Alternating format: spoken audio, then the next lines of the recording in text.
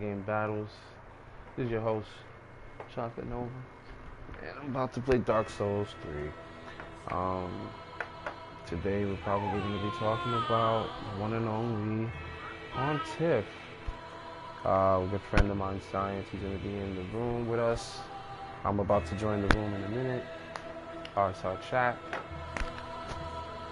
I'm about to go in. I'm going to play on his file today, so I'm just basically running around with my Black King profile until I figure out everything that I need to do in this game and get everybody and have one whole profile that's complete with everything. Not for trophies or anything like that, but for my own just satisfaction of it. My daughter won't stop touching. Yeah, I'm playing.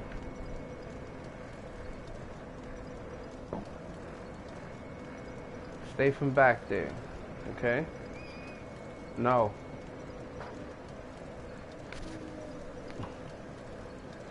Anyway. Password. They didn't summon me in, I don't think. They did. Kind of just knocked out last night while they were playing. Go ahead and set email password, and I'm in. So let me go ahead and head over to the group. This will be difficult. All right, party.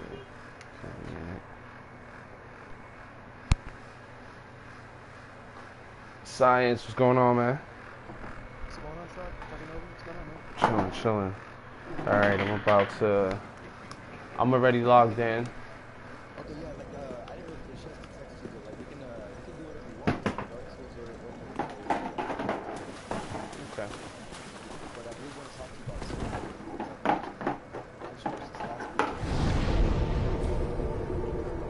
There's something that I forgot about, man. But, yeah, it's just pretty crazy, so, you No, we can. Where do you want me to meet you? Are you still moving through the game with your character? Or was it me? Ownership? No, not in Mortal Shell. Yeah. In Dark Souls, yeah, I was planning on starting a new character, so if you want, we could start with it. Sounds good to me. Alright, so you're gonna have to run through that whole first part by yourself. Yeah. And I was watching this video, by Big Raya. Basically, it talks about how Sullivan, he just did a bunch of dirty stuff, man. Like like I was telling you, he wasn't the nurse, the wet nurse or whatever, to Lockwood, but he was basically the professor that basically taught him magic. He worked his way. He worked his way to the top. Yeah, that's the way it seems. Yeah, basically from within. Like, he actually used to be part of the Dark Moon Code, which is why he has the sort of judgment. There's a lot of stuff, man. Like, I have to actually focus on it for a second. But basically, all it's talking about is like how, like he manipulated, the Prince Lockwood from within, part of the Dark Moon Covenant. Apparently, Aldrich, not Aldrich, what's it called? Gwendolyn. He basically was originally captain of the Dark Moons. Just telling you all this stuff. Like, Gwendolyn used to be the captain of the Dark Moons. Right. He's her half brother. Gwendolyn is the half brother to Yorshka. And I'm guessing they share the same mother, and Seath is like the father to Yorshka or something like that. Wait, Gwendolyn is the half brother, meaning from another mother? Yeah, exactly. So who would be the mom? Yeah. Who would be the mom? No, probably from the same dad. It's just no, I think it's a different dad. It's a different dad. It's the same mom. Same mom, different dad. So, alright, so let's expound upon that a little bit. Alright, so I'm about to open up my inventory and put my sign down real quick. I'm actually here at the Gale fight. exactly. I'm creating a new character right now, so just give me a second. No problem, no problem. So let's talk about that a little bit. All right, so yeah, and so let's work with what we got. So far we know that he's from the painted world. Yes, Um, he was originally a frost like sorcerer. right.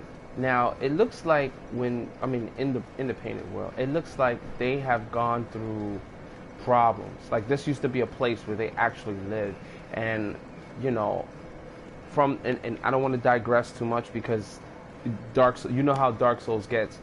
It gets to a point that you start explaining things in depth to make sense of what you're about to explain, and that's kind of what I get caught up doing. From playing part 3 and seeing that, okay, so all right, from a player's perspective, you play part 1. You play part 1, right? All right, so there's a painted world in part 1, right? And then playing part 3, because I'm pretty sure that there was no painted world in part 3, or maybe there was. I haven't played part 2, so Part 2, yeah. um, There's no, I don't think there's no okay, yeah, because I haven't heard of it. And then here you are packed back to part 3, where part 3 correlates with part 1, and boom, there's another painted world with another name to it. To me, that's not coincidental. And the reason why I say that is because, each painting is a right of its own, depending on what you put into it. Normally, we don't change too much. You can't really change a painting once it's really painted. So if I drew all of Irithyll, it would be very hard for me to paint over what's already there to include an extra tower that's going to be in the front of something else. I mean, as an artist, you can do it if you're really good, but without going too deep, right? And the point. So Sullivan comes from one of the worlds. Now, both of the worlds have have like a cold, deep kind of cold frost kind of place, and they're in different places, obviously. And the reason why I say that is because it's two different paintings. And one of the things about this part 3 that's so important to pay attention to is the fact that the child, or whichever child that was continuously drawing these paintings, I'm asking myself, when they create these, or have somebody from the heavenly realm create a heavenly painting, and make it where one can actually enter that painted world, did they just decide to create in that world and see how things turned out? Were they paintings that were specifically made and tailored to specific dominions for certain people? I'll give you an example. Part 1 in Artemis's painting, Aramis's painting, the painting of Aramis, I think it is. That whole world really looks like it's Velka's domain. There's crows. There's you get where I'm coming from. So it's like, because they explain, the paintings where they set anything that yeah, and anything that's particularly inside there is there for a specific reason. The way it's painted and the world that they created in that painted world, it was already painted to be that way. Nobody's trying to come back and say, yo, we can really create a better world if we just kind of just draw the wonderful painting of Anor Londo in it, which they do have in painted walls in part 3 when you pass by them after you leave the sewer where Sigrid is at. There's a picture of Gwendolyn, there's a picture of Anor Londo, and these paintings aren't alive. But the person that can draw the painting knows that the way you would advance in painting, where it's something you can step into, is only through the dark soul, the dark soul blood, which is what Slave Gale Knight was after. Which I'm not going to go too deep on that side, but the fact that the worlds are created with possibly the fire and the blood of a dark soul, right? Because that's what she needed the blood for, the little girl, so she could paint the world. And I said to myself, you know, damn, if Sullivan came from such a world, right? And the minute he came out of the world, he saw fire. Being that the painting was already drawn cold, and he actually used magic in that realm. And I said, who lives like this? Or was it a different reality at one point in time? And that the painting that was there. So let's say, for instance, if they drew something that was like Anne Orlando, or they drew something that was like Velka's castle or her dominion, and her dominion would be easy accessible through walking through a painting. To me, that's so dope, you know. And then having painting guardians to painted guardians to guard it, so nobody would just come up to the painting and just go into the world. So they have their duty, you know. The level of specific that's inside the painting, as far as finding people in there, correlates heavy to the outside world. So at the same time, when Pontiff left the painting, we don't know which painting he left from, but we can assume he came from the painted world of and Dariel. We can just make that assumption, because he didn't, in that world there was frost, there was snow, but it wasn't the primary element that was hurting you, or the harsh conditions that were there. It was like the rat, the undeads that would come back, that were kind of melted together to protect the switch, so nobody can get in to see the daughter. And just running around the sewers, and oh my God, those bone things that were just rolling through. I mean, oh, it was just crazy. It was a good time. Let's just put it like that. But to have him come out of that world, as you said, right? And then this girl comes out with him. She gets stuck in a tower, and he gets put. He proclaims himself to be that. And I'm saying to myself, that's two different paintings, bro. He's actually the one that put her in the tower. Right. Okay, so think about this. In Dark Souls 1, where is the painting world? Where do you find it? In part 1, Anne Orlando. In Orlando. Okay, so Guarded. Keep in mind, right? Keep in mind, in part 3, there is no place for the painted world in Orlando. Like the place where you normally find it is gone, right? Right. And the only thing that you find is a scrap that Gale has, right? Right. Because he knew that the only way that chick could paint was through the blood of the dark soul, and there was no longer remnant in his world. My thing is, how the hell did he get out to be able to present that in the real world? Well, think about this. Crazy. So Gale might have already been on the outside. He just visited the painted world. Mm-hmm. Think about Pontiff. You know, he came out of the painted world, right? Right. And the first place that he might have came out to, you know, maybe before they destroyed the painting, would have been in Orlando, which, as we know, is now Iroquois, and it was a cold place, so it was almost like home. Right. But how do you get there, right? Would you have had to come through?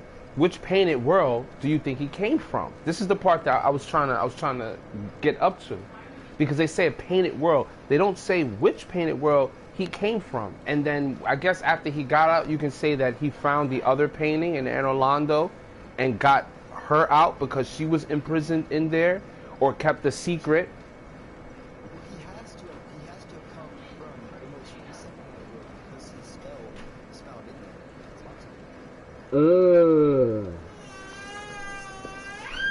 Exactly.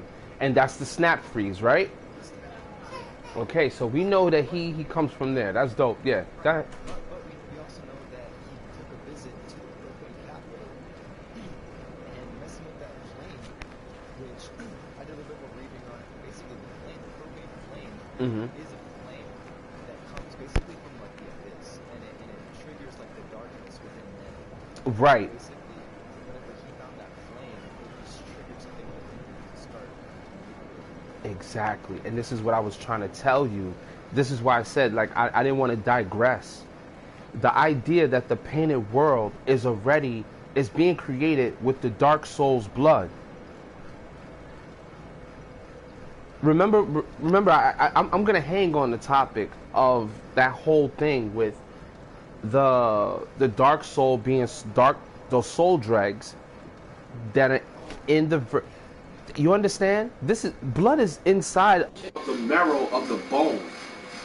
Okay, you find remnants. That's how they they do DNA things like that. They know inside the bone there's still blood. There's this dried up blood which we call marrow. Right. So hold on, my controller turned. Sorry about that. I think it was, yeah, so Pontiff manipulated McDonald to start using his faith to manipulate the dark, or he started channeling the dark with his faith, and that's where the soldiers understand.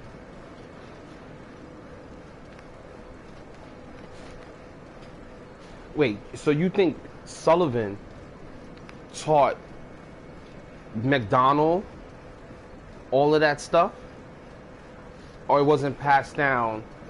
I think that Sullivan kind of taught McDonald a little bit, like maybe had him kind of dabble into the dark, and then McDonald.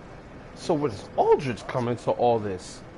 When Aldrich is the one that passed down. Aldrich was a Lord of Cinder. He linked the flame, okay?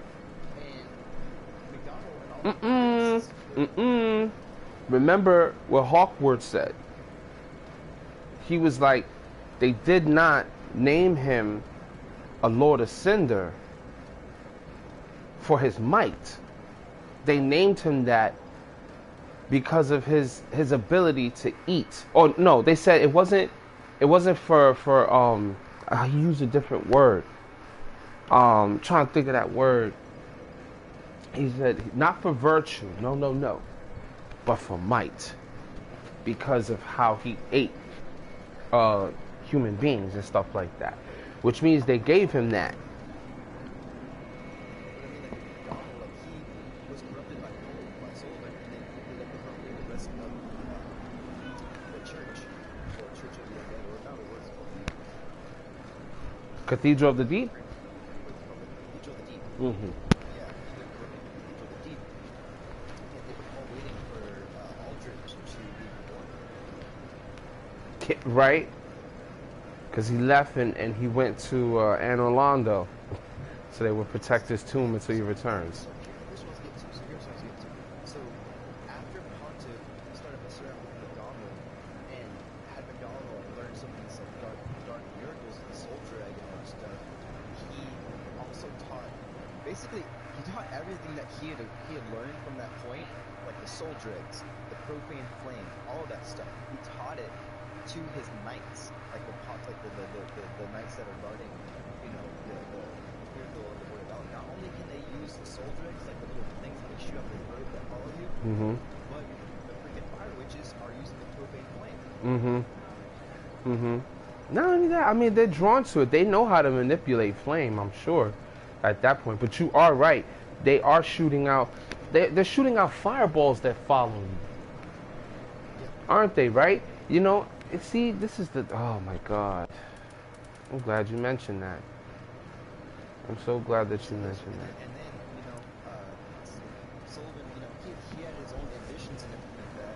And one of the things he did is, when he took over Earthville, he made Outrider Knights, right? So he's got 5 Outrider Knights that you can actually see their spirits walking through Earthville. Well, the 2. Right.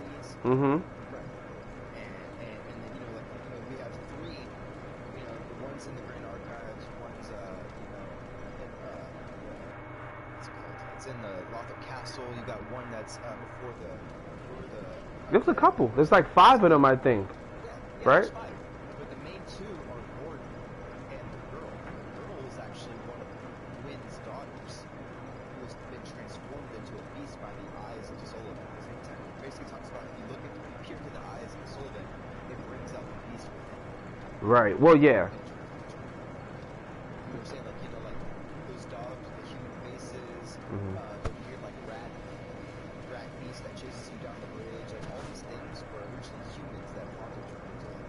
Right. Yep. So he definitely had a lot of power. Yeah, he did. There were certain things that he was able to use to manipulate the soul, or even resurrect things to come back. Because I mean, at the end of the day, like there is no doubt about it. Like I don't know why. I just feel like, and again, we're talking about Aldrich, right? But somehow we ended up talking about. I mean, we were talking about Sullivan, We were talking about Ponzi, yeah. right? And then, By the way, I'm also yes. on the high wall with the password. Oh, nice. Okay. I'm up there right now. I'm going there right now. Password. Today? Hmm? Say it again? Password? Okay, it's gonna be GG3. Alright, cool. So, But, yeah. go ahead. A very interesting character Sullivan is, and the idea that he would actually have the sword of judgment, which, Think about this. yeah. This is something to think about too. They made before he proclaimed himself, you know, Pontiff. He was part of the Dark. He was actually part of the Covenant and worked for Gwyn, you know, as a shadow of the Dark. Well, not Gwen, not Gwen, Gwendolyn. But Gwendolyn. But Yeah. the thing about him, the thing that threw basically everybody off is the fact that at the time, you know, like magic besides Gwendolyn and Seed was kind of frowned upon. But you know, and all the miracle users, they didn't like magic. Pontiff was No, a lot of the clerics didn't like the magic, according to Islip's staff. They used to fight with them. yeah, and then Pontiff was like he was a main magic user. He drew his power instead of from miracles from magic. The opponent, yeah, he did. Yeah. Yeah, he did. And that's the part that scares them a lot. Yes. And I'm not talking about the dark side. I'm talking about the light side. This is what I was, as just before we had just finished talking about it, where I was telling you about like the magic. I know you don't have it on your new profile. I'm gonna run over there real quick, right? So we already know that fire is either going to be intelligence or it's going to be intelligence and faith, right? However, when it comes down to poison mist, toxic mist, acid surge, there was these types. Let me just read the thing here so that way you know. So, poison mist, a unique pyromancy crafted by Engi, a heretic inhabiting the Great Swamp long ago. This is a faith build for something that is intelligence. Anything else in pyromancy, okay?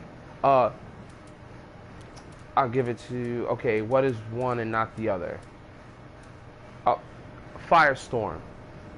All faith. I mean, all intelligence, no faith. Who made this? Primal pyromancy taught by Quailana, a daughter of the Witch of Izalith, surrounds the castle with multiple pillars of flame. It's whatever, right? It doesn't say anything about this pyromancy being forbidden. Neither do they say the same thing about Chaos Storm. But you don't need faith or intelligence for that. All right? Profane flame. Okay? Pyromancy deriving from the profane flame engulfs foes, whatever. Okay, so the profane capital was consumed by fire after Yorm, giant, whatever, did what he did, and then incinerated basically everybody down there. But this is not a. This is you don't get cast out for using basic pyromancy. But if you use it in a faith build, you get something like poison mist and toxic mist, right? Unique pyromancy crafted by Engi, a heretic inhabiting the Great Swamp. Why is this important? This is important to know because anybody who was starting to lean towards using a faith build rather than using a an intelligent build, a lot of them would end up being pushed out of the whole thing that they had going on down there. Why is that important? Because that shows their point of view from Izalith. If you did anything in faith-based, it was shunned upon. You can't find a single miracle that involves intelligence. All of them, and when I say all of them are all faith-based. There is no intelligence to them. It is just faith alone. Even for the dark miracles.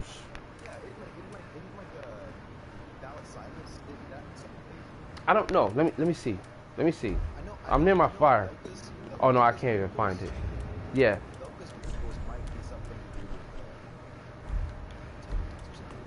I mean, at the end of the day, we can't even place them in that category because she has, as a woman, she has intelligent. I don't know which way you want to go first. We got to go this way anyway, right?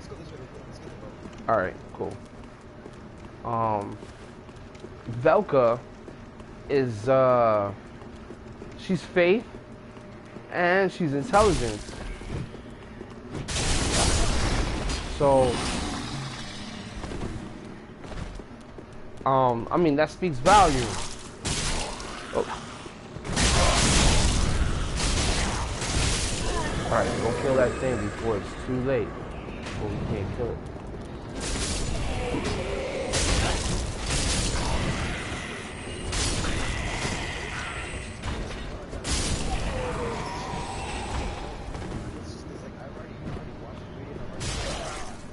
No, just talk it out. Just talk it out, man, and then it'll be capped. It'll be, you know, it'll pop up.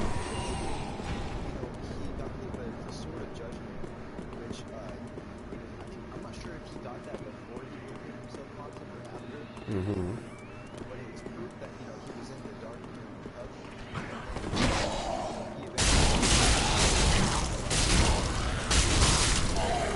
Uh-huh.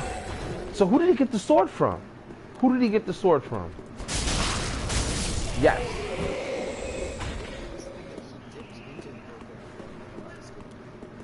He could have. But remember, I don't know if I did this with you or I did this with the guys, man. I probably did it with you, right? The statue. We're about to pass the statue. Oh, yeah, the statue, yeah. Remember? No, yes. So he might have made the profane greatsword and then showed it off to Prince Lawford. Remember I was saying, like, Prince Lawford is incredible. He can't stand up, and it looks like he's admiring it, like someone else is showing it to him off screen. I mean, yeah. It makes sense. It makes sense.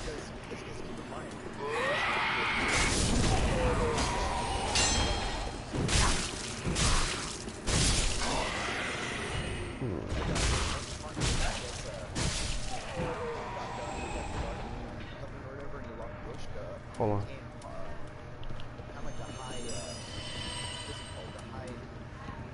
Sorceress or whatever. He's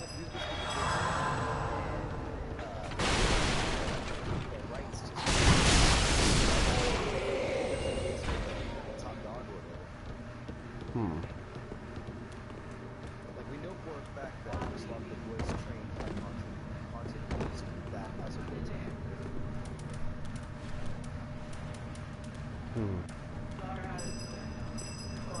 she's so much fun. How he turns the outrider 19 creatures.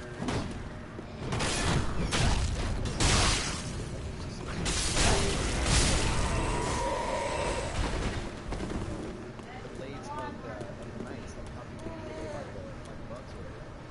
He was dabbling into dark rivers when he was supposed to be normal, so he might have had Gollum, or Dorothy, release all these insects that kind of eat away at Uruk plus the play for all the nights. True. It's interesting thing. Oh shoot. You ran up before I could react.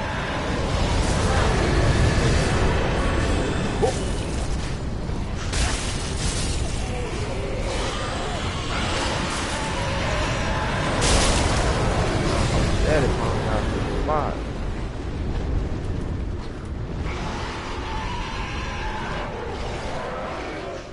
Oh shit, hold on.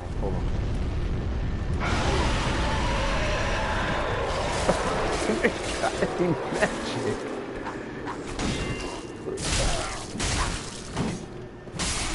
Oh, I'm about to switch up my weapon. Like, I'm running through this game. And I'm sorry. One of the primary weapons that I gotta use is the Executioner Blade. It is the best one to run through this game with, especially when you're just using health like that. Mm-hmm. Yeah, it's a lot of weight on that front end.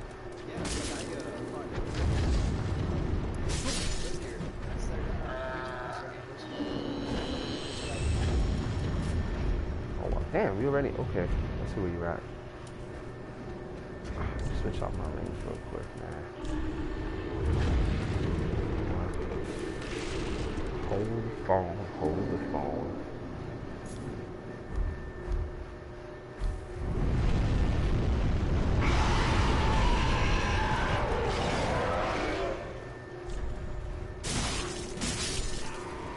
I hear you already up there.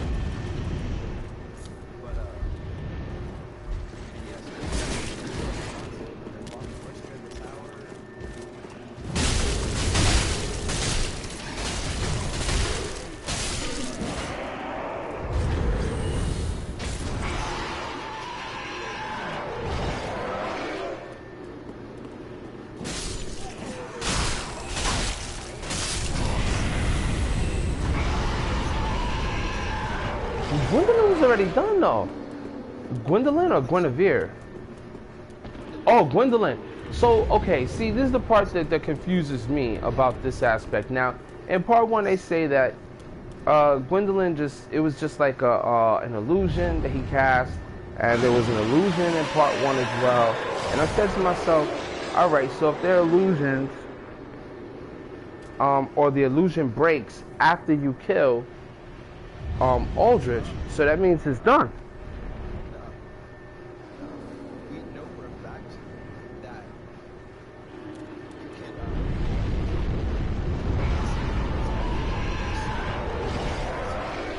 he's got magic that will still be active even after his death.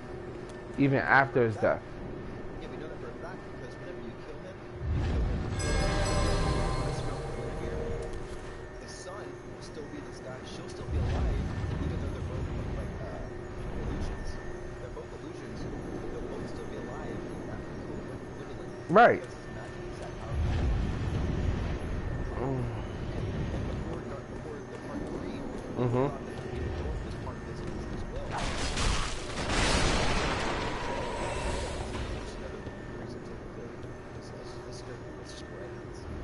Right.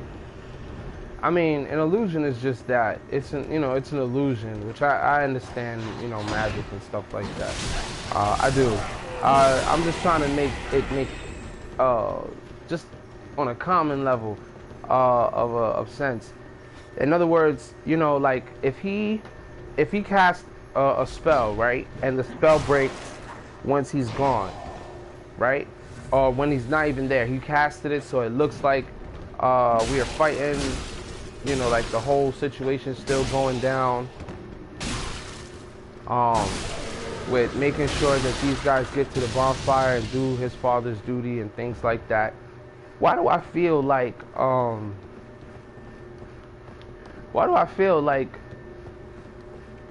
there's somewhat of a sinister thing that's going on here? Like, why did they make it so known about Gwendolyn being raised as a female rather than as a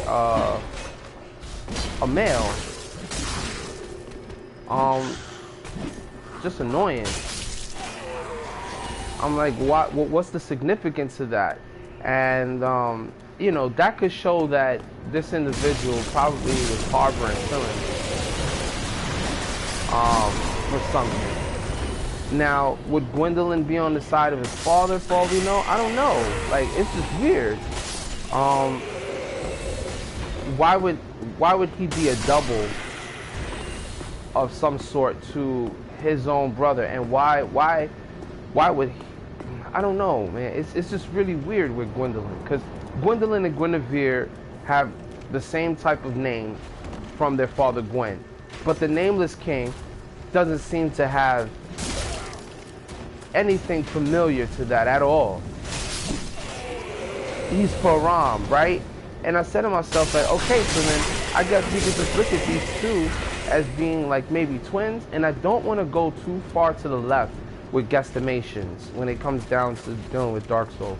I kind of just want to simplify the whole ordeal, if that makes sense, because everything is going to seem weird if I just start to throw a whole bunch of what I think over it rather than just what it might be, and just miss the whole point of what they were trying to show. And it can happen, you know, it can happen. This is why I try my best to just run on whatever is currently that I can read in the game or makes the most sense. I'll go with, even if it's somebody else's opinion about it, because they might just make it, just might open my mind up to other things. And this happened already, several accounts already. Oh boy, this thing just came out and stabbed me.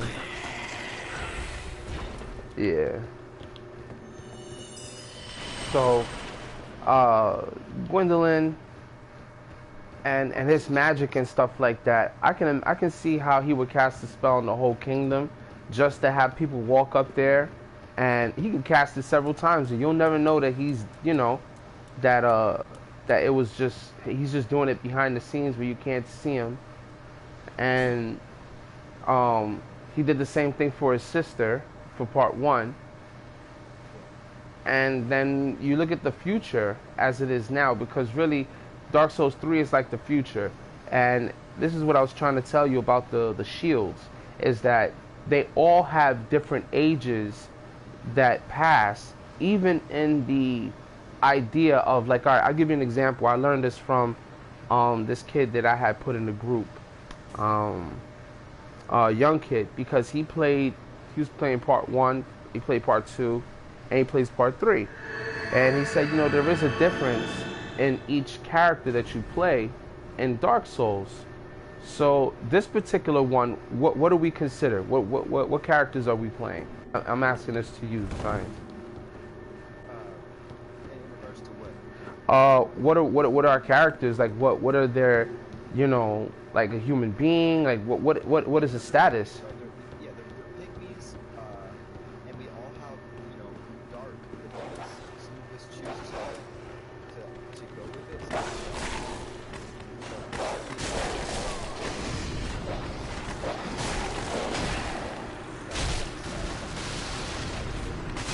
Oh man, I was about to wipe them out. Oh, okay. Alright, yeah. Alright, so alright, pygmies. Alright, so we know they're pygmies, right? But like when your character comes back, what does the firekeeper say to you when she greets you? Whenever you go up to the firekeeper, how does she greet you? So she goes, hello, Ashen One, right? She says Ashen One. She doesn't call you undead. She doesn't call you whatever they call them in part 2, because the first type of person you play with is an undead character in part 1. Okay, undead. All right. When you look at Nito, right, and his whole system and how it's set up, right, he has minions that are dead, but their skeletons still have like this smidgen of life to kind of walk around. And I think that's where Nito has so much power, because whatever was latent in the abyss, because the abyss is just the darkness as it was, so it continues. The Dark Souls, they still float around down there just like they do when you actually go into the Tomb of Giants. In some places, those spirits, which are humanities, large humanities, by the way, humanities that the undead use to bring, you know, to reverse the hollowing effect on their body, because it gives them life again. Okay? These undead are different from the ashen ones, which is what we played with in part 3. So I asked you, right, the last time with the 4 shields, right? The first shield is dark, the second one is fire, the third one is the tree, which is lightning, and the last one represents magic, and it also has what would you what let's do you even have that in your profile right now? That shield? My sign is down, by the way. Yeah. Oh, you went to the other bonfire, right? Okay. Nah, don't worry about it.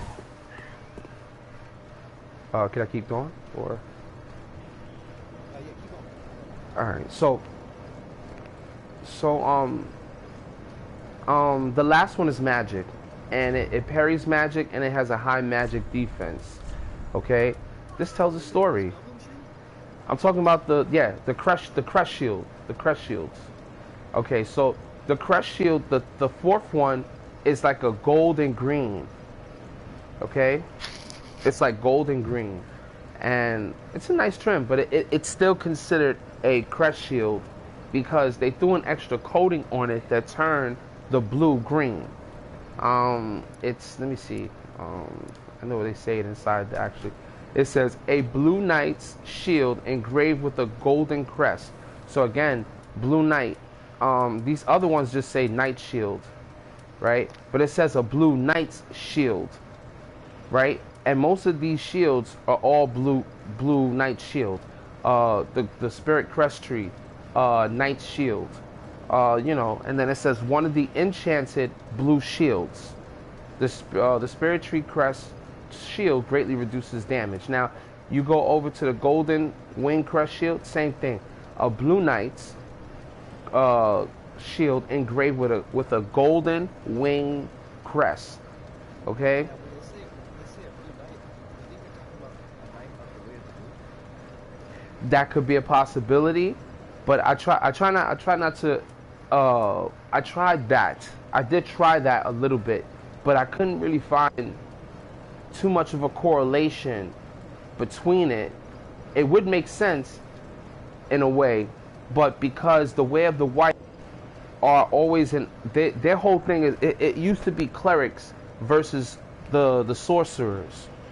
They were at odds with each other, right? So I said, why would the way of the white have a knightlyhood that unifies the dark, the fire, which is the dragons, the tree, okay, which is the same tree that's on the other emblems, okay, and then of course the aspect with then the last one is the golden wing crest, okay. We're talking about the age, you know, when these shields represent the ages in between, how it began and how it's gonna end, right? And it depends on whatever the person chooses, of course. This shield, now I'm reading the golden wing crest. This shield is exceptionally exceptional among the enchanted blue shields. So it's one of the blue shields. So they're just called blue shields. Well, yeah, because there's blue in the back and then it has a gold trim. Yeah, you know, and then if you talk about color, you get the red tear storm and you get the blue tear storm. Blue is supposed to be like defense, so it makes sense that they call it blue shields because they usually have some sort of like defense about them, like red shield, dark, all that stuff.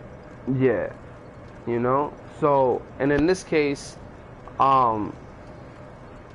they use, I don't know, something that either opposes magic, and when I say opposes magic, I mean, just like I had asked you yesterday, I said, you know, if you wanted to have an advantage over an element, you either have to use that element or you have to find an element that is in opposition to it. Yeah, the opposite. Yeah. Right?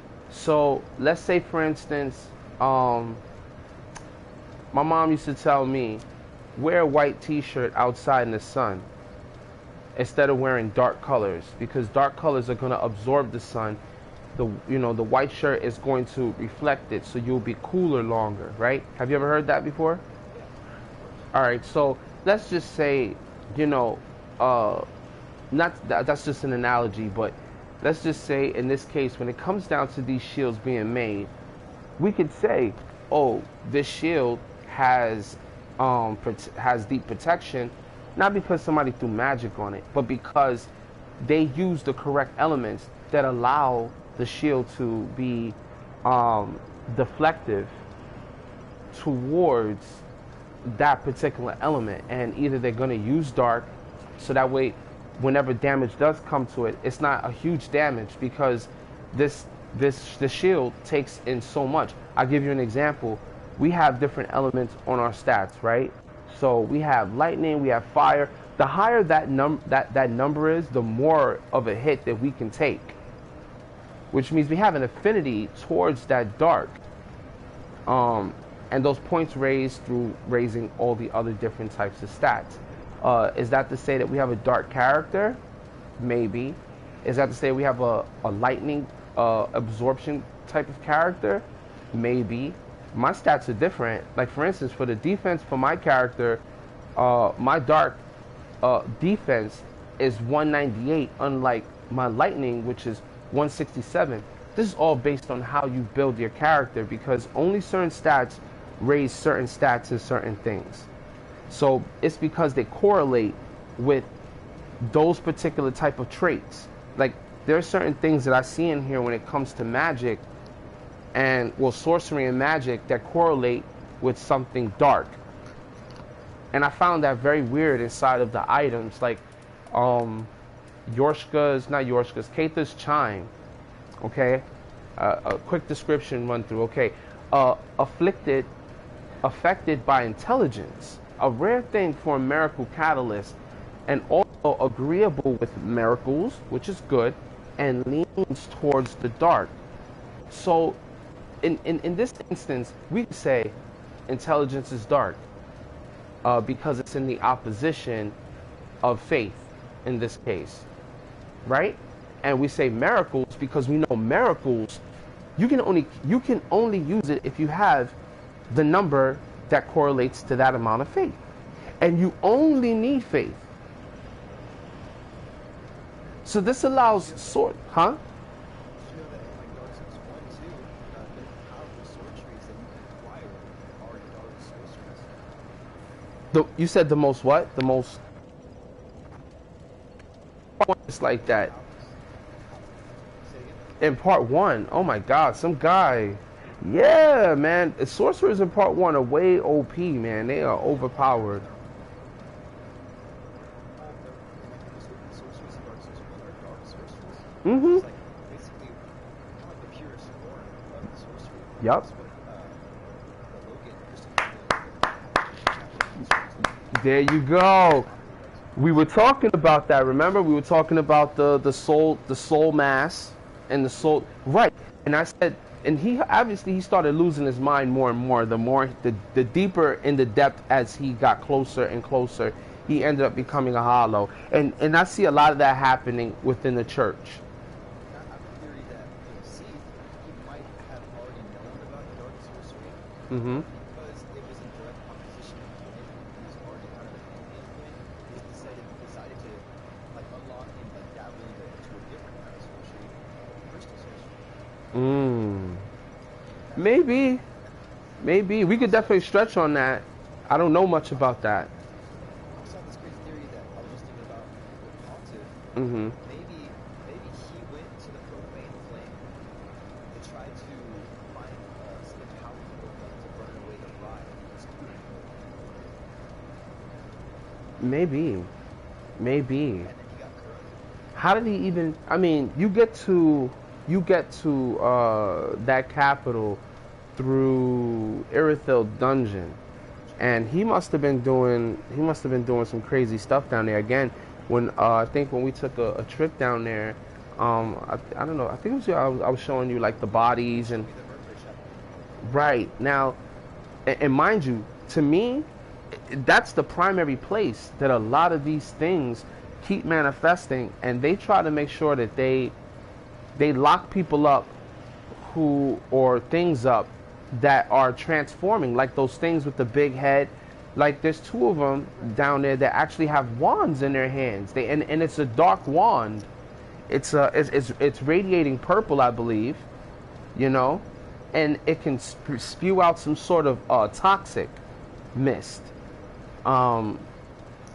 So you know, it to me, it's believe me when I tell you, like there's so much to the game and to the story that they left out. But the more we start to peel things back with what we got, we start to get a nice clear picture after a while of who Pontiff is, where he came from, joining, you know, more or less the Dark Moon Covenant, or maybe stealing it for that matter, took the Dark Moon blade or sword, and then took this guy's sword, which is a ceremonial sword. By the way, I don't even think the sword was supposed to be used for fighting. You might be right, but also keep this in mind. Okay, so originally, like Yorshka says this herself. This is actually dialogue in the game. She says, you know, before I became the captain of the Dark Moon Knights, it was originally my half brother Gwendolyn. Okay? Right. So, right. and then it somehow became Pontiff. So he must have either manipulated or hurt, you know, Gwendolyn in a way. And that's what they're saying, is that apparently he might have did some sort of like poison the heck out of Gwendolyn enough that he let Aldrich finish him off. I think Aldrich just went for his juggler, man. Because just looking at how mass he is and how big he is and everything, I think he just went blatantly over there and just started ripping shit up. Because the only reason I say that is because Gwendolyn, or Guinevere, or Yorshka says that, you know, it was originally Gwendolyn, and then it was me, and so Pontiff took the title. So I'm talking to her right now. Oh, good blade of the Dark Moon. Welcome home. If I can provide thee succor, only tell me how. The Dark Moon Knights were once led by my elder brother, the Dark Sun Gwendolyn. But he was stricken by illness, and leadership of the Knights fell to me. Then Sullivan wrongfully proclaimed himself Pontiff, and took me prisoner. You're right, those things. Oh, where could my dear brother be? If only he were here, I would be most pleased for ye both to meet, as most assuredly would he. Basically, in a nutshell, that's kind of the vibe I'm getting. That is kind of the vibe I'm definitely getting. Now when I think about it. Gave all of his like powers, you know, gave his rings to the Outrider Knights, which are beasts. Off so soon, may the Dark Moon watch over thee. The dark miracles that he was dealing with McGonagall, he gave those to his knights too, so that they can use dark miracles that as we talked about the other day, they seek out flame within man. Like they go towards the flame within man, which is why they're drawn. Yeah. Yeah, and it's a natural. It's natural to do that. Same way that, you know, some miracles or pyromancies go towards the dark. Right. Exactly. Hold on. I'm actually looking at her from. Yeah. And she has a veil. So glad we had that opportunity. It's a lot. You know, it's like you know, not every character like we talked about. Whenever Gorshka came from the painting from like being Priscilla or whatever, she might have been given the name Gorshka, you know, and given a family, which is her half brother Gwendolyn and all that stuff. So Right. that's just one person, and then we talked about, you know, all the other characters and how, you know, some of them might have been renamed, and some of them are just different versions of the same character. Absolutely. Sigurd is a different version of Siegmund. Yeah. And then we know that Gorshka is actually Priscilla that's just been renamed. Right. one thing that we know for sure is that, um, and this is because of Rosaria's fingers. Um, and it's funny how they say her fingers, right? Because, you know, whenever somebody steals something or they say something that's not right, or even a punishment, they tend to do punishable acts like cut out your tongue or cut your fingers off or finger off whenever you do something you're not supposed to or when you steal, right? Mm-hmm. Right? And that, mm-hmm. Go ahead, you were saying?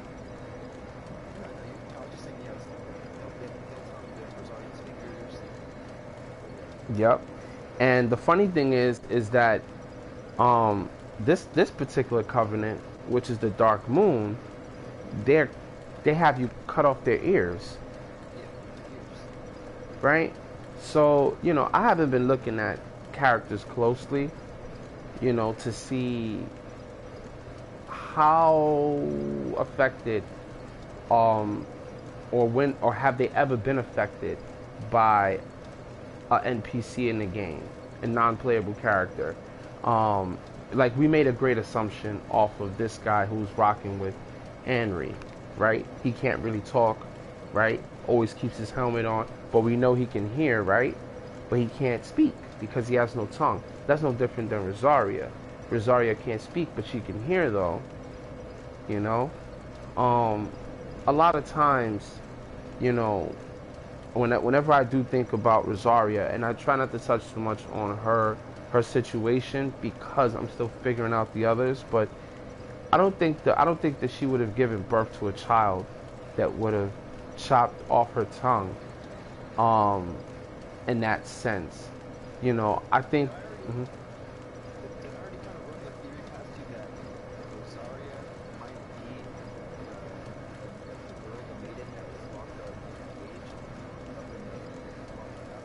Yeah, yeah, because I watched a video on that where they were saying the connection because the grub, it, right, that he's actually up there, and I don't I can't say I doubt it, but the only way for me to really get in touch with anything that deals with her, I would have to start at the bottom, and that would be dealing with the wraiths. And the reason why I say deal with the wraiths is because they have the greatest connection to Rosaria's covenant, and the fact. Mm-hmm.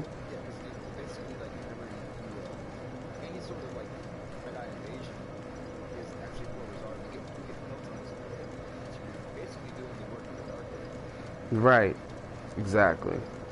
So, you know, and you know, as we go through the game, we like to be able to critique our character in a certain way because we realize how we like to play throughout the game and how our stats would be better if it was configured in a certain way. And I think that's what Rosaria's fingers, or what Rosaria does for the players when they give a donation.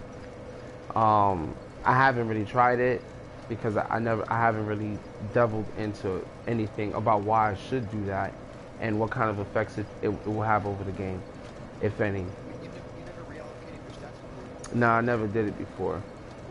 Nah. I have that problem with every single character. I always run out of health because you can only do it, I think, 5 times in a playthrough. Mm-hmm. And when you go to her again, have you gone over that 5? So it won't let you. So once you actually reach the 5th time, it says you cannot reallocate your stats at this time. Doing so will transfer. Let me see if I can. I wonder if you can actually force the decision. I wish it gave you that option because you know you see NPCs that turn into like Right. sorcerer. Exactly. From the swamp. Yeah. Yeah. Yep. Absolutely. But it doesn't give you that. It doesn't give you the option. And I really, really badly want to correlate the grubs from Rosaria Mm-hmm. to the grubs that are like coming out of the bodies Mm-hmm. How No, they don't. They don't. it seems like they should.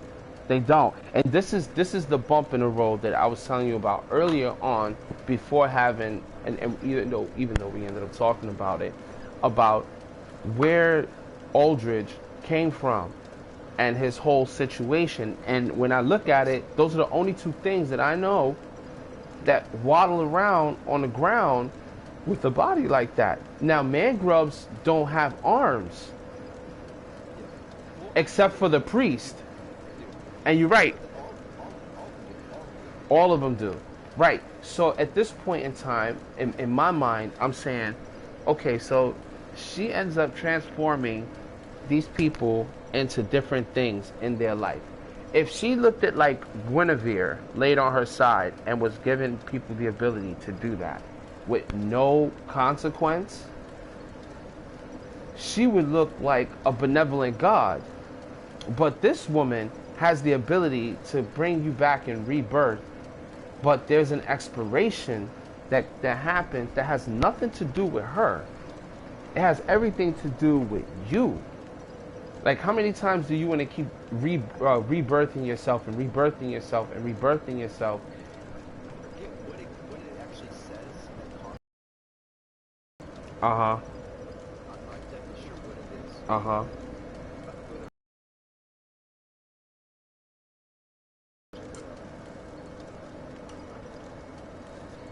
Yep.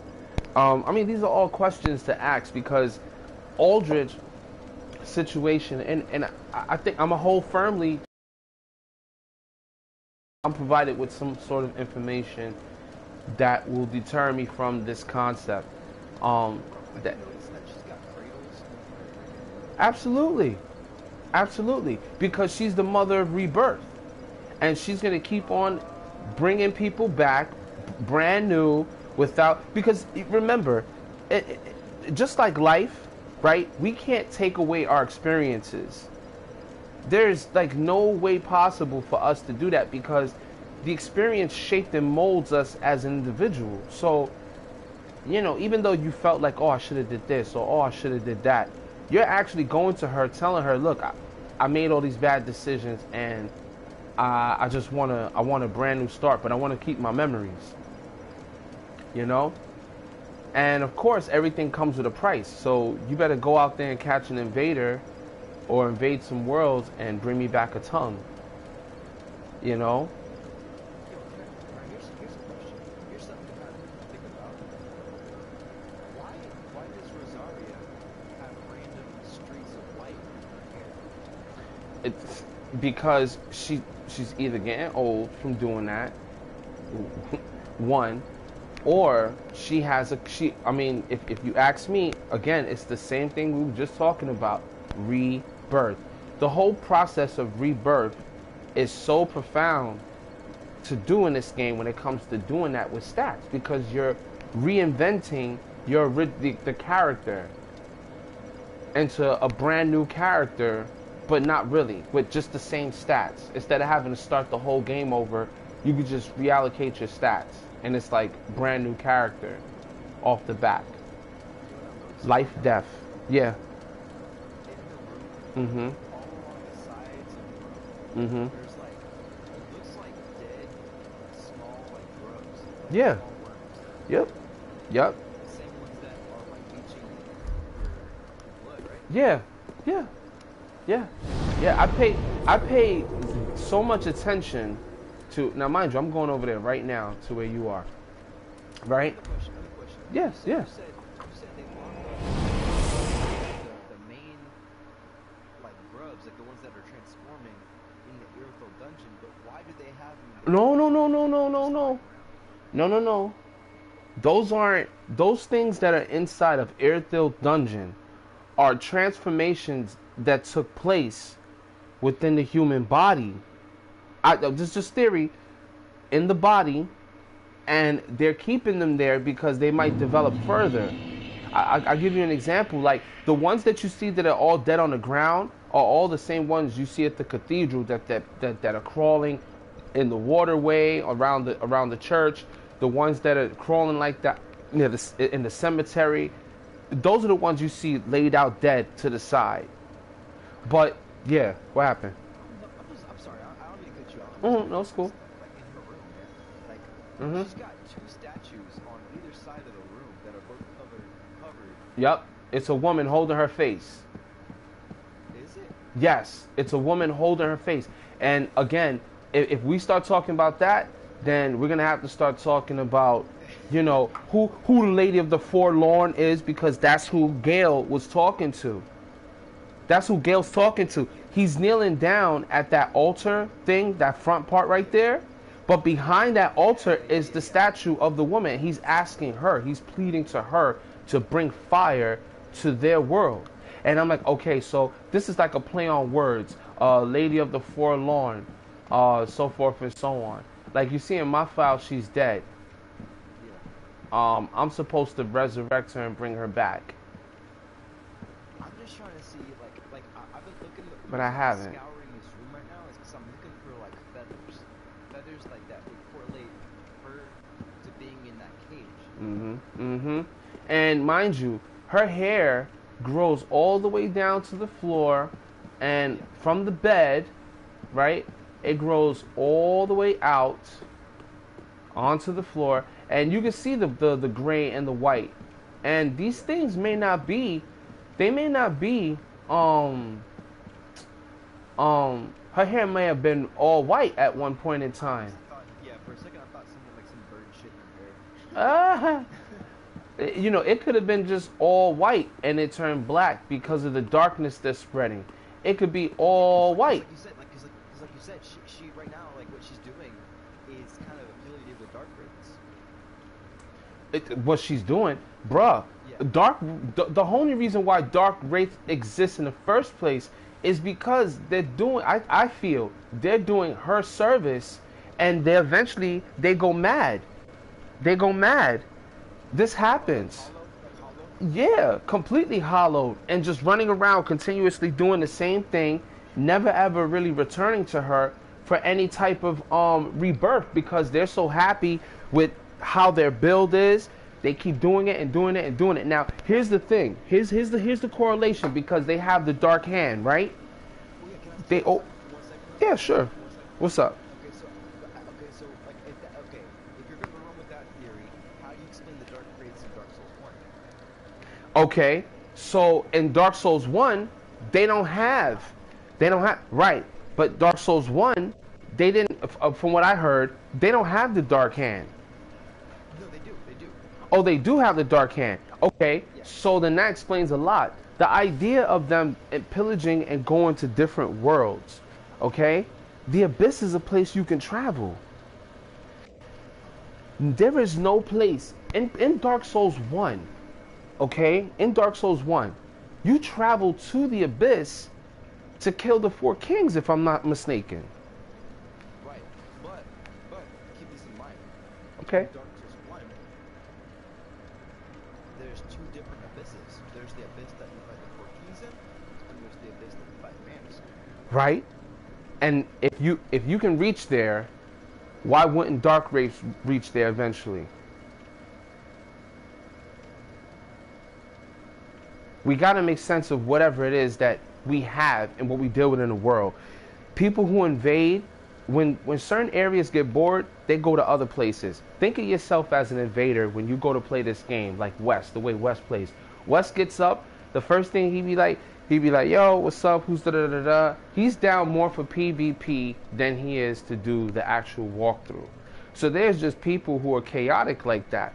So if you have individuals who get stuck, you can't change your stats, or maybe you did, you change your stats to the max that you could with Rosaria, right? Like, oh my God, I got one more time to do this, and I know I can travel other places. Now, we all know we all change our stats to benefit us in the best way, because we're like, I'm not a dexterity build, I'm not a this build, I'm gonna try doing this, I'm gonna try doing that. Then eventually you get stuck and you want to go back to doing a different build because you feel like, well, I do better like this because now I found what I want. A lot of them are stuck like that. They just running around, pillaging, killing, pillaging, killing, going to different worlds, different realms, different worlds each time. And you know, the whole thing about evil spirits and people coming over to our side is very real, and it's acknowledged in the world of pyromancy, because the first thing that you get as a pyromancy is the pyromancy guard, and it wards off evil spirits and different things like that. Same stuff that you find in part 1, you know. So dark wraiths are all over the place, and they, to me, a lot of them, they already touched the abyss. What they got to lose? You know what I'm saying? They already touched the abyss. The thing that kind of baffles me a little bit is, you know, like, so when you talk about Dark Souls 1 and Dark Wraith and Dark Souls 1, you know, they were actually, there was actually a covenant, a secret covenant, a Dark Wraith covenant that could access Cap, right? But the thing is that if we're talking about Rosaria kind of having the same kind of covenant, why is she not affiliated with Londor, the Church of Londor and the Sisters of Londor, because they're the ones that are working directly under Cap. That now, see, now you're going into the territory that, okay. Remember when I asked? Yeah, I'm glad that you asked that. Yeah. Look, what happened? When you're looking at Rosaria's chamber on the outside, all these grubs, like we know it was either attacked or, well, right now, from what I'm looking at, it was definitely attacked. Like nothing broke out of her chamber. It was definitely attacked. Trying to get in. Right. Yeah, and the reason I say that is if you look at all the grubs, like there's like stone spikes, like sticking out of all these grubs. They're sticking out of the wall. There's stone spikes everywhere. What is shooting these stone spikes? Could have been anything. It could have been the giant that's there. They were trying to rip it open. You know what I'm saying? It could have been that. It could have been Aldrich. It looks like a shower. Maybe because it looks like a shower of spikes. Like it looks like it was literally like bombarded with spikes. Yeah. The whole area. Yeah, like they impaled them there. Are you in the area right now? You know what I'm saying? Huh? Yes, I actually am. I'm right here. I'm actually about to bring her back to life. Are you on the outside? Hold on. I don't have. Like go on the outside and look on the outside of the doors. There's grubs. Yeah. Spiked to the wall. There's grubs that are spiked to the Yep. door. Yep. Where did these spikes come Hold on. Cause remember, you know, you look at the giant that's inside of Irithyll dungeon, right? The only food he's gonna get is the ones that he stomp on and that he grab and he kill. You know what I'm saying? Those grubs could be food for that giant. Okay, that would make sense. That would make sense. But the grubs that are like spikes to the floor and to the wall, Word. they're just spiked there.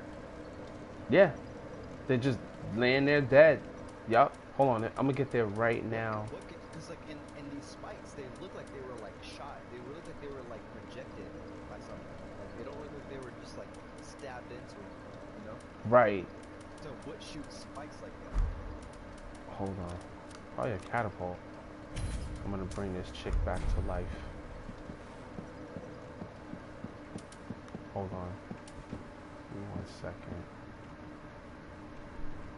Somebody gonna die right here in front. You have the right idea with the giant, because it sounds like, you know, the arrows that he shoots at you, but these are like, it's literally like a barrage of spikes all along the wall of her chamber.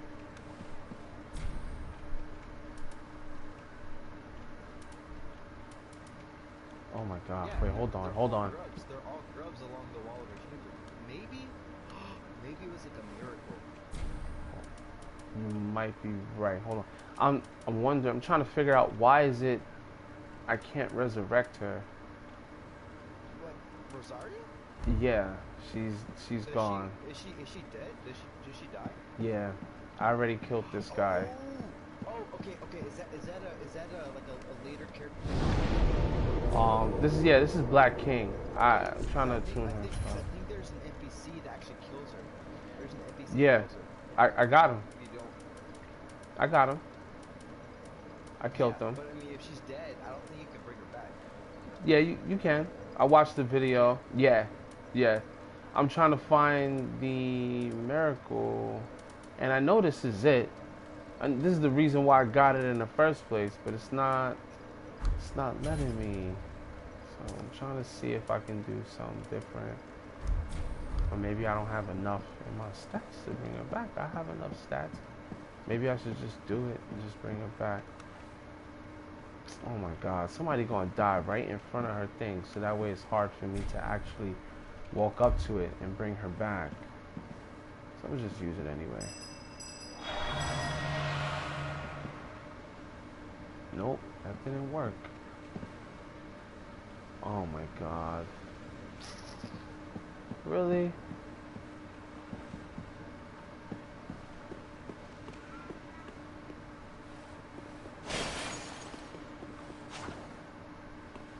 Oh, frick.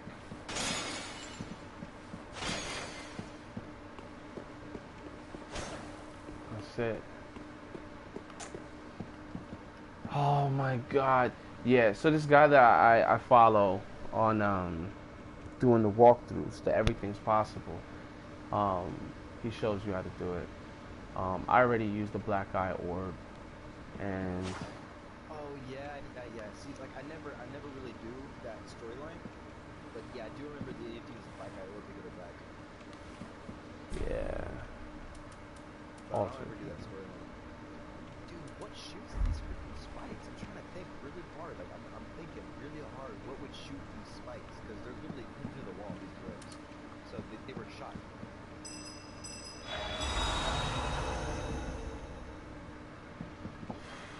I want to say it's a miracle, but like I'm trying to think of who uses miracles that would be like that. Right. You know, it's over Like, for this. who would want to break into Rosario's chamber? Man, it could have been anybody. You know, it could have been anybody. You know, we can assume who it might have been. You know, and it's like, well, who's gonna protect you? When you look at the spikes, they're like oozing some sort of like abyssal like sludge or something. Yeah, the same stuff that you find in Aldrich's and Orlando when you actually go there. Do you think it might have been Aldrich? Hell yeah! I mean, he's got that arrow barrage, right? But those arrows are tiny compared to the spikes. True, but look, all right, hold on. I'm about to step out right now. I'm coming out.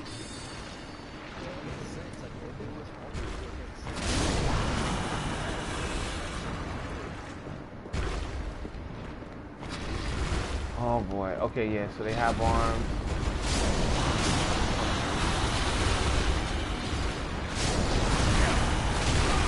Okay. Settle down.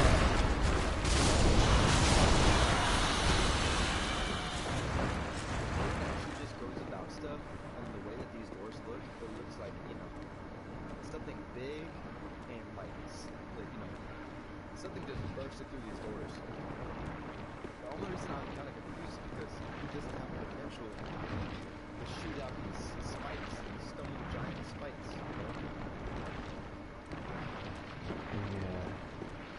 I think, okay, because I know what you're talking about. I'm seeing these things that are pinned down. They actually got like one inside down. of the rows. But they're literally flush. Yeah, some of them are actually pinned Like they were against the shot wall. on the wall. Yeah, like they were pinned that way. You know. Yeah, this guy is dead. Oh no, he's not dead in my profile. He's definitely not dead in my profile. Who you talking about? I'm talking about the giant. No, the giant. Oh, the giant. Yeah, I killed the No, but giant on the like, other think side. about giants. Think about how clumsy they are. They don't have the muscle to do that. Oh yeah, so you gonna spit all over golf like that? Okay, Goth, he fires a freaking dragon bow, which requires one shot of good accuracy. That and giant. We have a giant archer in freaking Dark Souls 3 that just chills in the tower. one shot with good accuracy, yeah, a giant can do that. But like a barrage of missiles that hits every grub and does all this stuff, no, I don't believe a giant can do it. You might be sadly mistaken, my friend. In part 2, they actually went to war with Drang Lake, and it was pretty. They pretty much evened out with the war. They didn't necessarily defeat the giants. But do you like even in part 2? You see how slow the giants are. Like they don't have the potential to shoot out a fast barrage spikes like this. Like it's like when it comes to agility and giants, they don't mix. Giants and precision, slow swinging, yes, Yeah. that makes sense. But like when it comes to agility and quickness, no. Yeah. Let's see. Oh, here we go. No. It might be, you know. I mean, there's not much that I can really, damn.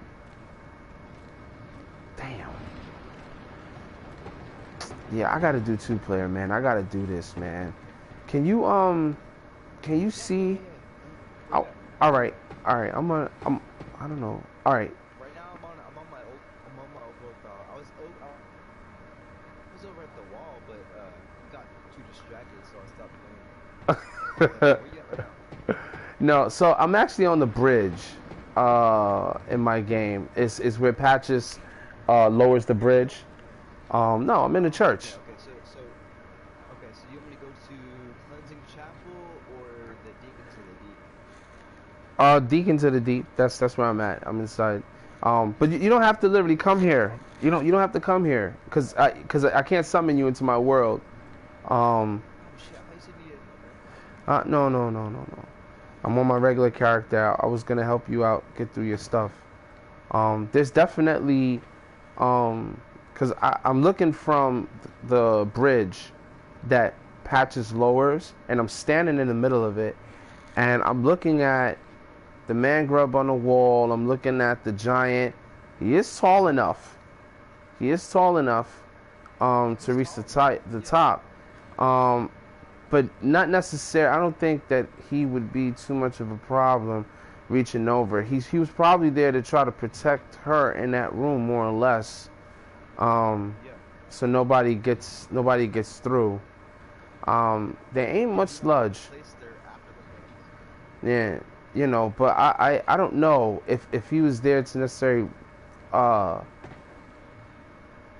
her. I'm not even sure. Like, I can't really call it because the same sludge that's on the wall is not what's on the ground, because it's like a sludge or whatever. But if he really wanted to, you know, he could have tried. Because the giants, unlike the ones that are in part 1, in part 2, they're actually used in like Sen's Fortress and so forth to do the protecting aspect. But it looks like they took over most of the grounds there. I can't call it. I can't really say if he's protecting or if they may have trapped him like that. Because what's the whole point of having these gates come up like this? Well, I think it's kind of like a little bit of both, because like, you know, you can't control a giant, but if you put a giant in a place like this, you know, he's gonna fight whoever comes. All right. So look, for this file that you're, because you say you wanted to start a new one, right? Yeah. All right, we're gonna work together because I want to do this because I got something to prove, man. I got something to prove. In the cathedral, okay, the giant that's on one side has completely dirtied that side with all his pee and shit, and he don't care. And then of course there's slugs moving around. He's not concerned. But the other side is just all water. It's nice, it's clean, right? And I'm gonna tell you, like, you can bring the giant only up to this point, in the middle, after Patches drops you down and the giant is still there.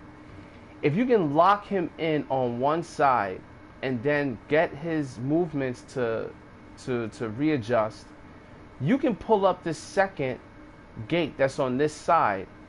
You ever make a character go outside? Yeah, you ever make a character go outside of their zone to the point they don't even walk back to it? You explained to me, they freeze and they readjust to the zone we're in, right? Yeah, so I think when we hire these gates, and you know, the water area has its own gate too, by the way. Yeah. And I'm like, what is this for? And I'm telling you, it's for something. It's for something. It's for something, bro. Because like I mean, it's funny that you say that because I literally have had that same thought before. I just never had the initiative to like actually try. I did. I just think that you. Right. This one thing, you need help. To get to the water side, right? Right. You know, you can. I believe that you can. I believe if you run fast enough, it's a possibility that once you get him trapped on one side, you pull that first lever, and then he's not able to move past that point anymore. So once you can get him to pass the second part, all you got to do is hit the lever. See, but the problem is with this, right, is that the lever is all the way on the other side of where Rosario's thing is at. So you definitely need two players. Like, there's no way. We'll try it.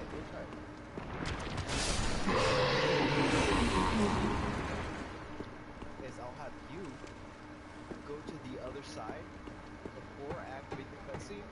So whenever the cutscene activates and I get him on the other side of the bridge, you can immediately pull the lever. There's a way for us to do it to get his ass in, but it has to happen right after Patches drops you down, because that's when the giant is the closest. He doesn't move too much outside of his zone where that's at unless that activates that scene. So we gotta be fast. We gotta do it quick. Let's try real quick. Right now I'm on the high wall of lava. Let's just run it real quick. All right. I can run through this game like that. All right. So I'm gonna come back. I'm gonna go all the way back. It doesn't take me long to get this game, but at least the beginning part. All right. So I'm gonna go back to the high wall. I'm going back over here.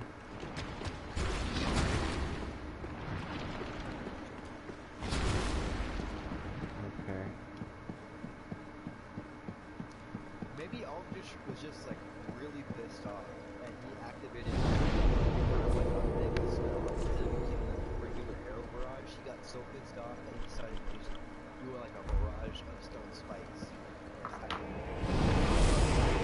He could have, but those are like nails.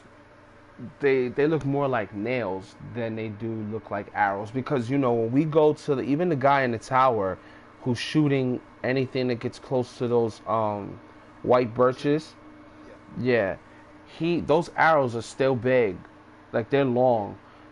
That what you see in the front there, they look like nails. You know, I didn't want to express that. I wanted you to be able to express yourself fully about it being arrows. No, they didn't look like nails, but even then, there's not a creature in the game that shoots nails or uses them.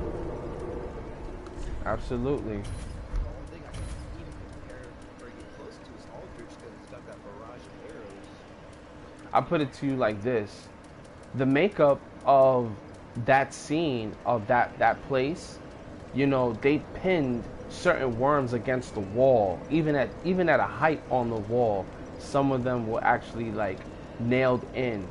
And, you know, I mean, maybe they're there to be pulled up to pin these things down, to pin the slugs down. You know, I don't know.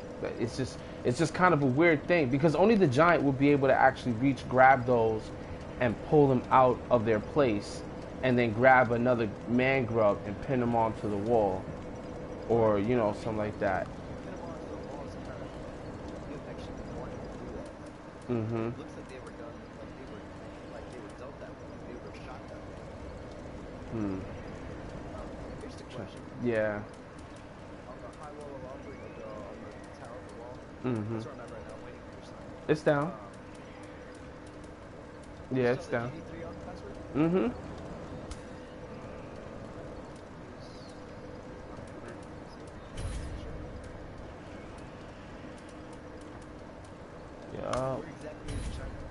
right next to the bonfire. I'll take a screenshot and send it to you.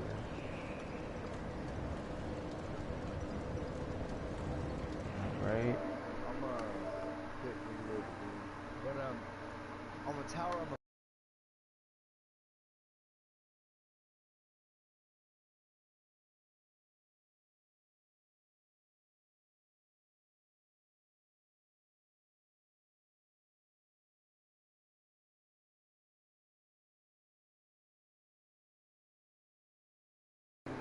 to trees. I don't know. You know, and I look at that, and you know what I see? Okay. So, let's look at the origin of dragons, magic. Okay. They're magical beasts, but we don't see them do magic. We see them do destructive things. Blow things up with fire. Fire, it's in itself it's magic in a way. You know, it's really just chemicals. It's the first one. You know. Oh, bro, you're the one bonfire. How about the other one? The second one. All right. Okay, I'm coming. So yeah. So. The Witches of Islip, you know, flame is the first form of sorcery. I don't know how I feel about that. I don't know if I have enough information to even say that. Okay, so the reason I can back that up and prove it is because remember when we talked about the Islip staff? Right. The Islip staff says basically that it was originally it's you need to pull it up, but basically it's a catalyst for sorcery. Mm-hmm. But Shamans and sorcerers used to use it. But look at the Darksouls 1 description of the Islip staff. Mm-hmm. Hold on. It basically talks about how flame was the first form of sorcery, like how they were distinguished. From part 1? Yeah. Part 1, yes, sir. Like, Okay. Look up the Islip staff part 1. Okay, I would have to look that up on my phone. But that one definitely back it up. I remember showing this already. Okay. You probably did, or maybe you showed me for a different thing. Hold on, let me But yeah, no, but it talks about that pyromancy, like fire, was the first form of sorcery that they were distinguished. Okay, so DS1 wiki. Islip catalyst or Islip. Mm-hmm. Got it.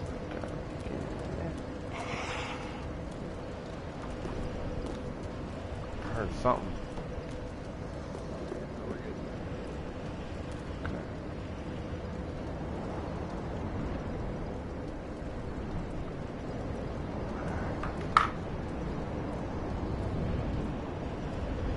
Alright, so let's go to equipment, let's go to weapons. Ba-da-ba-ba-ba-ba, catalyst. Ba-ba-ba-ba. See, in this one, it's called Beatrice's catalyst. They don't call it Beatrice's catalyst in part 3. No. I know which one you're talking about. This, no, I was just scrolling down the list, and I was looking at the staff, and I know it's not the same staff. And when I started playing part 1 again, you actually get to summon the heretic witch that they call her, but I say heretic because that's the description of the item, and that's who she is. That's who Beatrice is. So she's one of those chicks that was wandering the land. That's interesting. Okay, so now I know her name, and that is her staff. They just put it on there. Lucille catalyst. They don't have that in part 1. All right, here we go. Let me read what it says.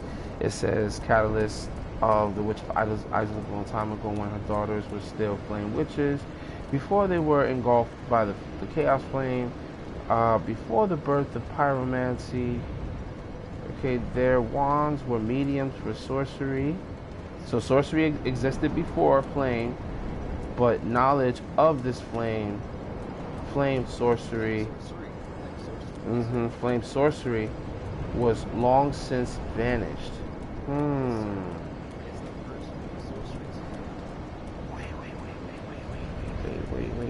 wait. We're talking about, okay, but remember, we're talking about the Chaos Flame. Before they were engulfed by the Chaos Flame, before the birth of pyromancy, the wands were needed in sorcery, but the knowledge of the flame sorcery was long since. So they're talking about the art of actually flame. Yeah.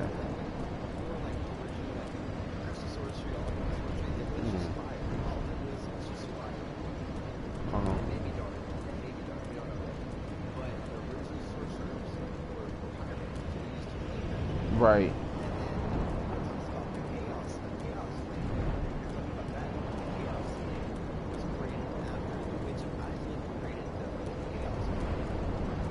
Yo. Yeah, but yo.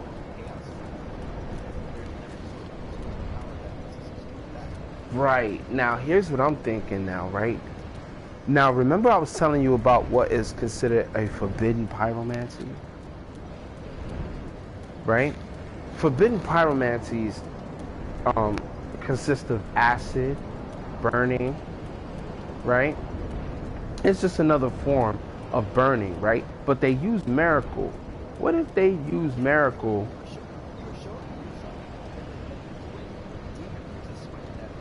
Yeah. Yeah. Yeah. When their fire starts to burn out on their inside. Because you ever see you know the move where he throws out these 3 fireballs that land, sometime it hits you, right? Because that's the point, right? Exactly. If you read that description, it tells you that it's a smitten of life that's like going out. Right.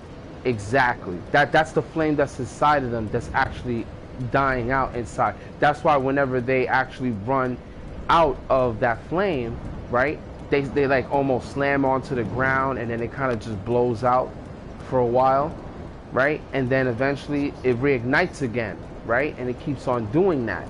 That imagery alone is the combination of what I was trying to tell you about earlier with the shields. The last shield, the golden shield, I was trying to ask you about it, about the Crest Knight shield, right? The Crest Knight shield is an emblem of a golden wing crest. It's like a bird. So there's only really 2 birds that you think about, okay? When it, no, nothing like that, nothing like that. Definitely not a crow. We're talking about a golden winged bird. You never see a golden crow, right? There you go. There you go. There you go. See, it didn't take long. I knew you was going to get it. Because, yeah, because, come on, let's be serious. We're talking about embers. Okay? That's how the phoenix always rises.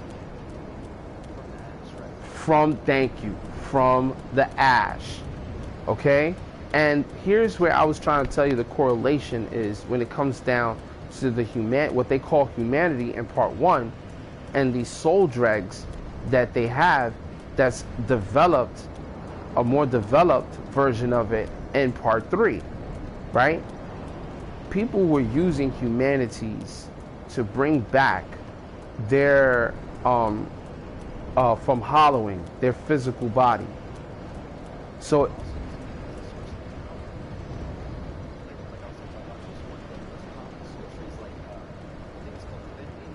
yeah, right, exactly. So what do you think Big Hat Logan did? He just figured out how to infuse that and put you feel me? Like that's a higher.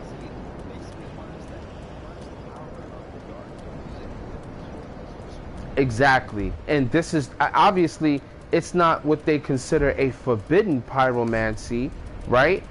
Surely not, because it came from Logan, but Logan had to leave the school just like this dude had to leave Venheim that you find, because that's the only way you're going to get to the real sorcery. So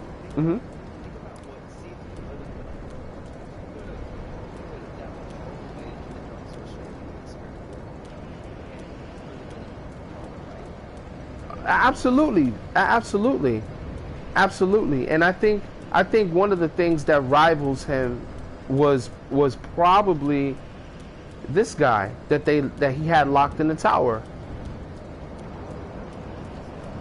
Yeah, it could have been him. It could have been somebody else. But you know, I have my ideas about Havel, man, because.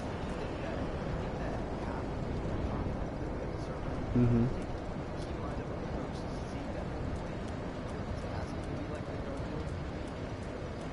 Nah, nah. What I think is that any serpentine, anything that's serpent-like, they already understand the nature and the history of everything. Dragons were already on the planet as head honchos of the entire planet. Well, they explain it to you. They're part of their race, but they're like the pygmies of their race. Okay, if you go to your item description, right, and you read these little fortune cookies that we get, such as the covetous golden serpent ring, and the silver one. So it makes it's very clear. It's right there in your face. A golden ring depicting a snake. Yeah, a snake that could have been. Yeah, but never was, comma, a dragon. That's all it is. Snakes are known as creatures of great avarice, devouring prey even larger than themselves by swallowing them whole. If one shackle, go ahead.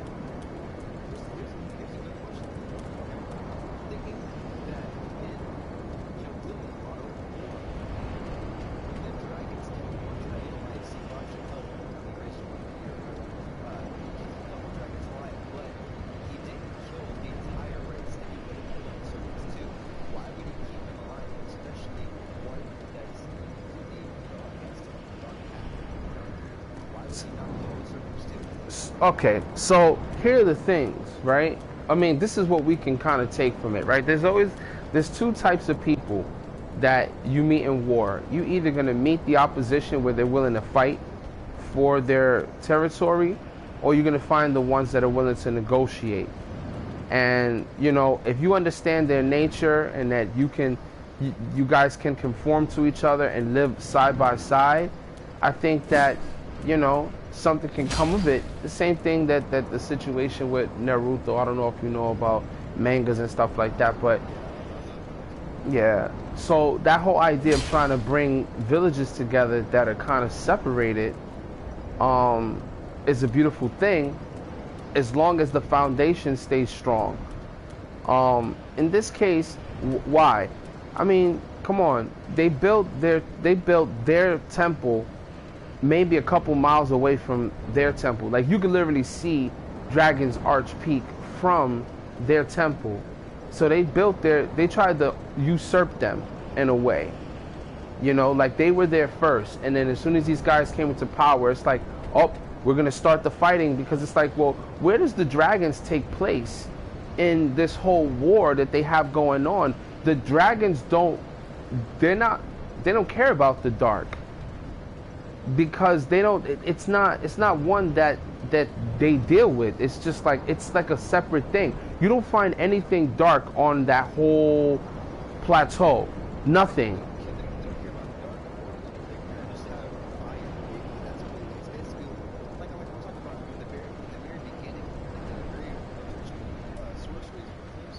Mm-hmm. Mm-hmm.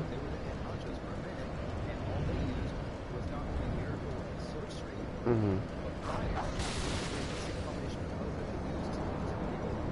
Mm-hmm. Mm-hmm. Yeah.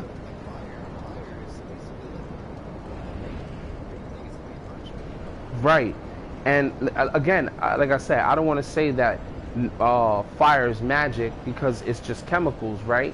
But when you're able to go ahead and spit it out of your mouth, and you're able to manipulate this form of energy, then it becomes something like a sorcery, because you're not having faith in blowing fire out of your stomach. You are actually doing it through intelligence.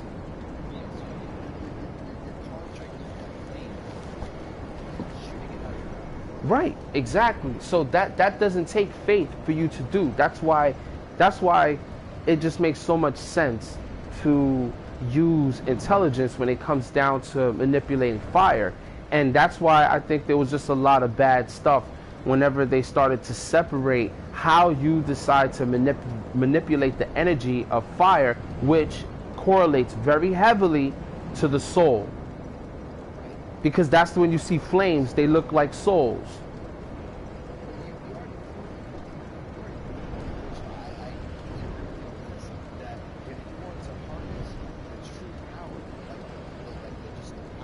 Mm-hmm.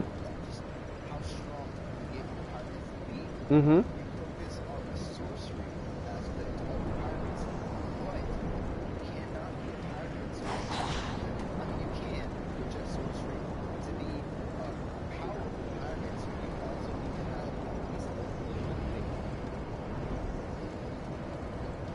I mean, that's what they tell us, right? That's what they tell us that we need. And according to... Even the pyromancers that they don't oppose the flame, but they also are against the flame, like the outmakers, for one, it requires faith, even though they're not here, even though they're not clerics. Right, and this is a faith build. And here's the beautiful part about this, right? Out of all things, right? It takes faith to create a flame that is going to float, right? Because the idea of creating that in midair like that is something that you can't do through sheer intelligence. It has to be done through that way, the only way. We also talked about how we also talked about the other day about you don't necessarily need mainstream faith to be like a pyromancer. Like we talked about how we're looking at the building of pyromancers, how they're basically wearing like shamans. Like they work Yeah. your typical miracle. Yeah. Using like nature magic, nature miracle. Yeah, yeah, and they did so using faith and using intelligence combined together, which makes you an ultimate being in a way, because you're using faith and intelligence to do profuse sweat, to do flash sweat. The water makes you resistant to fire damage. That's the whole thing of flash sweat. Intense sweating increases fire damage absorption. Remember we were talking about the shields and what things are built on and what would be better to repel against certain things. People use these type of things in villages to get people to sweat out, whatever's inside of their body, to heat it up, to fight off certain things. One of the things that I find very interesting, in part one, you defeat this nasty little disgusting monster in Blighttown, and it gives you the power within. Okay. Right? So, mind you, yeah.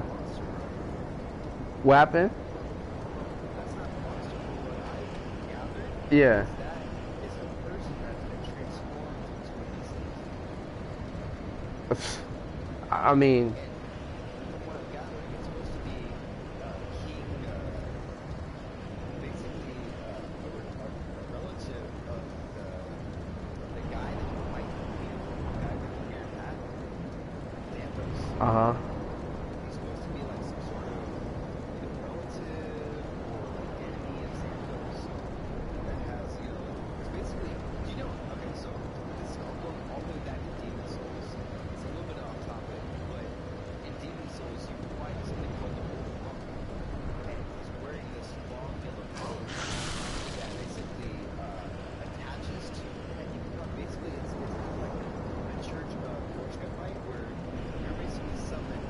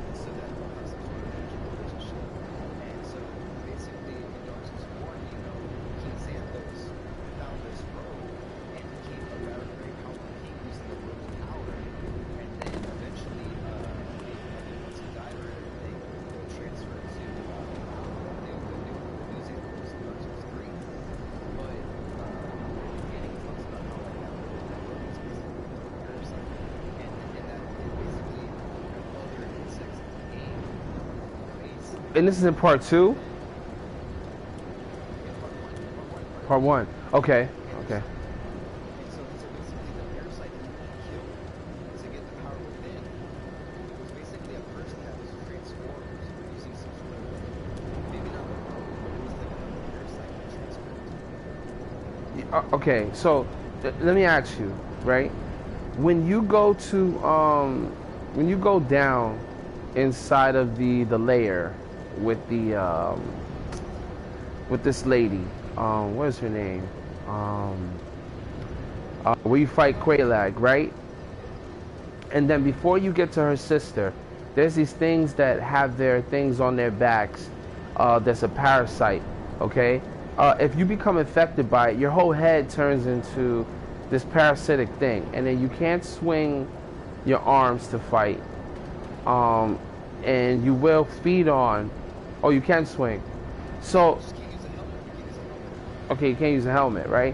So so it starts to grow and grow. Then your head actually becomes like that, of that parasite. Does it even seem a hint like it seems like that person may have gotten infected and transformed? Okay, the only reason I'm gonna say no Mm-hmm. is because the things that they're carrying on their backs, yes, they're parasites, but they're eggs, they're egg sacs. Mm-hmm. So eventually they're gonna burst, and now they're gonna become these maggots that are gonna turn into, whatever insect. Right. But the person that's carrying the insects does not turn into an insect himself. He's just a host. Right. Okay. So for the person, so for the sake of the person, the one that's guarding the power within, Mm-hmm. he was never. If he was a host, then he would have stayed human. He somehow got transformed. Okay. I'm gonna have to take it for face value right now because I haven't done any research on that aspect in part 1. I haven't played it. How about this? Do you have power within on your horse's behavior? Yeah, I do. What does it say? I would have to look it up on the thing. Because you get it right underneath it. So it might Right. onto what he is, Yeah. And I'm pretty sure it's a forbidden pyromancy created by him before he got turned into a goat. I'm pretty sure. Perhaps because they do a lot of exiling in these games. You get a second, go ahead and read it. That's what it says. Yep, I'm looking for it right now. Let's see if I could, because I know I'm not gonna find the original book because they just give you the ability off the back.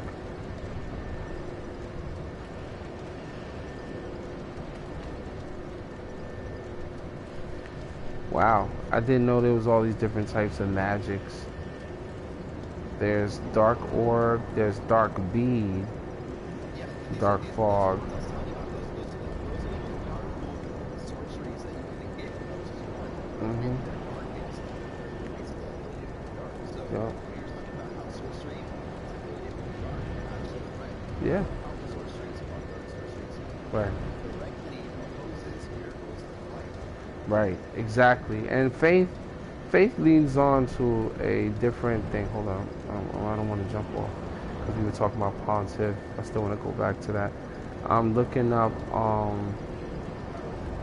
yeah, right now. But this is magic, so maybe I got, okay, sorceries, pyromancies. Here we go. Keep forgetting they didn't drop it all in the same thing. Okay, power within. Let me see. It says Blighttown underneath the parasitic. Underneath the parasitic wall hugger. Yeah, wall hugger. Yeah, that's the name of the beast. All right. So let's see. It says power within is a pyromancy in Darksouls. To cast pyromancy, you must use the flame. Okay, blah blah blah. Okay, pyromancy of Carmina. This is another thing I've been doing. I've been collecting names of pyromancers, right? Carmina, who harness the power of flame to actualize the inner self. See, I love this about this game because we're talking about the soul, man. So you might be slightly mistaken with this concept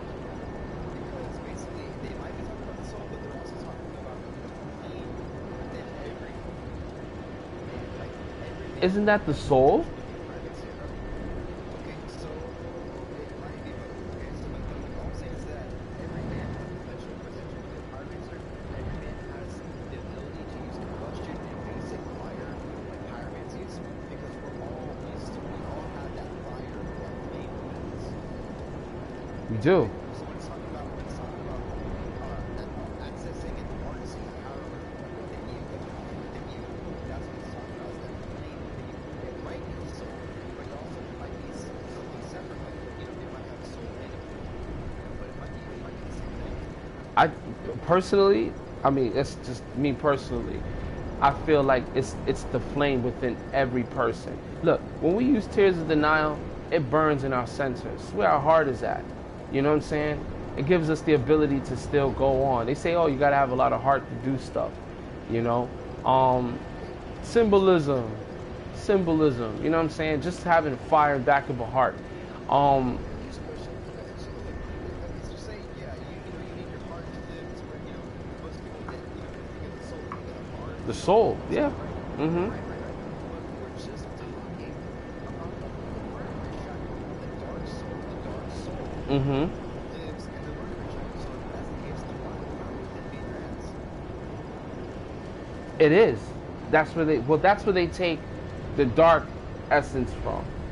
Because everything has a balance in the world. Anything that has an opposite, anything that exists has an opposite. And that's what I was trying to stress about the shield situation and why there's 4 of them. Because of the way the correlation keeps on coming up. The idea of life and death is in the power of man always remains a dominant thing. Like, in this case, if your soul was to enter a body, would it be a dark soul or would it be a humanity? And does it need to have that soul drag to tie down the soul to the body? Right? There is a particular type of what do you call this?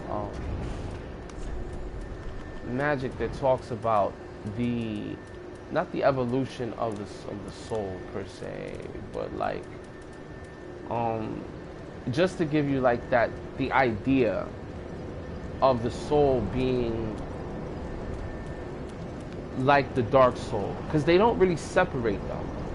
You know, when they say humanity and then you see humanity doesn't look that different than a dark soul. And then you have to ask yourself, how many humanities did you go through in part 1? Give me a rough number. He said, yeah, because it was a lot of them, right? Right? 30 to 50. Okay, now, mind you, and this is just a long shot idea, okay? But every time we collect souls from other beings that we kill in Dark Souls and we bring them back to the Firekeeper, we're not giving her soul dregs, because those are the things that remain in our body, the husk, right? But what happens when individuals start to, well, back then, if for part 1, it was the undead. A whole bunch of undead find a whole bunch of what they call humanities, which is the dark soul. And they just keep on using their humanities to keep on restoring their flesh back to normal.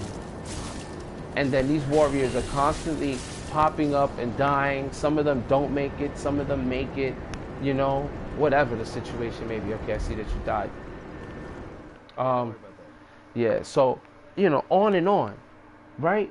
And then after a while, these things just start growing out of that exact spot area. Because I don't know if the dark soul is the soul of man. When they oh my God, it was something that I heard about Manus. So the dark soul, it's actually one soul. It is one physical soul, just like Lord Wink's soul, just like Nito's soul, just like Right. So Right. Dark Souls one soul Right. that's split up for all of them. Like He gave his power away. Yeah. yeah, that's the power of the Dark Souls. He gave a fraction of his soul to every man in existence. So who has Dark Souls then? No, no, no. The pygmies already had the Dark Soul.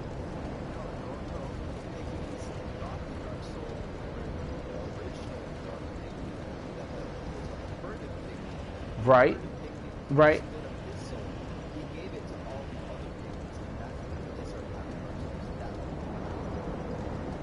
Where do you, okay, so where did you get that aspect from, with him splitting up the power amongst them?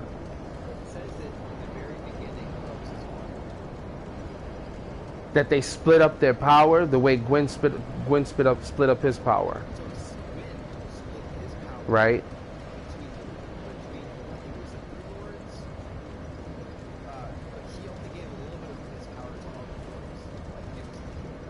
Right.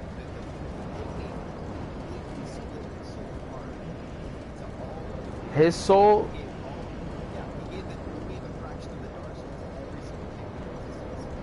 He didn't administer the dark soul to them. They found it. Nah, you bugging. Let me see. I gotta read this. That he split up the dark soul? Alright, so go check it. Okay. Alright.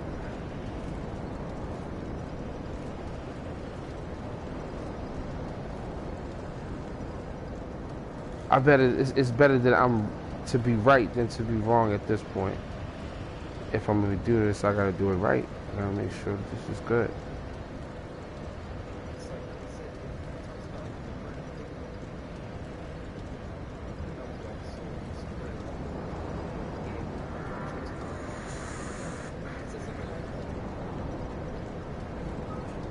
Alright, hold on. In the Age of Ancients. The world was unformed, shrouded by fog. A land of grey crags, arch trees, and everlasting dragons.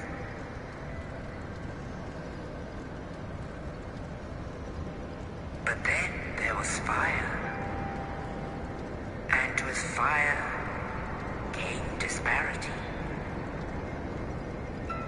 Heat and cold, life and death, And death. and of course, light and dark. Exactly. Now remember I was talking about, I'm gonna pause it right there. Remember I was talking about how everything when it came into existence has an opposite? Right. And that's right. And that's exactly what the shields are showing. Like they basically, if people pay attention to it, they're basically saying the exact same story that is unfurled throughout the time and what happens in the end. But it also correlates to the type of person that you are actually walking with. Like, for instance, Anri is already an undead, but she didn't go hollow. So she still certifies to fall under the Church of Sable, of Hollows, right? Along with the others that have this dark shield. And I'm like, where do they get this crest shield from? Like, what group of people are they from? But anyway, the dragon crest shield, that's fire. So that's the second stage, right? So that's, and mind you, that's the opposition to dark, right? At this point, because there's fire, there's heat, right? And then you said dark represents like cold, right? Which is true, right? Now we have the tree, right? Which bears, you know, I guess you can say lightning, and it also has resistance to magic, I believe, is high. And then there's the last one, the golden crest shield, which gives you, it's all for magic. It's all for magic.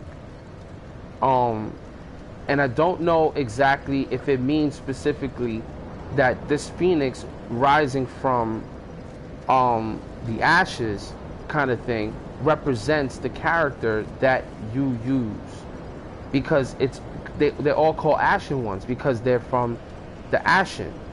They're the phoenix. They're the flames that rises from the ashes. Even when you go to the church, and this chick's fight, Frida's fight, he says, "Oh, I can see there's flickering. It's starting to light up again, and this is the ash." And he's like watching it because he's so scared. And then she's like, "Don't worry, I'll snuff out these, these embers or these whatever." Because you're not using humanity to bring yourself back, or to summon. Like, that's the only way you could summon. Yeah, and I didn't realize that, Solaire is alive, but he's undead too. Because if you're not alive, you can't see his sign. And that's what he's basically telling you in the beginning. And I didn't realize it. I was like, oh my God, I have to use a humanity so that I can see him and use him as a co-op. You know what I'm saying?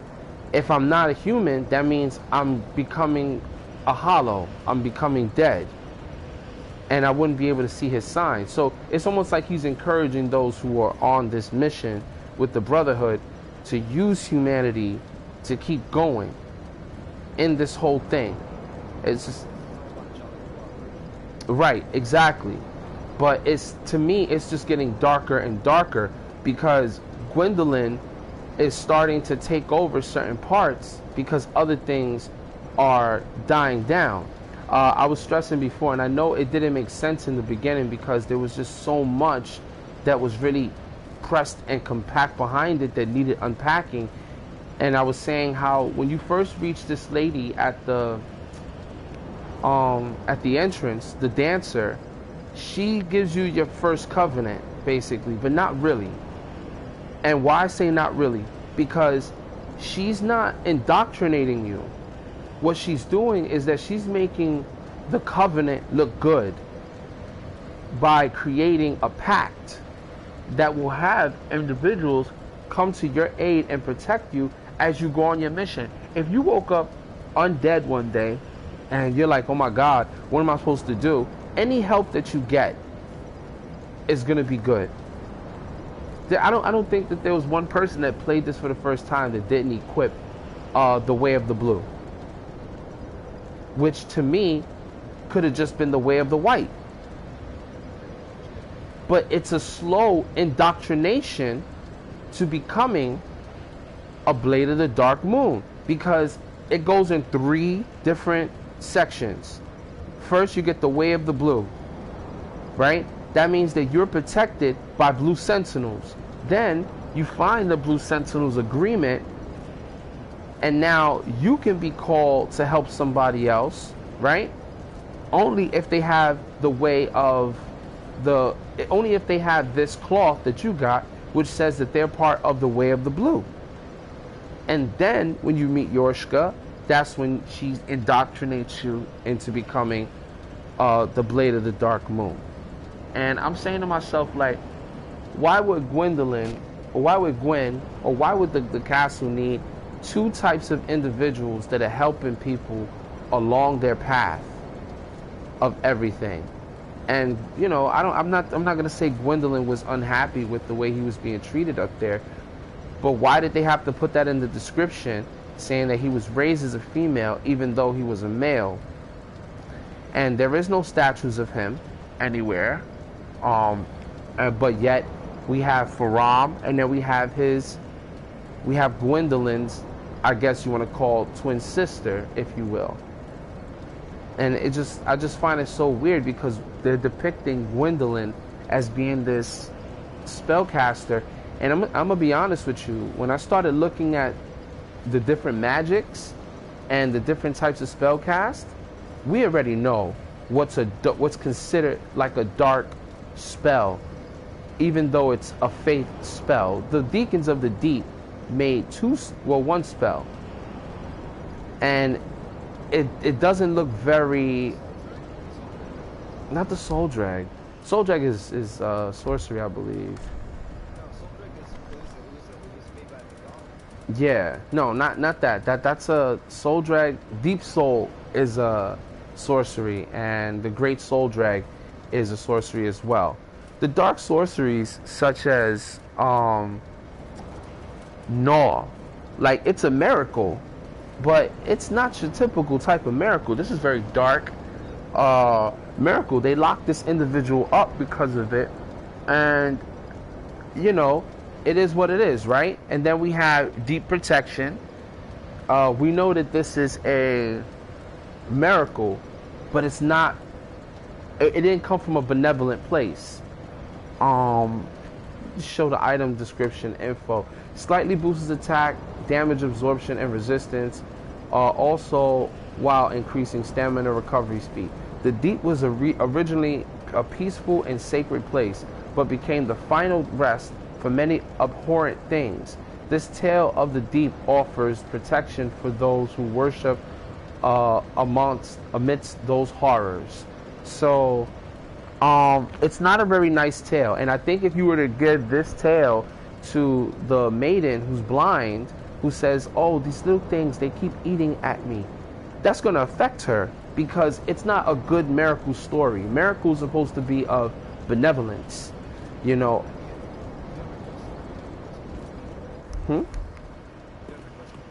A request? For what?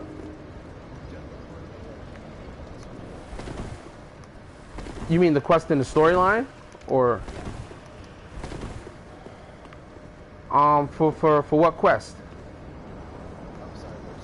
I'm sorry, I got confused. Yeah, no. I'm talking about the maid, you did her quest before, like you gave her this for it. Oh yeah. Sorry about that. Yeah. It's definitely bad, Yeah. And it turns out bad for her, and I was trying to save her, but at the time I didn't find the Dark Witch. So I had ended up giving it to her thinking everything was going to be okay. And she passes, or she gets put to the side. Then I ended up meeting this guy one time, and he fights me and so forth. So, so that tells me right there that miracle was bad. Hold on, I'm gonna pass it to you right now. Was bad. I just wanted to say that the miracle Dark Moon Blade is really dark magic. It's a dark miracle magic, I don't know if there's any proof behind that in stats, but it's, and you're talking about something that's supposed to be like a miracle, which means it's supposed to be of benevolence. But once again, this miracle says, miracles of the Dark Moon are tales of revenge. Captain Yorshka recites only for the sake of remembering her brother without the knowledge of its meaning. You know why? Because she didn't write that story. That's the story of Gwendolyn. Maybe growing up because we have to look and we have to figure out, all right, let's get past his appearance. He has snakes at the bottom, but he's doing a great deed for his father. He has he has his own covenant. People are worshiping him on the low, and they are going out to help those who are going along their journey to continue the age of fire, to do the Father's work. Okay? Who's to say he doesn't harbor feelings, and just wants to just be able to take over all of Anor Londo, because that's technically what he did when he decided to protect the kingdom and throw an illusion everywhere. So.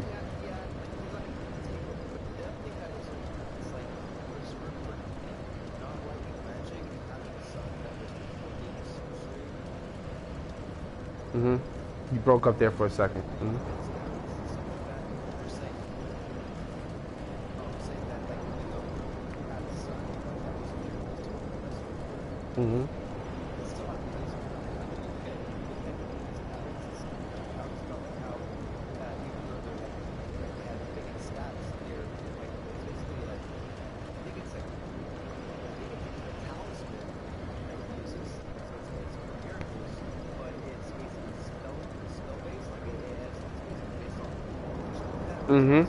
Yep, there's a couple of them like that.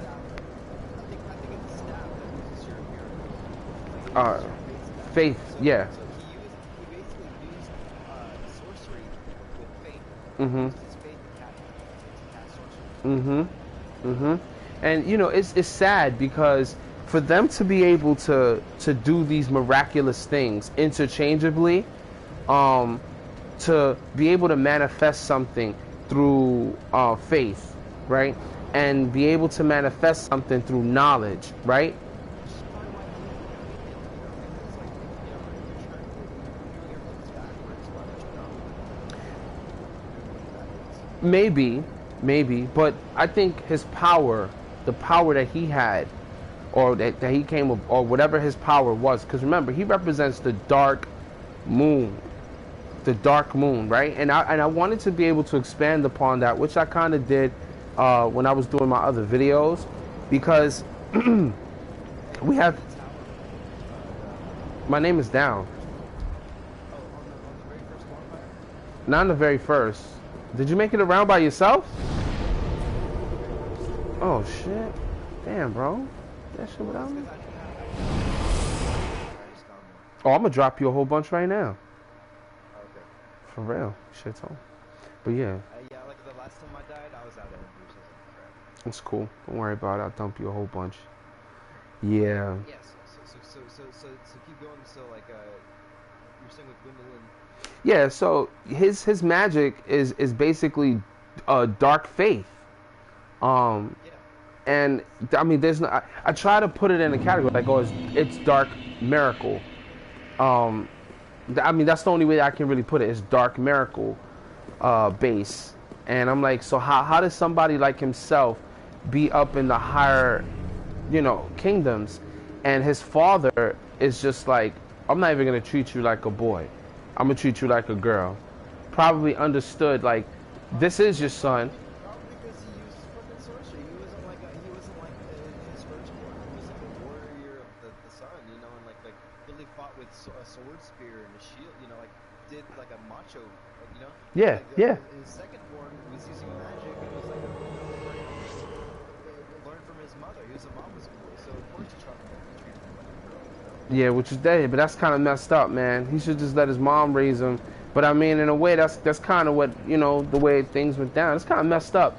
But his energy was definitely dark, and I think that's what happens when you start to mix things around. I don't think that Gwendolyn's power is dark. What I think is that Gwendolyn's power is that he can actually use sorcery. And the reason why I say that with so much faith, right, is because they're not gonna. Okay, I'll give you an example. Remember we were talking about Kaitha's chime, right? And Kaitha's chime has this description, right? It uses your intelligence to cast miracles, a rare thing for a miracle catalyst, right? It says, and almost agreeable with miracles that lean towards the dark. So with trying to cast, or having the power to cast something through its opposition, or its I guess you can call it opposition, through the opposite of its nature, which is supposed to be faith-based, you are now able to play with dark in some ways or another. And you know who else had that power? You know who else had that power? Who? Delta. Right. Because I mean, at the end of the day, she's still an intelligent. And that is still my biggest. I swear, like on all the things that is Darksouls, like all the feelings and the guts within me tell me that Delta, dude. I swear, Delta has to be the first figure. She, a girl, like the Firekeepers are so powerful. They can use dark, bro. Like, have you seen the power of freaking Sister Freed, bro? Like, Yeah. Dude, it has Yeah. to be her, bro. Yeah. I know everybody points towards what's his name, Manus, but nah, bro. He was just a mad pygmy. That's all he was claimed as. That really his title is the Mad Pygmy. You know, it's funny though, right? That they talk about Manus, and I don't really know too much about Manus in that regard. What I do know is that in this game, playing with Filianor, this chick has the Mad King on her spear. She drove it through his head, and the spirit still won't die. Bruh, it could be anything. It could be anything. Maybe it's another mad pygmy because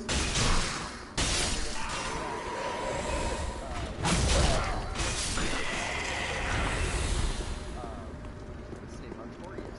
So Right. when it comes down to history, Artorias still lives, but we all know that it's actually you. Right, exactly. The thing is, and here's what they did, right? And it makes sense this way if you ask me. Let's kill these motherfuckers first. Oh, you bastard, got me good. Look at how we have the Abyss Watchers now because of Artorias and the blood of the wolf and things like that. Man, I say to myself, they know that he didn't technically kill him. You know, he didn't technically kill him, but yet we still give him his props because he was the first person to go down there to try to traverse the abyss and get rid of Manus because the darkness was growing. But I don't think the darkness was growing because of Manus. It was simply his nature. He was put down there. He was locked up down there. He was put into the abyss, and that's what happened to him. You know, left to wander down there. But you know, he held on to his sanity somewhat by whatever pendant or the talisman. You know, it's just crazy. You know, locking him up down there in darkness like that. What if he had the pus of man? You know, pus only comes out to protect you. He probably did. That was probably like what happens, you know, whenever a really powerful pus can, like, because he was originally a man. You know, he transformed into that. And then he was down there for so long, right? And it's like you really didn't. Like the abyss transforms him into that creature. Mm-hmm. And I said to myself, like, I mean, he's stuck down there. How long was he there before you arrived? You know, like Sif being stuck down there. You know? Must have been a whole bunch of people. And every time somebody comes back, if they have any abyss that's on them, they're infected. It's like you can't wash off. Right. You know, if you even look at the armor sets for certain things, the abyss, when it's done, it's done.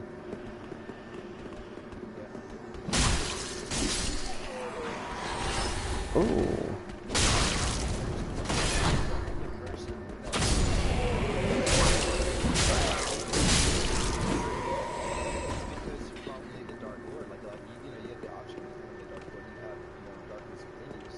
Thank you. Now, when you say the darkness within me, right? That aspect that we're talking about, right? We're saying this is separate from our soul. We're saying this is separate from our soul. So if it is separate from our soul, that means that it only stays dormant within the body, which is the shackle. I assure you. I mean, it can't get no brighter than that on that subject. Yeah. I mean, I'm trying, God. So maybe, like, miracles and light live within the heart, and like darkness lives within the Yeah, that's what they pluck out.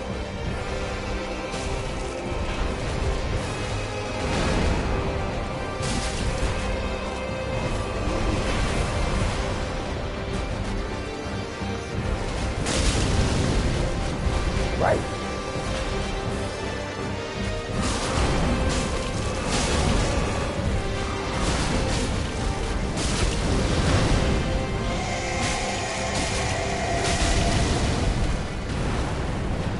Right. I assure you.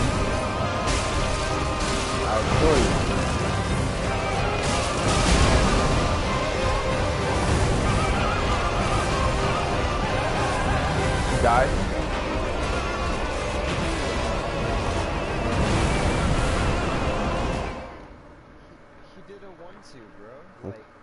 dodged the first one. He did a charge and then a swing, and then he did another swing, which I never seen that. We were almost done. It's alright. Just tack it again. Yeah. Let's see, I'm like pulling back here. Yeah. Yeah. But the blade that this guy's holding, and then having this kid Lothric have it on that statue. I mean, it could be a crutch. It could show symbolism, you know. I really believe, just because like the way he's looking at it, and like he can't wield a sword. What is he doing with the sword? He's been crippled since birth, so he has to be admiring. He's looking at the sword. Mm-hmm. You know? Mm-hmm. And who is his friend, mentor, and also has the potential to have that sword and is wielding that sword every fight him. It's Pontiff. Mm-hmm. So it only makes sense that Pontiff might have just come back with that sword from his main capital. Mm-hmm. And he's about to start his own revelation. And it's just showing Chris Lothric in this when he's found. Mm-hmm. Mm-hmm. Because to me, that's what exactly what it is. You know? Like, what is he doing with this sword? He can't even sword this sword. Yeah, I know. His brother can though. Yeah. His brother can. He has a sword. He has a sword. And he uses miracles. Mm-hmm. But he doesn't even swing that. Yeah. That's where we. Oh, we gotta go down this way. Okay.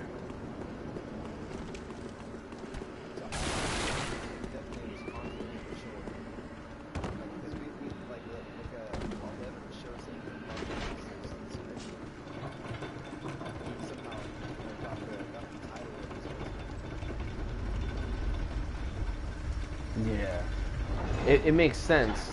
It does. I would just like to try my best to see if anything else correlates to the Crystal Sages and who they dealt with. Crystal Sages? Yeah, because when I was last doing my live, I was actually trying to talk more in depth about the Crystal Sages and the whole. Mm-hmm.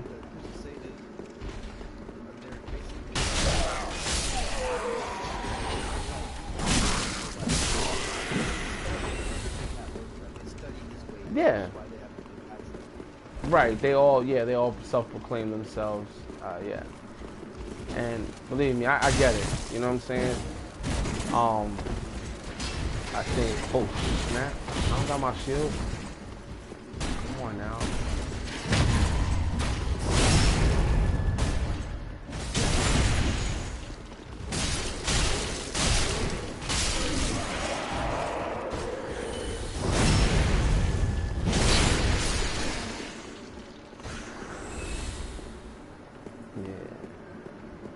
Alright, so we gotta go down to Vort. Alright. Let me,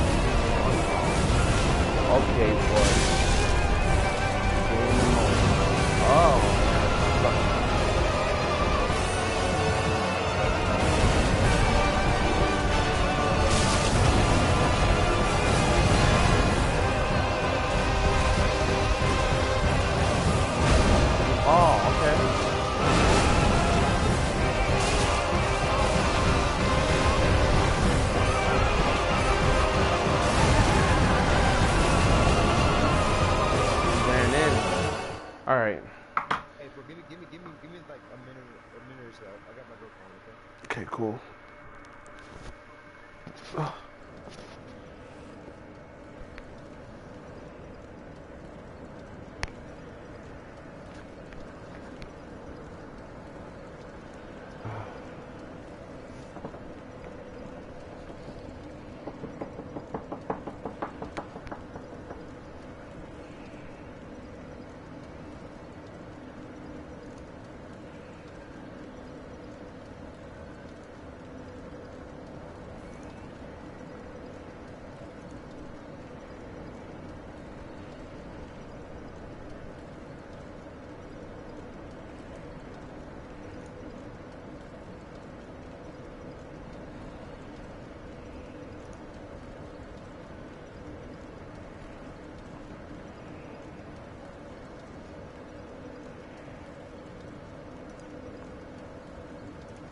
Alright.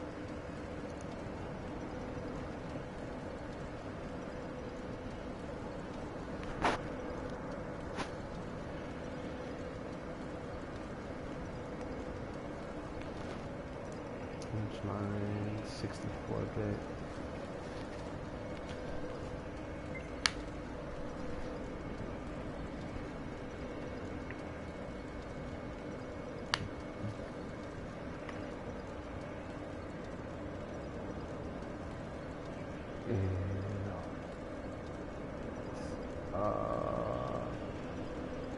Select audio logger. What if I just want a particular instrument? Like I just want let me put a mic in here. Like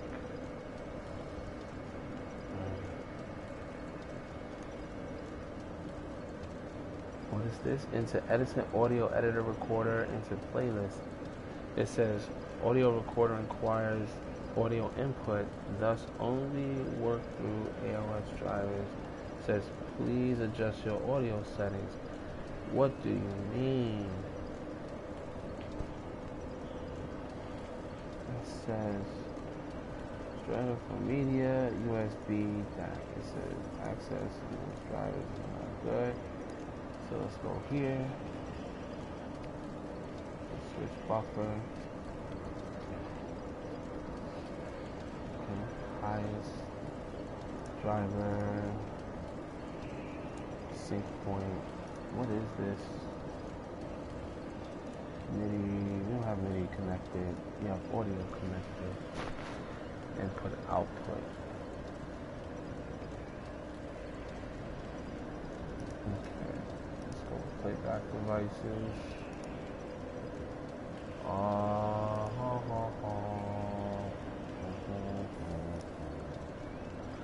Alright. Let's see. Listen to device. Continue running. Get the levels. Microphone is all the way up.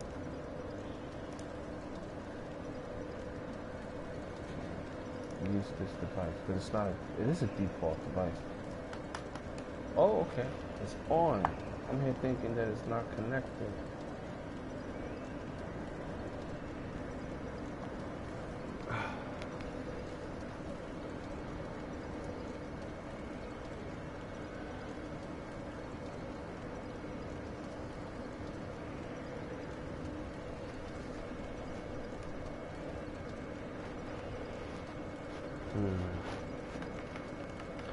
Okay, so this works.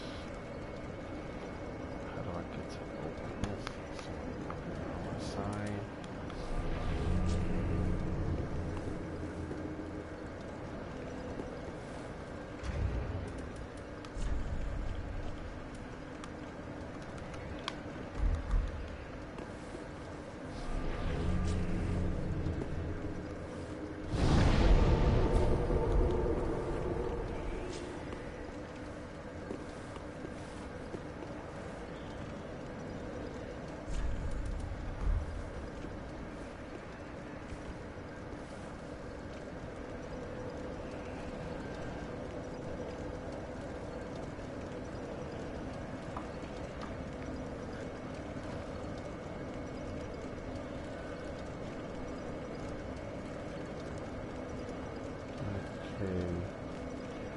use my headset, but I disconnected it.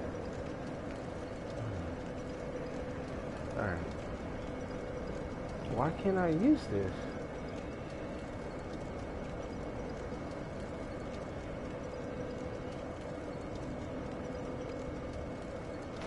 Alright.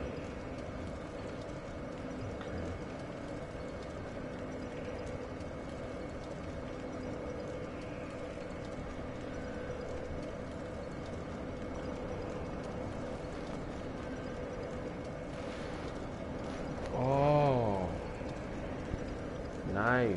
Okay.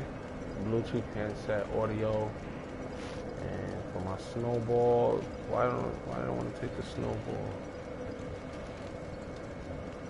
What is the problem here?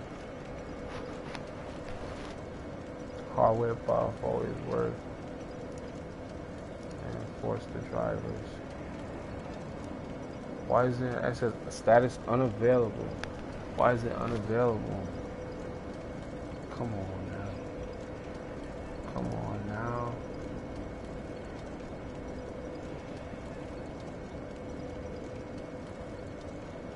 Microphone. Okay, it wants to use a microphone. It's up here, but why not this? Why is it unavailable? How you figure? Oh man, this shit is blowing minds right now, yo. Yo. Oh man, I'm trying to set this up though.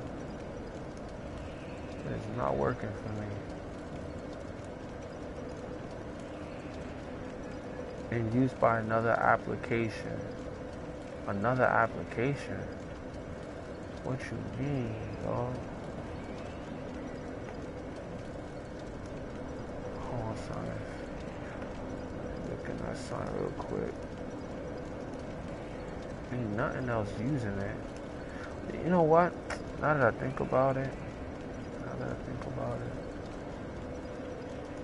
I'm gonna take off using it.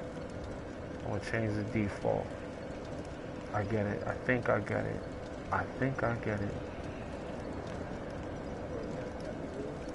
Yeah, what's up, man?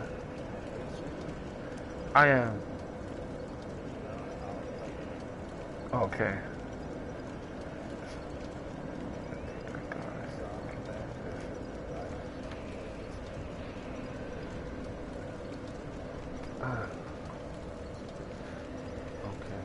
You want me to invade?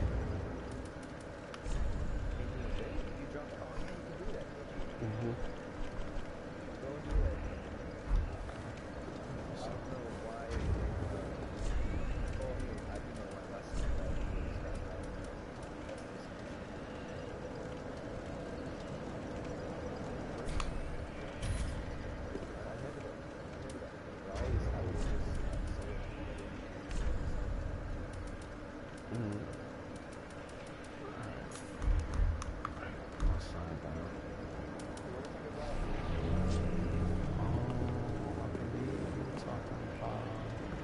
Oh, wait a minute.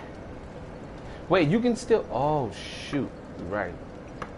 You can't summon me without an ember, can you?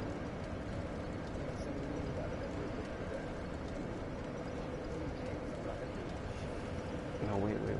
Because I was thinking about the stupid, that spell. But the spell does the same thing that the candlesticks do. They don't reveal these signs.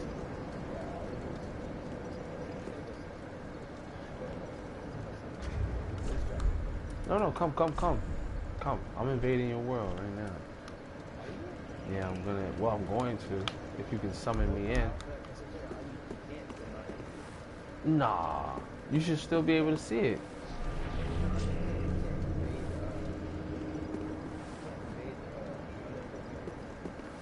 Even if this sign is down. Oh, shit. Wow.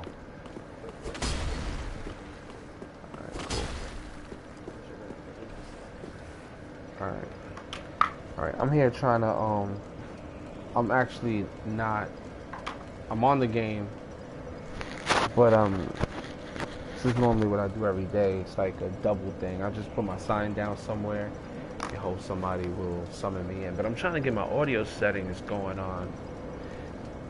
Yeah, I don't actively be running around the game and playing, unless, you know, like I'm in that mood. But for Dark Souls, if I'm on normally, I'm at a boss fight with my sign down, and I just do whatever else I'm doing in the house or researching things online. So I hope so.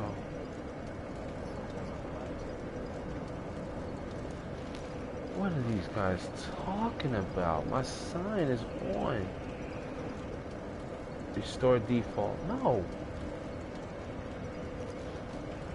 Ain't nothing using it at this moment in time. Oh man. It's like right now I'm being lazy. I'm trying to see if Fruity Loops, you ever used Fruity Loops before? Okay. It's near the first bonfire.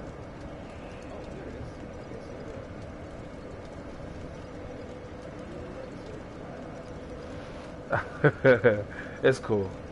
We all learn from each other, you know. So maybe stuff I don't know, I'll be learning. For real. All right, I'm trying to get my mic to work in this Fruity Loops program, but no dice. Are you using a PC for your recording? Oh, I got it. Yeah. Oh, yeah, it works. Okay, good. This is good. Well, I'm sorry, what you were saying?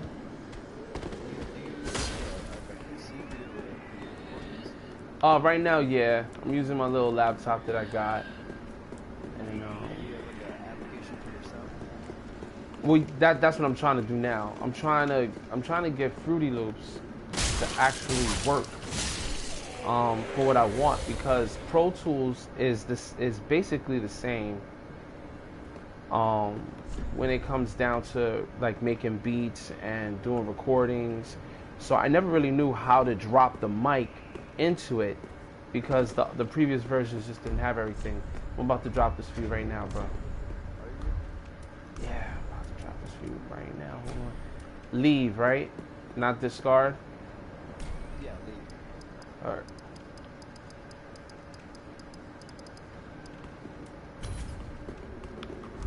Some lucky numbers there. Oh, you can actually, I think you can fight, no, you can't fight the boss. No. I can't even fight these other things because I came in as an invader. You can fight the enemies, you just can't fight the boss. No, I can't fight the enemies with this one because I'm an invader. Nah. Yeah, but you're Matt Manson. Yeah, but look, I can't. Yeah, you have to summon me as a co-op. Yeah, right now I'm an invader. So. Okay. Alright, so stay up there, so hang tight, and I'm gonna just go ahead and I don't even know how to run off the cliff and die. Just use a button.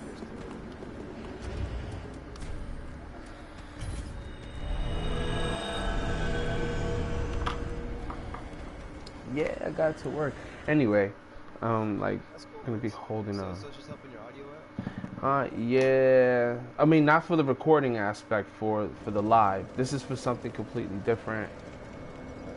So I finally got it going. Yeah, that's great. Now I can do something else. Figure out how to do something else. I'm thinking about buying like a whole new camera, like a professional camera, to do recordings. So my sign is down. Password still okay. Good. Yeah. Alright, so let's see what else I gotta do. Wait. Oh yeah, you can fight bosses like this, right? Oh fuck, I forgot to change my covenant. Oh man. I was like, I don't think you can. No. I gotta change it. Cause they strictly going after it. There's some sort of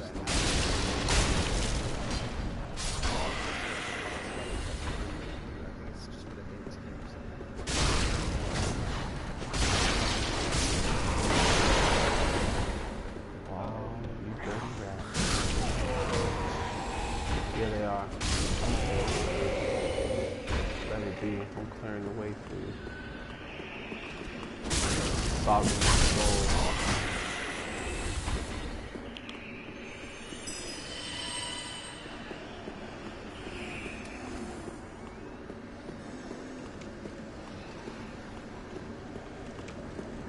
You went the other way? I'm right here. I thought you were gonna leave so I could, send me a different number. Can I give you some stuff, yo? If Yeah, you know, if if you you want need to. some new character, man. Yeah, I mean, I don't got much. I storage most of my stuff, but I'll take it, man. I'll bring your character. Let's see what I can do. okay, cool. Go ahead and oh shit. Oh, I can't do it over here. I gotta go to. If you want to, I can give stuff from my character to this character, and then you can give this character stuff to me. That'll work. Type of thing.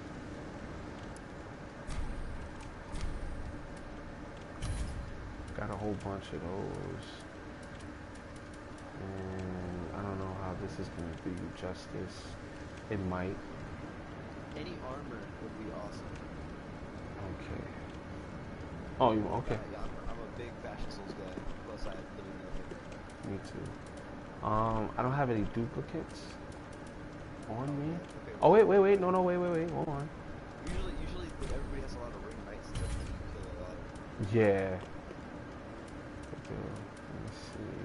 What else I got? Duplicate.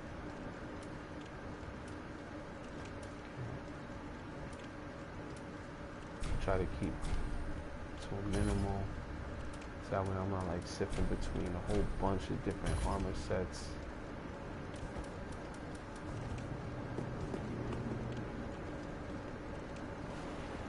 Okay, that's it for the gloves. Ooh, nice. Avengers. Alright, let's go to the pants. Let's see if I got any doubles in here. That really sucks. And I think you have Lothric's pants already. It looks like that's that's what you was wearing. Drop that anyway for you, so that way at least you can sell that too. I'm gonna give you some souls too. Just starting off, so I got you. Dagger is only 0.5. That's kind of overrated. You gotta level it up. I'll be trying to see if I can actually put it into play to use it, but It's only 0.5. That's like really good for weight. Like if you wanted to wield a dagger, you could easily wield that with like nothing. yeah, I feel bad. I ain't got none of this stuff. I'm gonna have to check my oh, I can give you this, and this is a pleasure to give, even though it's not gonna do much, you know what I'm saying, but just the fact that I know that they exist, I was like, man, let me This see. is like supposed to be what Ponce is kind of wearing. Right? I think the ones that have fire on their head, they're very intelligent. That's probably why they seem like to be the leader. And they're the ones that use, I think they're stronger, right? Yeah, definitely is. They're actually casting sorcery, and I think they throw fire too. I think this is like what Ponce wears, but it's got the necklace. So his robe's a little different, I think. Yeah, he doesn't have this main like red banner in the front. Yeah. He's got a necklace on it, but he still has like the weird like cuff thing around his shoulders. I got rid of all my doubles, man. I'm sorry. I'll go into my chest. Don't worry about it. No, if you want, we can do the character thing, or you can do whatever. Hold on. The show ain't over. Let me see if I can leave you this. I'll leave you this. See, at least you have choices.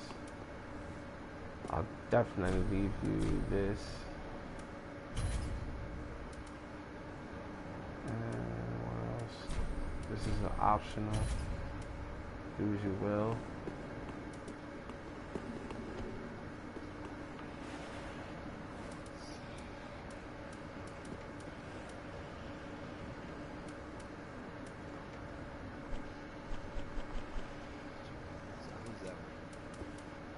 Alright, one more. Hold on, we got some more stuff. So that's all the duplicates I've got right now. And I forgot who I gave my ring to. They didn't give it back. So I think I'll find another one. What else? You're gonna need. When we get there, that's those two. And I know you're gonna need some of these. I'll just pass these to you. They should do you some justice. Alright. No! Why would I do that? No, my God. It's Oh, nice, bro. yeah. Oh my God, I just wasted all of that. Dang, bro. I saw it. And I'm trying to drop it for you. And I'm sorry. dang, here you go. Oh, nice. Yeah. Alright, we're good. We're good. Like, let's go quick work. This should be good. Yeah? Let me see. I'm gonna use this though. Alright, let's go. I'll be good. Actually, if you have any sort of helmet, it's good. If you have any duplicate helmets, I have. Oh shit! Wait a minute. Just These so I things can have just. full armor. Let's see if you can actually pick this up. Can you pick that up? You don't see it? Okay. It's not a problem. Yeah, just because if I have Level. then I'll get the full armor. Oh, you got to pick up that one. Okay, good. No. That's good. I try to keep lower level things too, just for this purpose. Nice. This is DLC too. Mm-hmm. Let me okay, hold on. Definitely gonna try to skill into this. This would be dope. I always like the armor thing though, because it does the whole I know you're not gonna see that level, but let I me like the positive. see if I can drop this. Come at me. Do I look scary?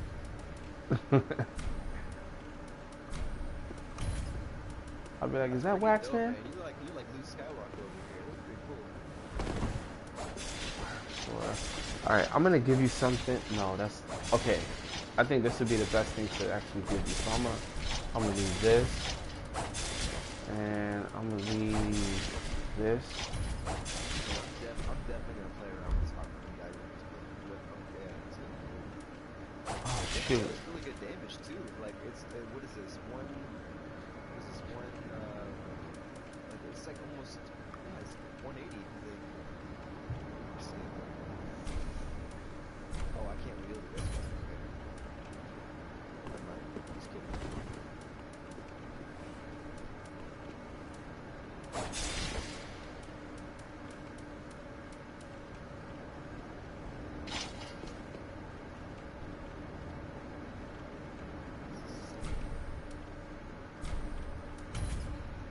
Grade the prayer in the old tongue to ward off incident.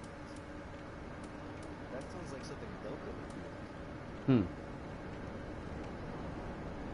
Perhaps it was a parting gift given to one sent off on great travels. Mm-hmm.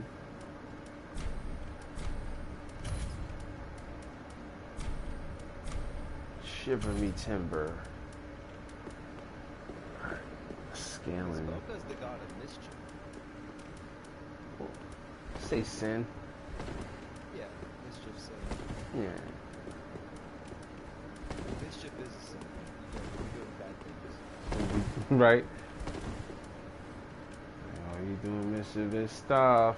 What's going on? Alright, drop one of these trail axes.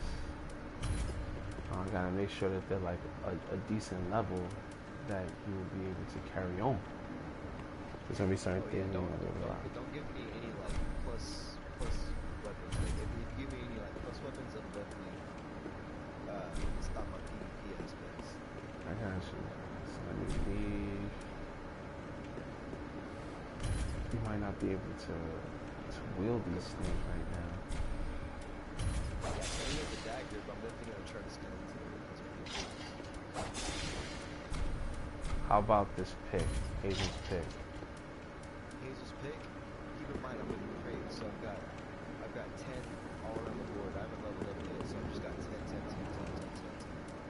Whatever you see on the ground is whatever I'm leaving you.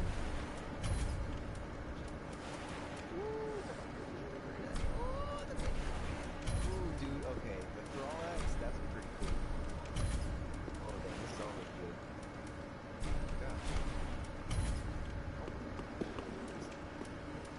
Okay. Oh my gosh, Lito's hammer? Yeah. And the spike. Oh my god. Yup. Oh my god. You're giving me too many choices. I gotta give you the best. Now I want to scale into Lito's hammer. I Use that thing before. I gotta give you the best, man. I gotta give you the. I'm gonna give you one of my specialties, which is what I like to use. You know, the sad part is I can't even feel like 95.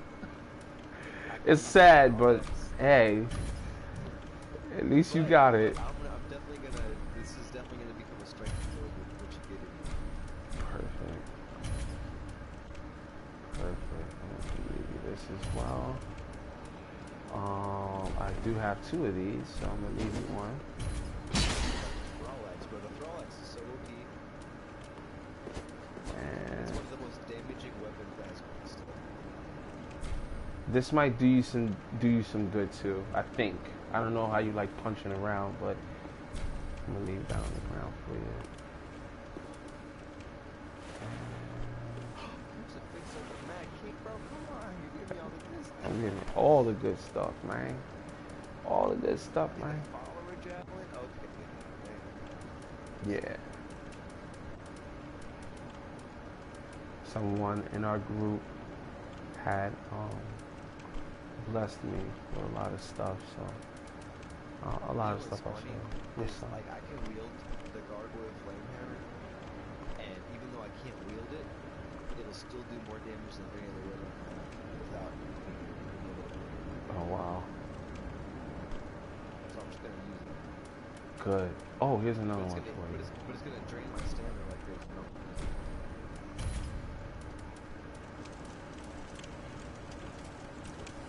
You can get the best. Oh, dude, you got me the ring of favor, bro. Oh my gosh, dude. Okay. Alright, we're done. We're done. This should be sufficient. Alright, good stuff, good stuff. I know how crazy it gets out there sometimes, but still provide for you. So you got. So we see.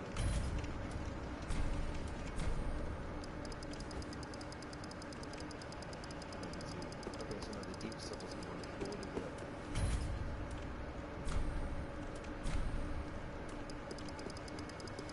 Can't wait to level up now.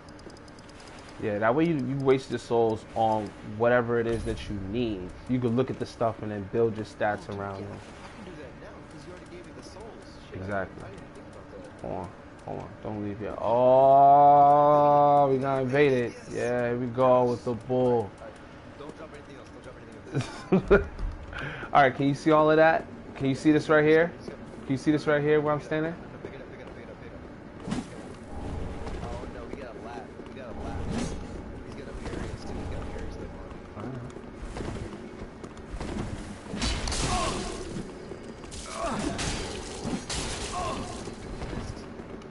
Right? He tried it, and he's rocking the Caduceus. Right? Don't worry, I got him. Hit him right in the chest.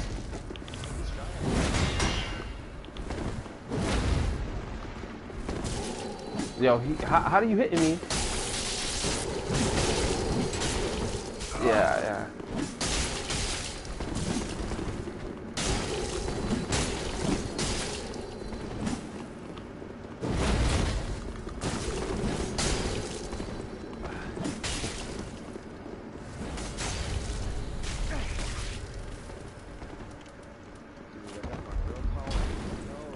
He's trying.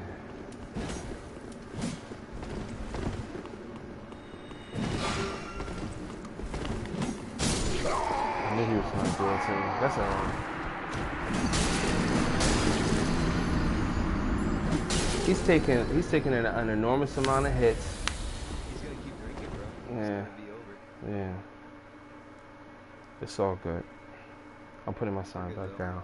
I'm pretty good at my spacing. He still hasn't killed me yet. Okay, I'm gonna put my sign down. Just summon me when you get the chance. Coming right back right now. Oh shit. Heal. Wait, I gotta change my covenant. Oh. Okay, there we go. My sign's down. It's in yellow. He got me, bro. He got me. Bastard. Oh man, I hate when they do that. Just run up on you. He knew that was a good fight because he was definitely done for. Okay, give me a second. Let me call my girl quick, okay? Got.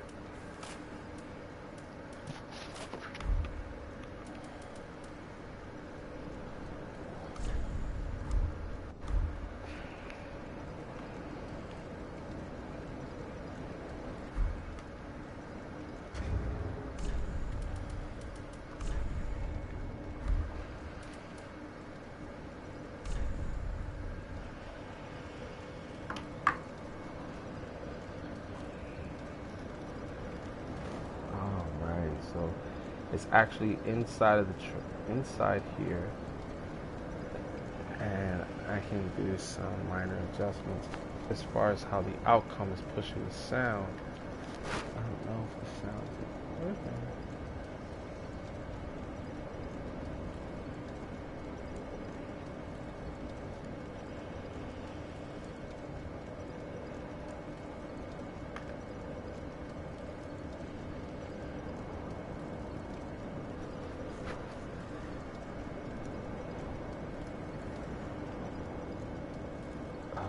I don't know where.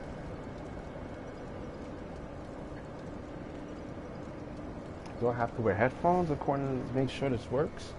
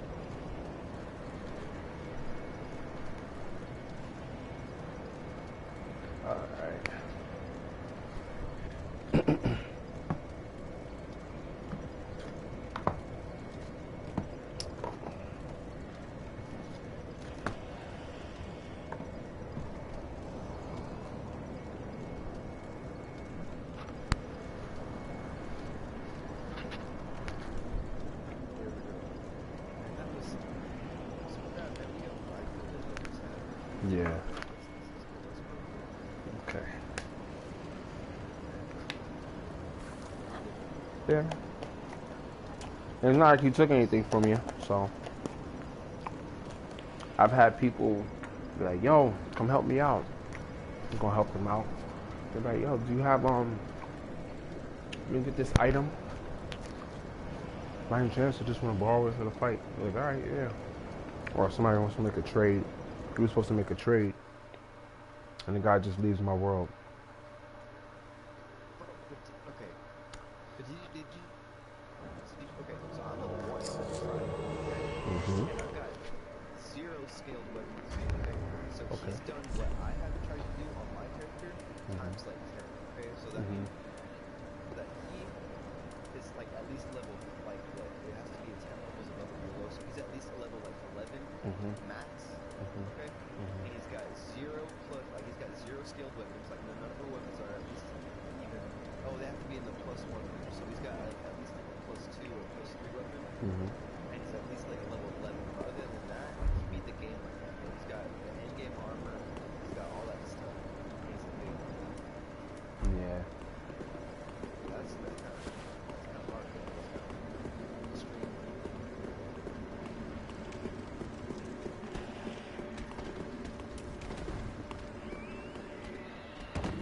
I do that. I all my characters 5 because I try to get 5.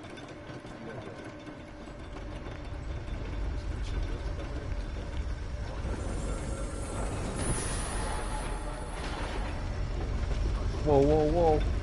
Okay. I'm sorry. That's alright. I just didn't want to fall down. That was a funny thing when we was doing that last time.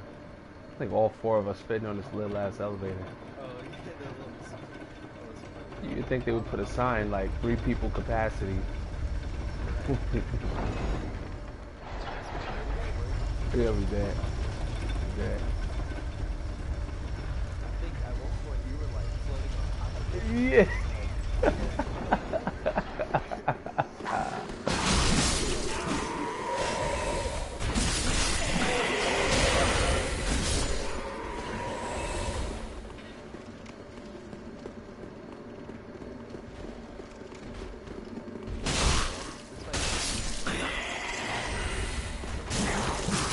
Oh my god, man.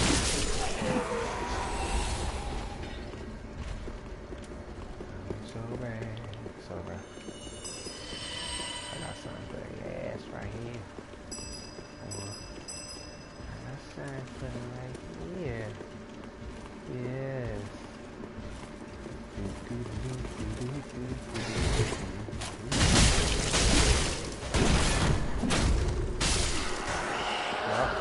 You hear that money bag? Tink. So, what are you gonna do, sir?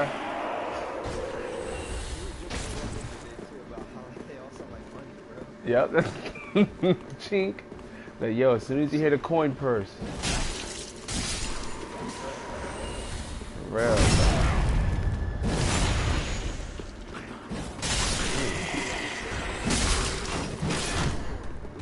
Oh no. Not with the spear. That's worse than Kakashi.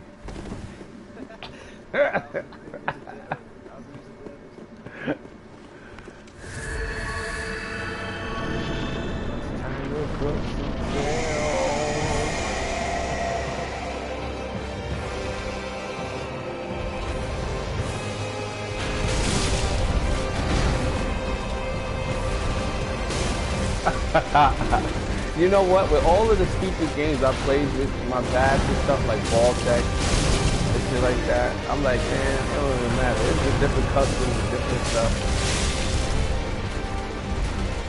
Come on, Bart. Come on. Yep.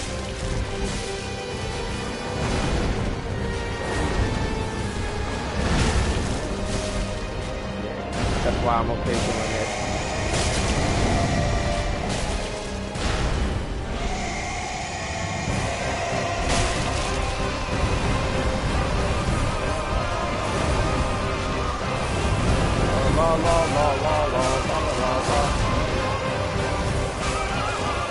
Get him. Booty shot. No, don't say that. No. I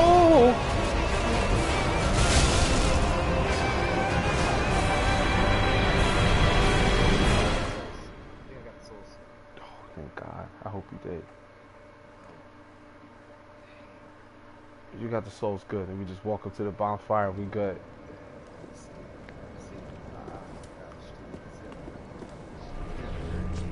If I can summon you, then I did.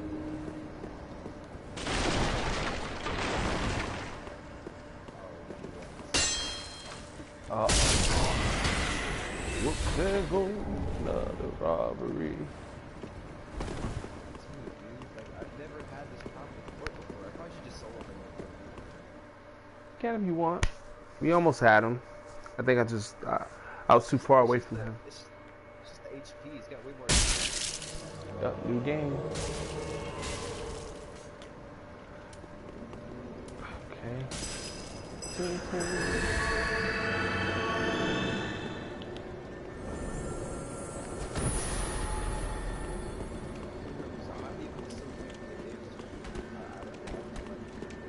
No, it worked. It worked.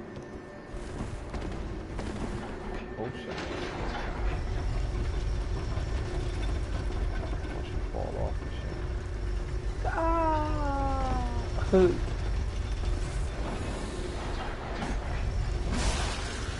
and let that go back up.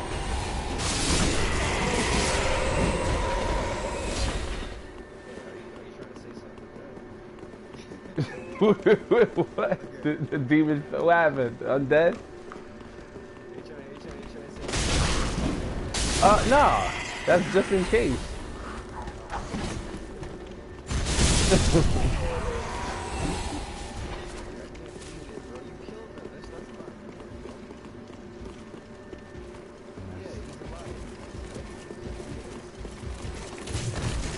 How dare you pick me with this here?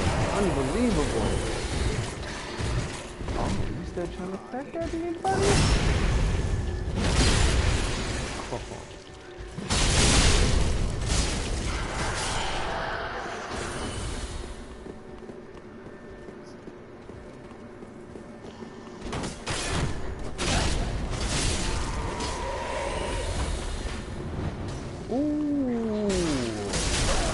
Got me.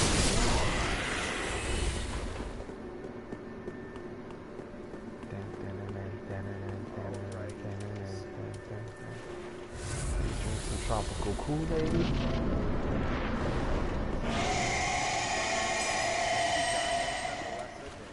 Yeah, we need fireballs, but I'm keeping on my sword should be able to handle it.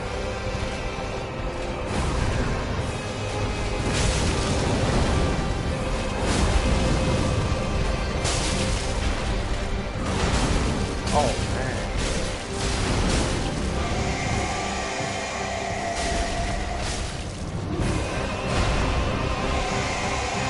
Oh, you did it twice. Oh, you missed. Okay, now. Yep. Light his ass up. Run, too. Oh. I got him. Oh, he only catches me with that, man. Okay, that's just ridiculous. That's get out there. Good.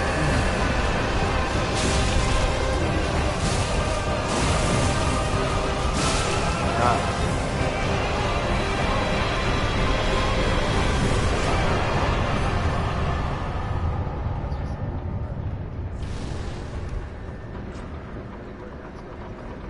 All right.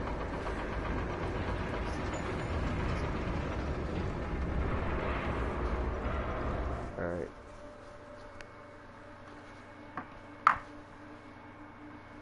I think I gave you everything that I could possibly give you. I'm gonna check my inventory. Good too, and probably do that character swap.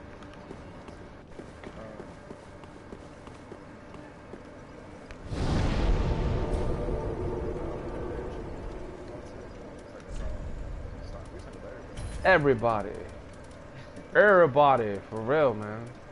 All right, let's see. What is this chick's? Who? Oh, matter of fact, who are we fighting next? It's gonna be.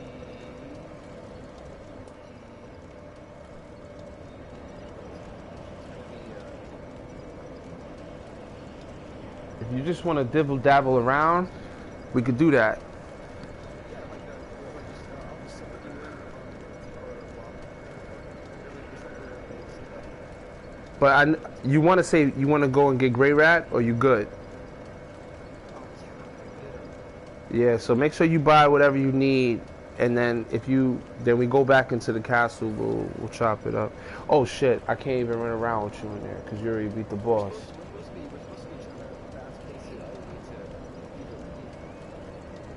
Oh, okay. If you want to do that. Okay. All right. Bet. Bet. Go and do that. All right.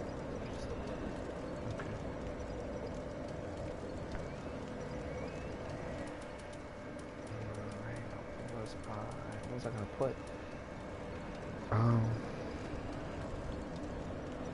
We're gonna have to pass the Crystal Sage, and before that, we're gonna have to get past that the Rider Knight. You don't see much options, right?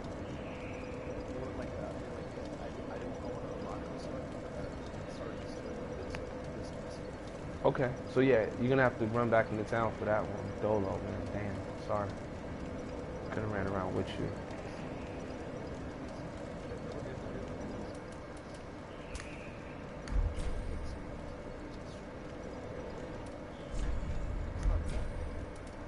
Alright. I'm going into my organized box right now. See what I can pluck out for you. Wow, I really sold a lot of stuff. I only did. I only got the deserter's armor and the worker's garb for armor, and the rest are all one pieces. Shit. Yeah. Now I got Havel's ring +3. You need that? Alright. And I got the covetous serpent gold ring in case you want more souls or more likely to drop items. I like that. I like actually using that along the way because I picked up items in this game that I didn't even know I could have. Yeah. That's why I gave you that robe with the candlestick stuff because I can even online they don't even show that. I was like, oh shit. It's like I guess we can get these items, and there's like 2 other items that I want, like the Flameberg sword that the right, exactly. That's what I want because I got one, but it's not flame. So yeah, be one of those rare drops, right? All right, let me see what else I got. This all that stuff. I got the knight's ring. You want one? Got you, got you. And I'm gonna give you the covetous ring anyway, because I have doubles of it, and the one for more souls as well. Because the other rings I don't really use, and they're not. Yeah, I should take out some of the ones that I actually got in there. Let me see something. Oh. Okay, no, I don't know that. Oh, wonderful. That's good, that's good, that's good. Is that a buff that it goes?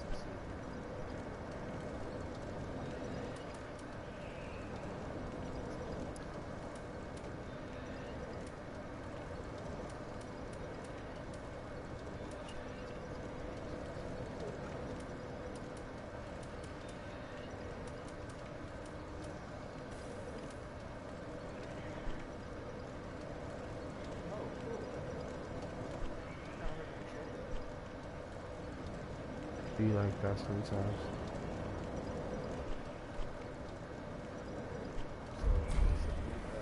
you're on the tower right now? I am. There's nothing I could do though, because you already beat the boss in the area, I think.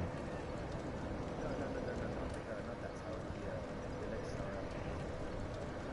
Oh, the foot of wall, high wall, Lothric. Okay. Alright. Do I need anything? No, I don't need anything from here. Alright, let's travel. Foot of high wall.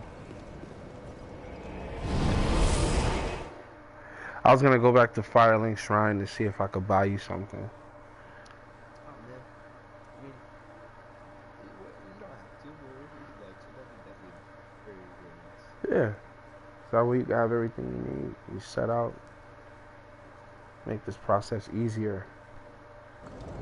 So, I'm about to change my clothes a little bit since the investigation is beginning. And I don't know, you know how when they do like, they try to figure out investigations and crimes, they kind of put themselves in the position of the person. Right. So, It's like the best way to do it. right. So in this case, I chose the cleric, right, to dress up as him. And it's helped to a certain extent, I'm not gonna lie. And everything else kind of just, if I want to figure out other things, it's like put yourself in the character's position kind of thing. So I always try to understand. I was there too.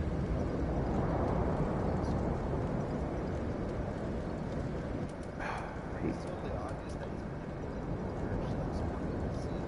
yeah, I think something.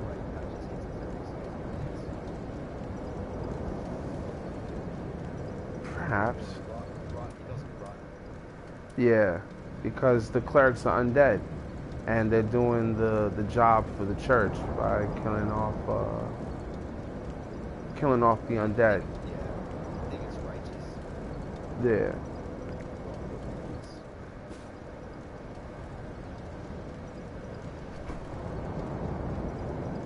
Is your sign by the bonfire or is that on like actual? Oh shit! I'm here sitting here right near the bonfire. My son is my fault. I was sitting there looking through my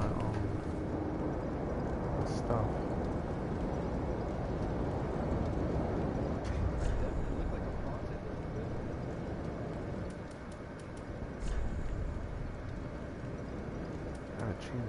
Should I change my pants?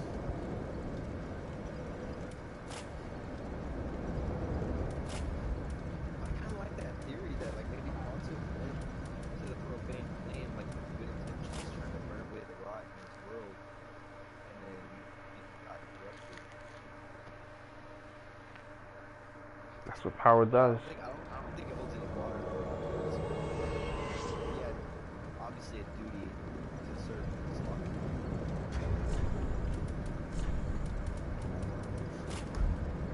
My gear. 1 second. I think it talks about. I don't know where it talks about it. Mm-hmm. I think it's in his armor or like his sword or something. And it talks about somewhere that haunted was his. Sullivan? Sullivan, yeah, Sullivan was like it's canon that Sullivan was father's mentor. I don't know exactly where it says it, but I know for sure it says it somewhere. Oh my god. I'm gonna have me looking through all of this stuff just to see it for it. Because I want to know. Like, I want to know. I think it's in his armor or his sword or something, but it says it somewhere, I swear. Right here with Frost Sullivan was born and raised inside the kingdom of Bridget since he had not yet experienced loss.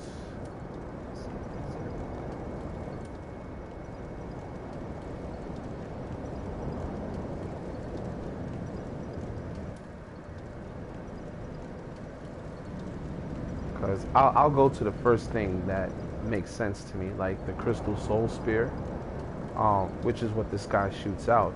According to the crystal sages, old big hat achieved enlightenment through the eagle came out to the consumption of sorcery and faucets of a certain crystal.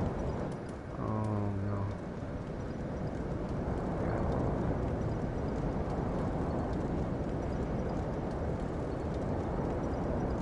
And calls it a soul mass. Piercing qualities. Soul mass. The sorcery may offer a clue as to what Logan sought. Or further investigation suggests its attraction to living things mirror the nature of dark. Here we go again.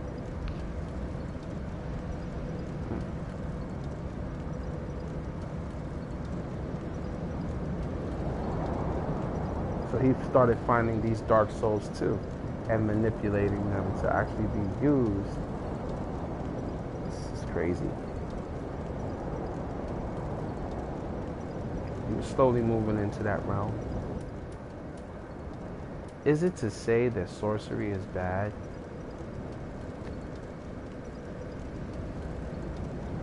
It's not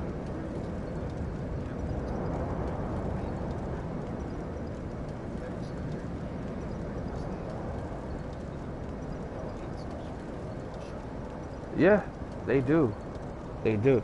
They don't like sorcery whatsoever, and you know, maybe a lot of these things already came from all pyromancy. You know, like all pyromancy. Not all pyromancy, but most pyromancies are half intelligence, half faith. And somebody just happens to take it up a notch and start playing with different types of intelligence.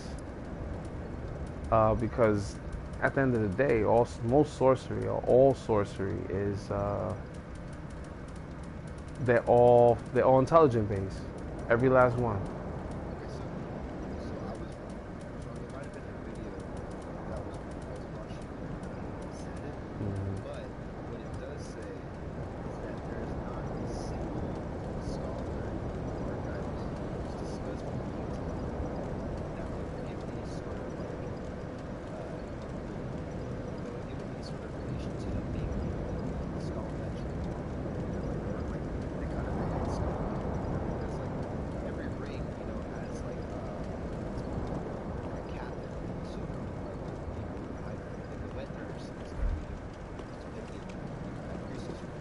Uh-huh. So the scholar, there's no scholar in Arkham that's discussed as the 2008. It's pointed out like what's that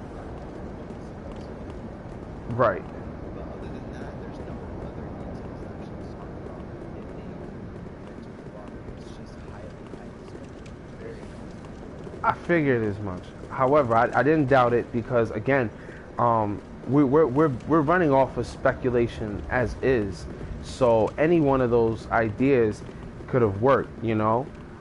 This is why I started going back to see where was the connection between you trying to jump over and down, trying to get down there, right? What happened, you know, with the whole ordeal?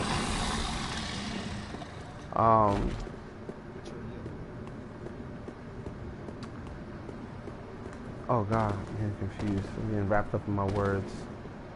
Go ahead. I know you want to run through that dialogue, so go ahead, bro. Okay.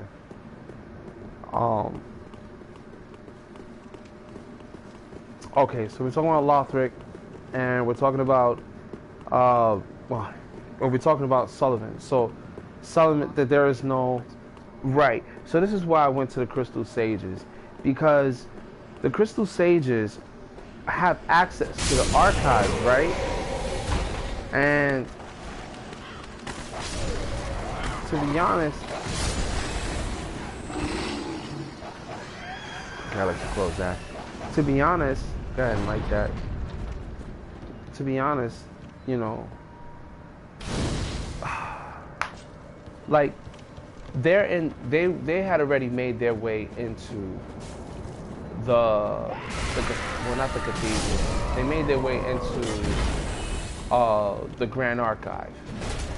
Okay, and what you want to do is you want to find clues that somewhat dance around the Crystal Stages to get an idea of what was going on inside of the Grand Archives, okay? And they give us a little bit more than what is already presented to us at the moment. I know that one of the favorites of the Crystal Sages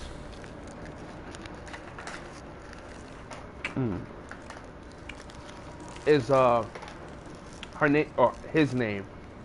It's called Kremlin. I don't know if you know that.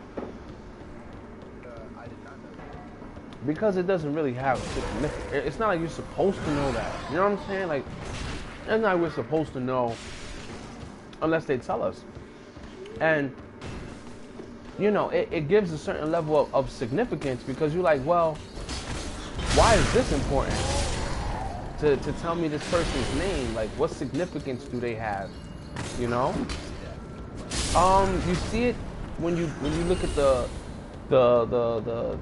crystal state, the crystal, I want to say wand, but it's not a wand. It's actually a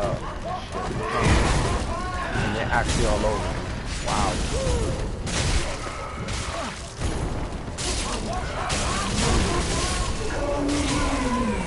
Guys. Shit, yo. Alright, hold on. I hear you. You should put on, this is the best time to actually put on the cover this ring too, by the way. For items. No, I'm gonna give it to you now. I got some rings for you. Right after this lovely little fight that we got going on. I forgot my weapon is fire.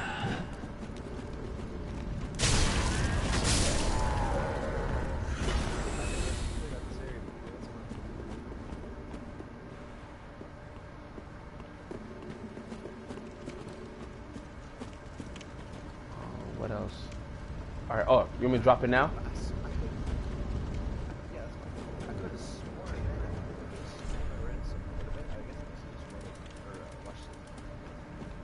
Video, right? Mm-hmm. All right, let me see if I It's can. highly speculative. It makes too much sense, but it's not true. Like, because they don't talk about really being except for Kremlin, like you said. I haven't heard. Kremild. Yeah, it's Kremild. Oh, Camille, yeah, the one. Okay, that one. He's the one that uses the staff. Yeah, Yeah.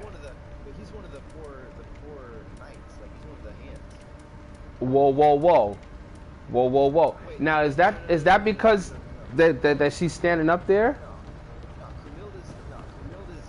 Yeah, she's an invading NPC. You might be right. Because who are those three individuals that we meet at the stairs on our way up in the Grand Archive?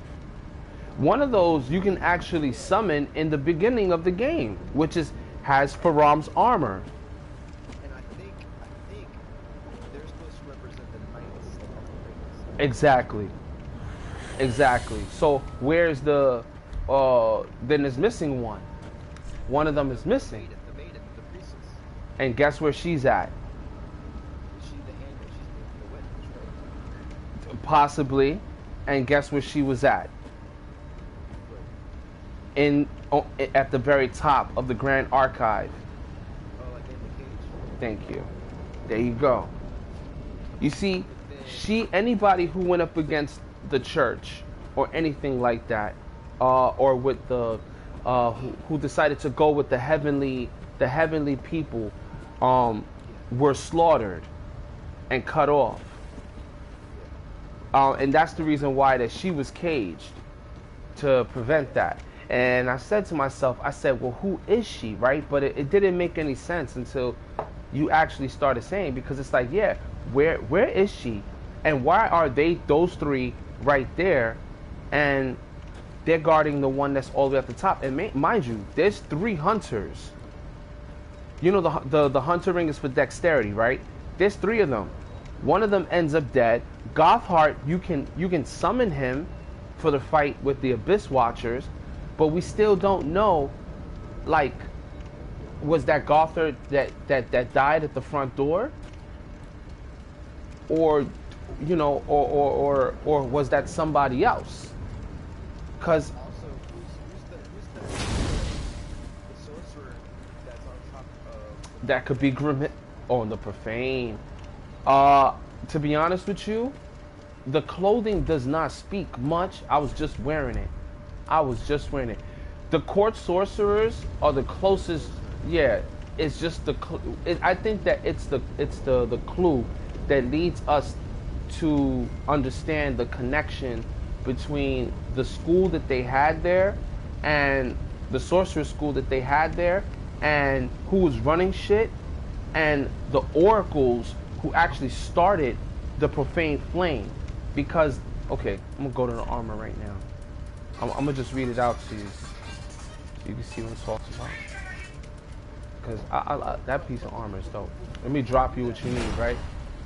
Yeah, before you do that, before you do that, I kind of just might have like caught myself in a loop, or not a loop, but I kind of might have just caught myself in the whole Zarya being the girl that's in the cage thing, because Yeah, because this guy said it, right? I was thinking, Me too. if we're going on the theory that she is like if something like that, right? Mm-hmm. Rosario, when you look at her, she's like a giant. She's like almost like a lord, just like weight and all that stuff. Absolutely. Absolutely. She is benevolence. When she dies and you get her spell so that you can resurrect her. Okay, it's the bountiful spell, and they tell you it's one of Gwendolyn's maidens who had that story. So you know that could be the origin of that particular person. So that's why it's possible, because I'll read the magic to you too as soon as I get around to it. I'm trying to find you some what was it that? Okay, the ring. Let me drop that for you. That. I'm gonna leave you one of these rings as well. You're definitely good with this ring. It's not +3. It's just the first.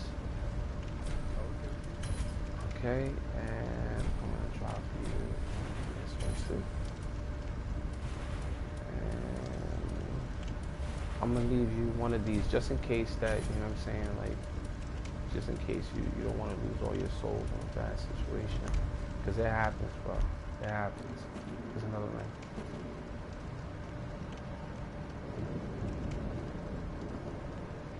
Alright, now let me pull that other thing up for you.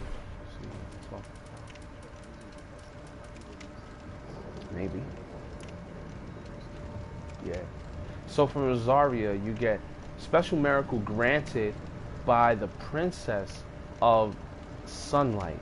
So it was granted by the princess of sunlight, which means she made it, right? Gradually restore a large amount of HP for self and those in the vicinity. The miracles of Guinevere, right, loved as both mother and wife, bestowed their blessings on a great many warriors. Doesn't really tell us much there, but they do say that she was a mother. They do say that she was a wife. So if you're a mom, it's likely that that's, you know, that you're gonna be healing or giving birth, and this chick gives, like, you know, whatever. And you know, there's speculations that she was probably Guinevere, and something happened. Maybe the darkness got to her.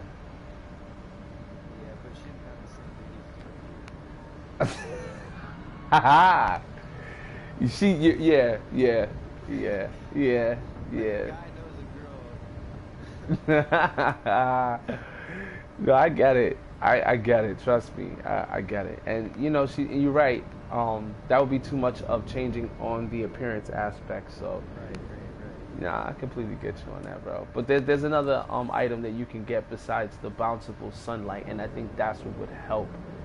I think you're, you know, when it comes to the Darksouls sunlight, you know, you already said it. She's one of it's something that was given to Guinevere's maidens, right? It could have been, yeah, because it says special miracle granted by the princess of sunlight, and it says the miracle of Guinevere, loved as both mother and wife, bestowed their blessings on many great warriors. So, you know, I mean, I don't, you know, again, they convolute these sentences too. I'll get hung up on this one. Special miracle granted by the princess of sunlight. That's, to me, that sounds like that she's Guinevere. That was Guinevere's soul that she had. You know, this guy goes after her to kill her, and you have to go in his world to kill him to get her soul back. And this is what the soul does when you give it in. But the soul, you know what color the soul is? It's like a deep red and black. Her soul. Red and black. And it's a very small, very, very small looking soul. But it's so great. Nah. Like, look at... Oh, man, I wish I could remember that, bro. I think you should look it up. I remember, because I held on to it for a while. It's a weird looking type of soul, but no less. Let me see if I can.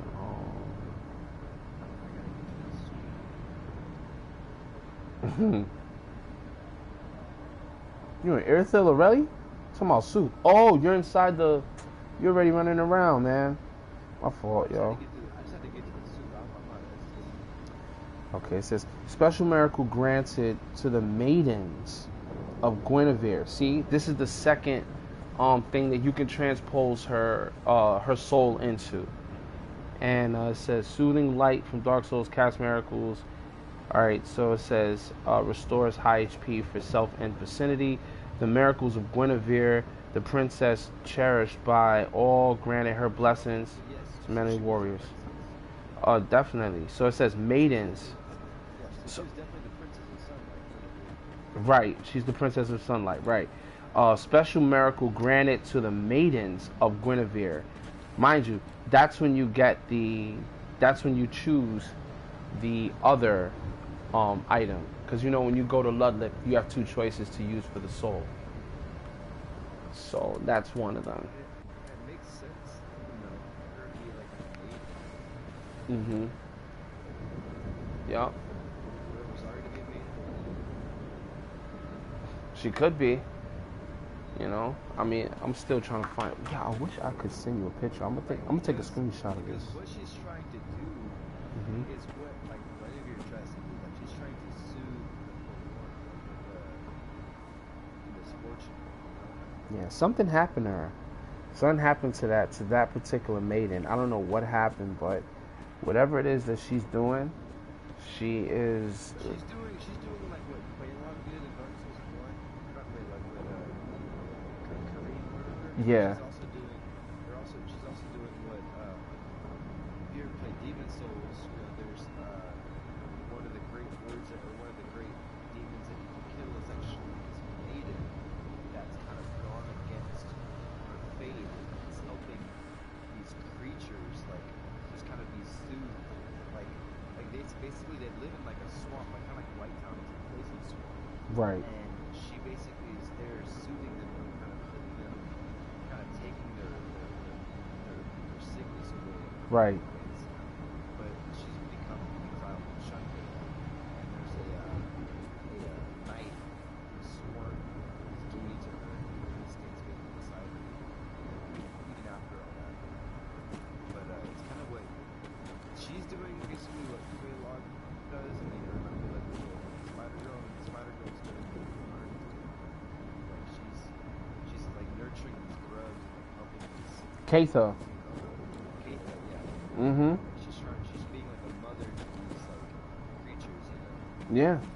And mind you, all her miracles, they also point towards the dark as well. I mean, the tears ring, the tear stone ring, gives you a description of the type of goddesses that she was, and so forth. So I mean, she felt bad and was trying her best to heal everybody as much as she could. That is, it says in large ring set. It says the stone is said to have the tears of mourning of the goddess Keitha. So she was always praying, and you know she could have been crying for all we know too. Yeah, well, she's definitely. Word. Or her lower half, right? Well, like she was like basically like she sucked up us from all these creatures, so she was like poisoned herself, so she was slowly dying. Yeah. And she felt bad about what her and her sisters and her mom did. Yeah. You know? She also didn't even know what Quaylon was doing. She had no idea that she was doing this.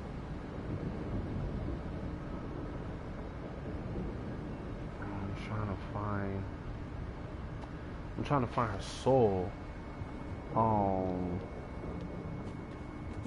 NPCs weapon all her stats, build secrets, combats, controls. They don't really have much here, man. I'm trying to see her soul.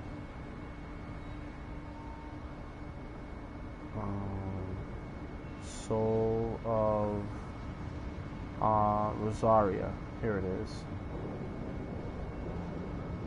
Sorry, it's red and it comes up to like a white tip.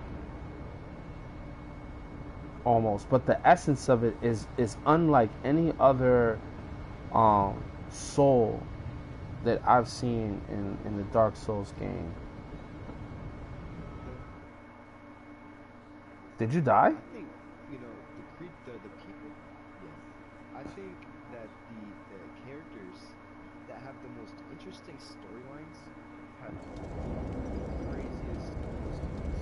Like, look at Priest, small, white soul. Like, all the interesting things. Right. You know, and that's why when I look at them, I go, man, their fire burns bright. You know, because the stronger they are, the more the flame starts to turn colors. The soul starts to turn colors depending on what has been put up against. You know, did you reach the next bonfire, or you still at the second bonfire? All right, I'm coming right now. All right, I'm coming.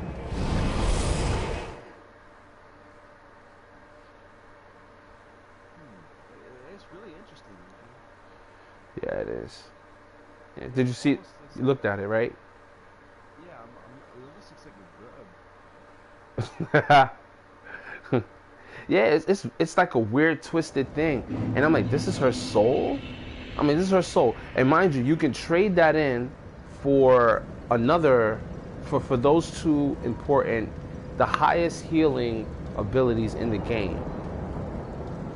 Uh, so, and then it says given to her maiden. So you're only gonna know and figure this out if you were to get both of them. If you didn't get the first one, which would be just for the healing. The healing over time, I feel like are for advanced players, those individuals who they don't need to use a heal technique that's going to heal them instantly. They just need something that's just going to give them a little boost and heal them over time. So mind you, the first one explains given to the maidens. So I was like, all right, so I can take that for face value. I can run with that, and say she's a maiden of these other chicks. Yeah, I'm gonna put my sign down. Yeah, it makes sense.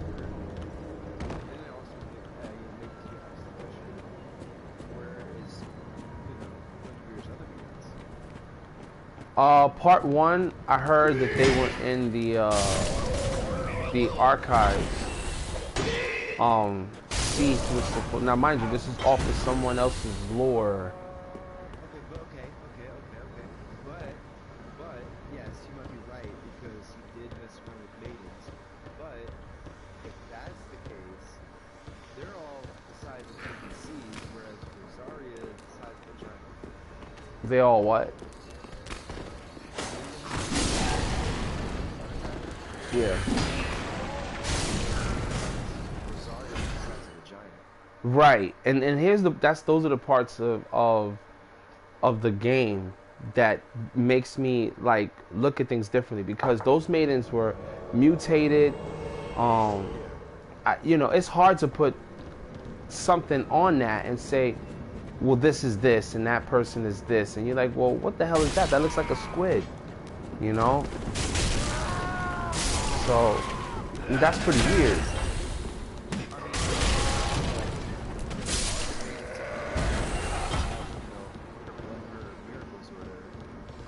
Right, but you also have to remember also is that these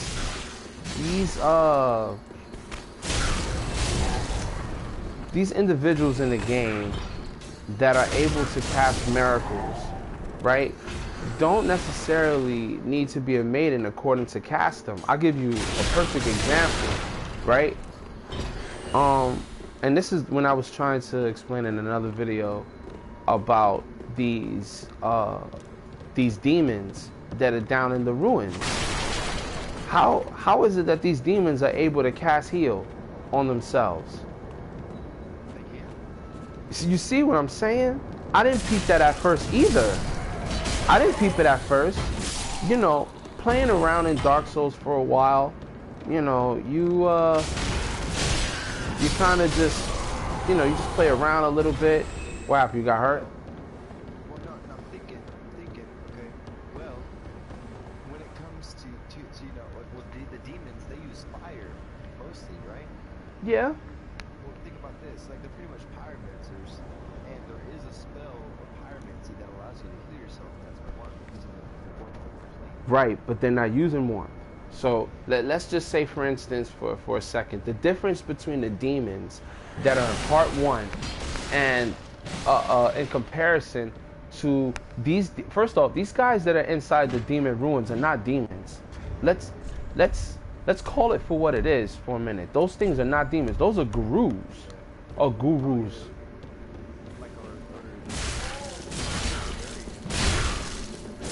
That's the same. They're the same ones that are inside the Great Swamp. The exact same ones. The exact same ones. I promise you. I promise you. You look at their face, everything is the same. You gonna open the door? Or? Oh, yeah. I was just thinking. Yeah. Because I mean, like,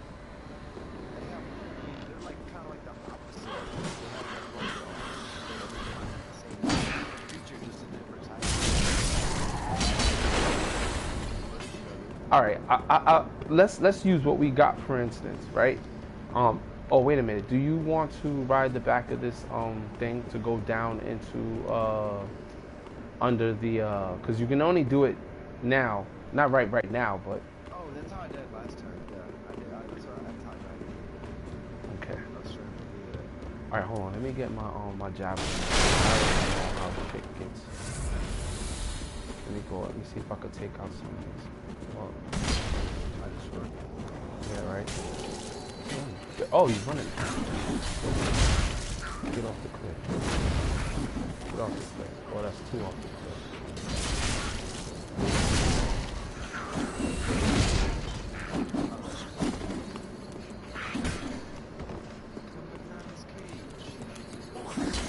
For real.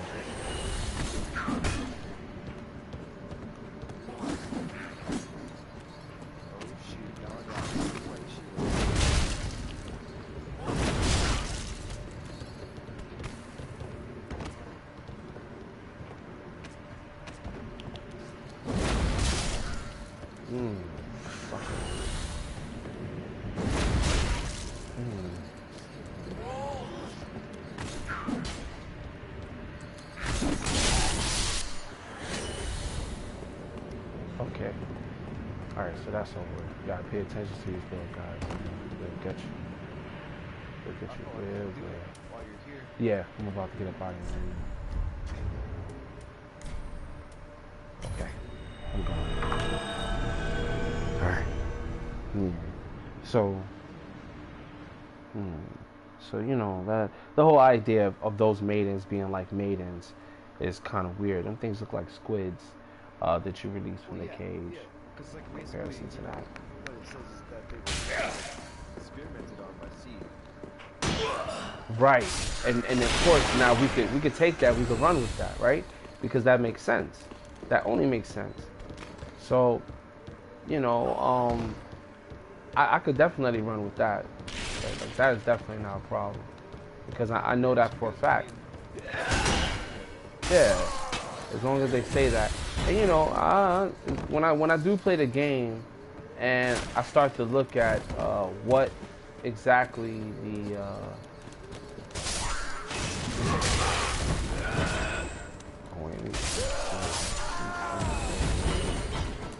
they got a whole church session going on, and here I come, messing it all up.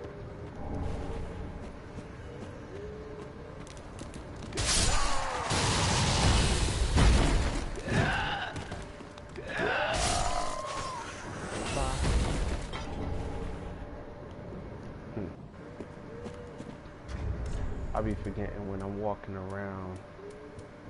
It's best that I put on my covetous ring because I can always end up picking up something.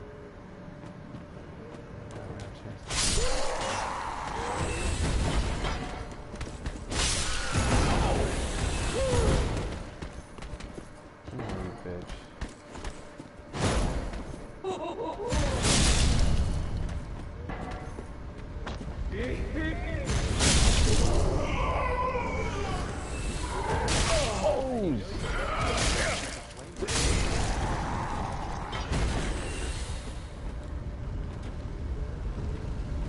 Oh, he has one. Yeah, you're right. He does have one. Can you look at his shield for a second? Take a good look at that shield that he's rocking. Right? You see it? What shield is that?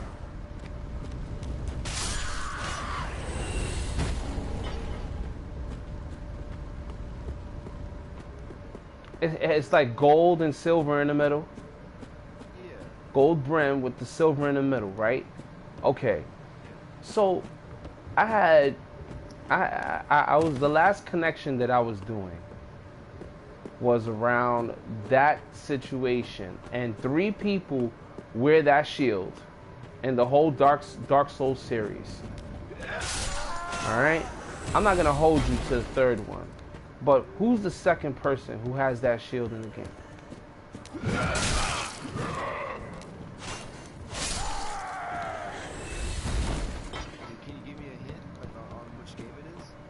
This one. In this very one. Somebody else other than him. I'm gonna read you the description too, because let me see something. Let me just pull this around here real quick. I don't know. I don't think we should leave it. Shield of a holy knight from the sunless realm. Sunless realm. Oh, so it has to be serious then? Okay. Who? Serious? Nope. Engraved with the brilliant name, the brilliant flame crest that burns bright within the ordered customary sunset colors. This design symbolizes those who both harbor and oppose the power of flame. So either one of them can wear that type of shield. Either you're for the flame or you're against it. Okay? So I didn't throw too much emphasis on that right there. But wait, hold on. I did put my sign down for you, right? Or are you waiting for me? I could have swore I put my sign down, bro. Sorry. No, I didn't know. I felt like, oh snap! What's up, Willis? Jumping on my head. What are you doing? Let me make sure. Let me just run back for a second. It had me thinking like I didn't put my sign down, and I might not have. We got a hightail to the. Yeah, we do. We really do. I'm done now, so we can just go. It's the outrider, right?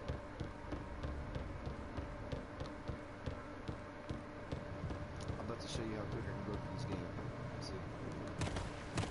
It's because you've been messing around.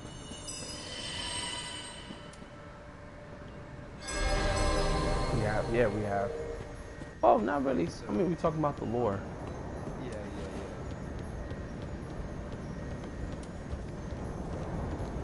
Okay. So it's weird, yo. Oh, they threw a bomb at me. So there's Slave Gale Knight has it. Funny, right? Yeah, he does. When you go fight Sister Frida, okay? When you see him in his full I'm going on this mission, and that was probably the first thing. Yeah. Okay. Oh, yep. Come on. Yep. What's up? So, Slave Knight Gale, he is an NPC. He's a small, human-sized NPC, but he's also a giant when you face him. Well, yeah, they do that when, you know what I'm saying, because they want boss masters to be, you know, something of enjoyment and exciting. But not with Sister Freed. That is true too. That is true. There's human-sized bosses too. You know, like the one where you have to fight the church, the spirit of the church. You know, like.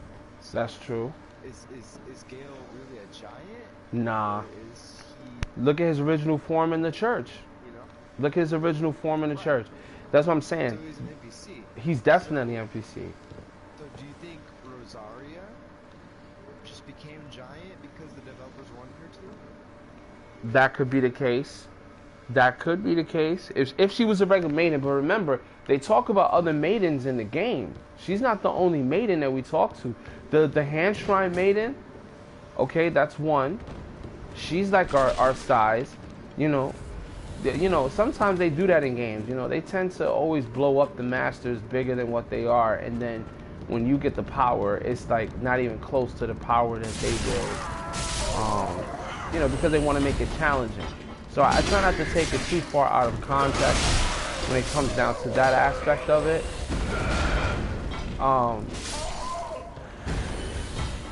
But yeah, but Gale was he was made to be like a boss and challenging. So yeah.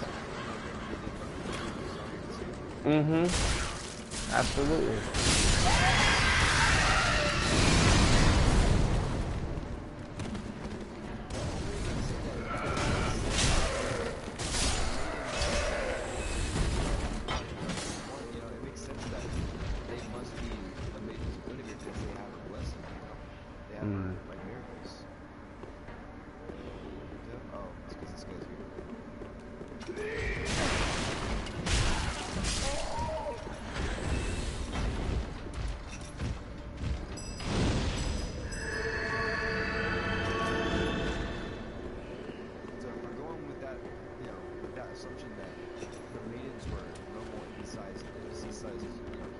Mm-hmm.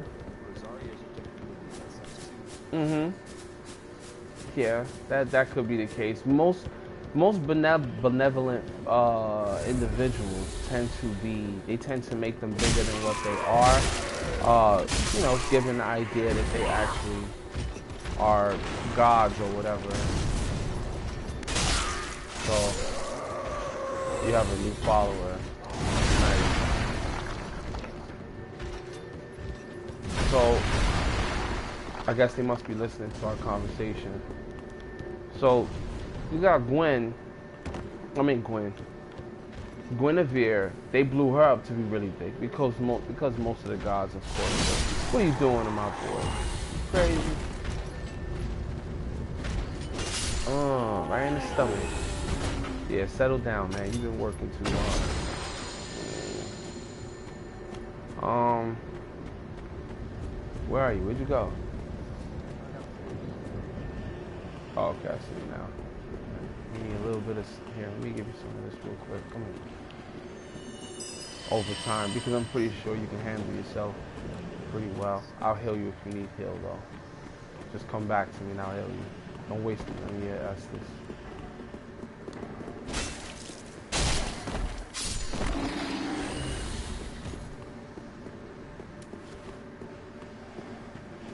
Looks like it's working. Energy's going up and up and up.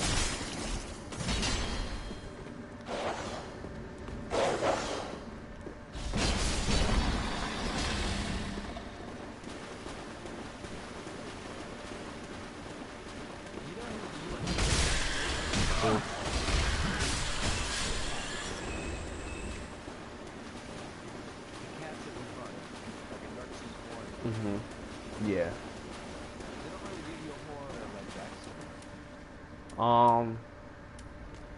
Mystical beast, if you will.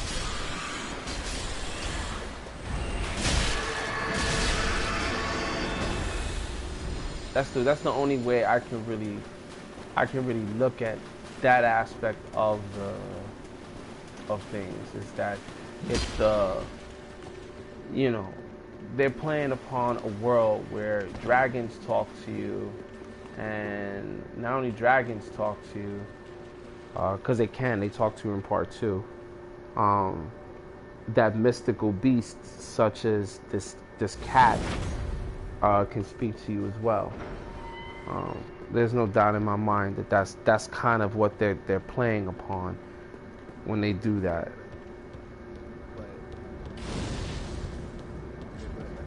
What are your thoughts?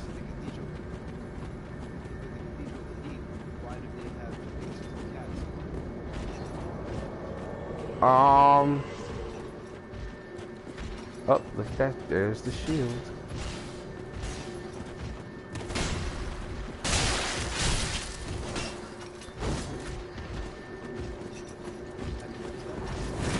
Oh, yeah, I do. The only thing that really makes the most sense that they talk about, which is the cat from part 1, and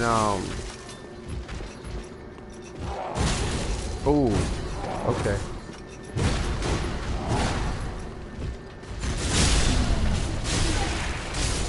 Okay, I had to kill first.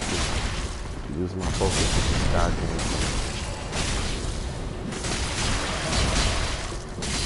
Yeah, that's the weapon you want to use, baby.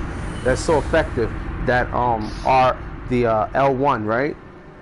Yeah, the L1, L2. Yeah, I just use L1. Yeah, just L1, yeah. Yup, I use that for bosses too, man. It's when I say highly effective, it is highly effective.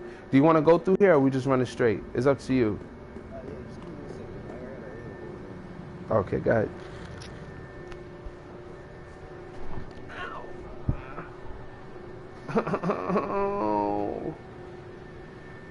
Oh man.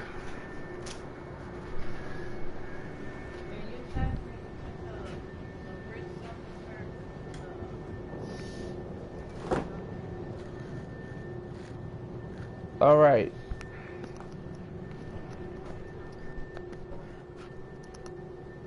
The milk is slowing down. Oh, okay. Never mind. Yeah, I told you, just turn it up over here. Just turn it up. Like, it was set for 5 because we compact the fridge with so much stuff that the things were freezing on the bottom. Now it's not that serious. So now when I turn it up, it's going to be much colder in the fridge as well as much colder at the top.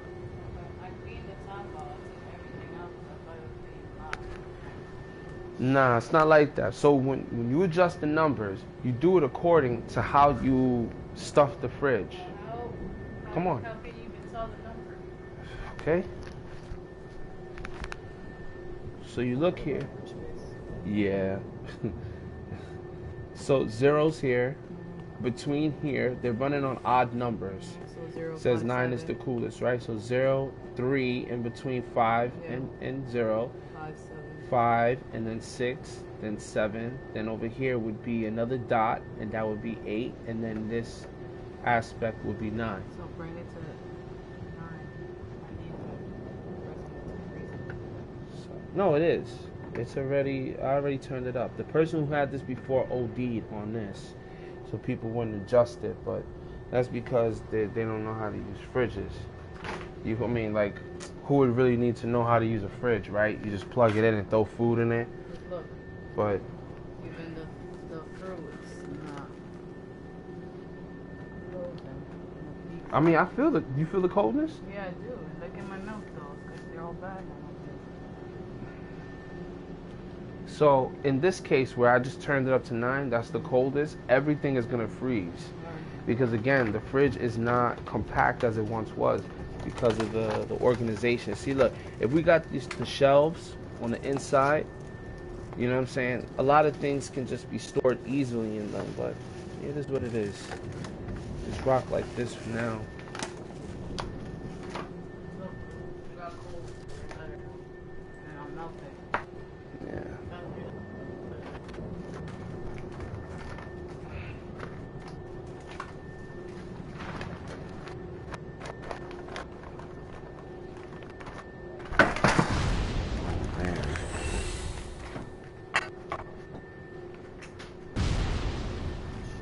What's up?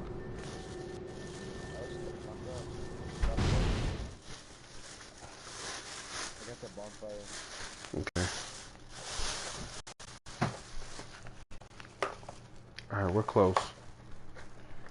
Yep. To the right. Mm-hmm. Did I die or did you die?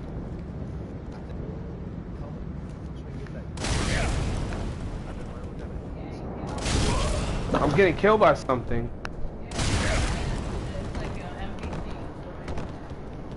What in the hell? Oh, because I came back to my world.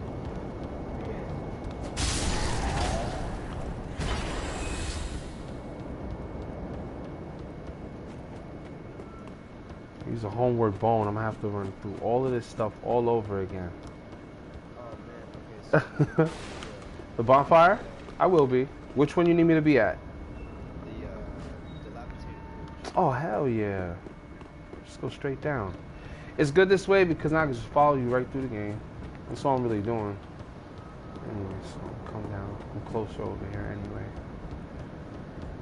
We'll just run through this. Maybe we'll sit around fighting these guys. Kind of make you feel bad. Decide that you want to, He didn't drop nothing for me.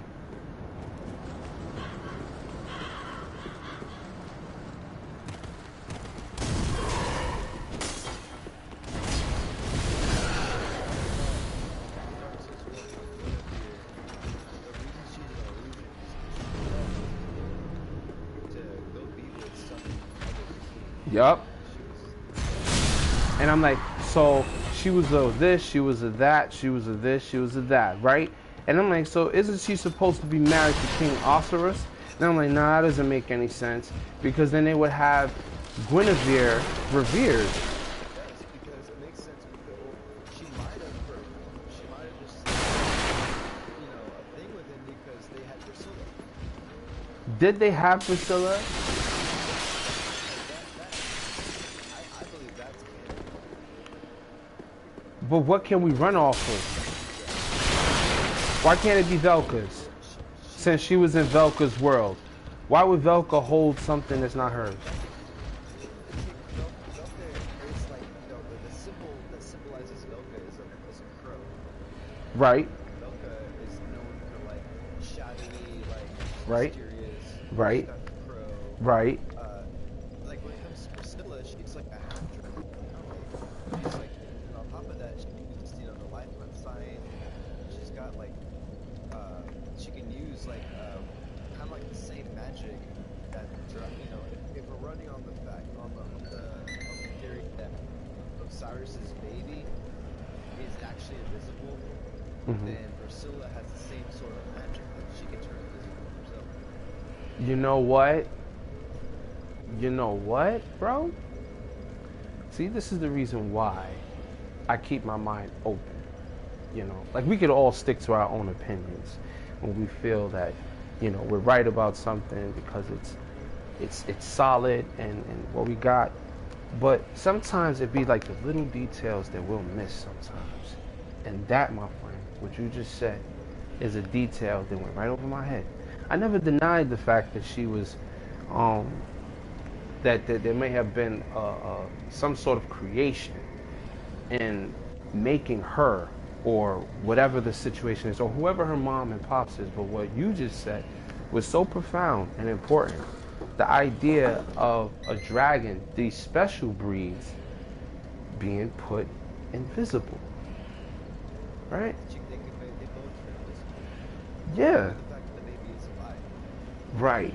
Now, I'm not going to say that the baby that Osiris had in his hand is Priscilla.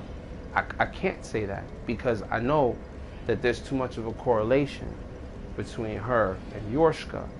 So that's not gonna make sense. It's not logical. But the idea that the experimentation, and mind you, Osiris was consumed with his work, and that work was the dark soul. They always end up going towards the dark soul. Something happening with the dark soul. Even your big hat Logan was probably heading for the dark soul. Okay? And found a whole lot more and got his ass killed. But Can I ask you a quick question? absolutely. Do you have the hidden body here? Or Yeah. I just recently seen how that thing works, man. yeah, what does that say? I don't know what it says. What I can check. Again, listen, like, 'cause I know it's used by the sorcerers, like the kind of like the assassin sorcerers, or some of the dragon school. What else does it say? Hold on. I'm just turning this off for a second. I don't normally eat meat, but I'm gonna consider. Like a vegetarian? On and off, man. I've been just trying to just train my body and my brain to just not eat certain things that just don't really serve my body. You know what I'm saying? So it could be a healthy thing that I'm used to eating, and I'll just be like, I'm not gonna stop doing that. Environmental reasons, so I, you know, with the way that things going, we talk about it's going Yeah. crazy, like the way that we consume meat. Hell yeah. Definitely what we talk about. Right. I mean, I explained it to my girl, you know, my baby mom the same way that I explained it to you. You know, our bodies have been on autopilot since we were young.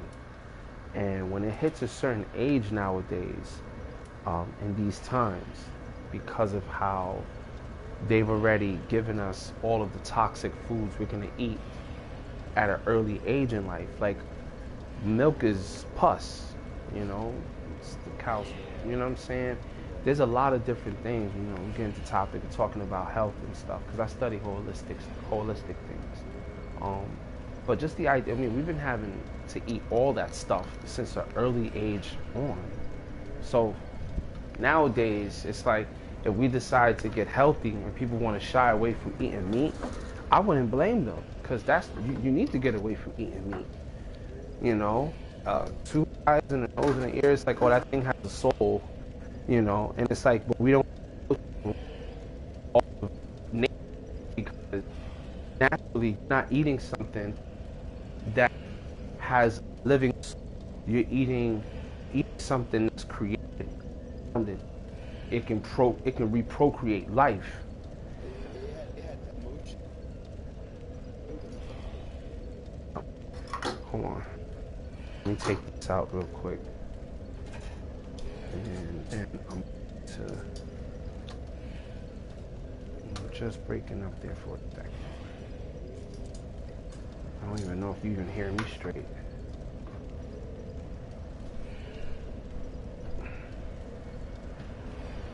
Okay. All right. Hello. Yeah, you were just like, so, got you were saying? I was just saying that, yeah, like it had its own life, you know, it had its own emotions. Yeah, exactly. You know, our DNA and our soul is in the blood. It's on the blood, you know? So, when you eat another living... Actually, it's in our vertebrae shack.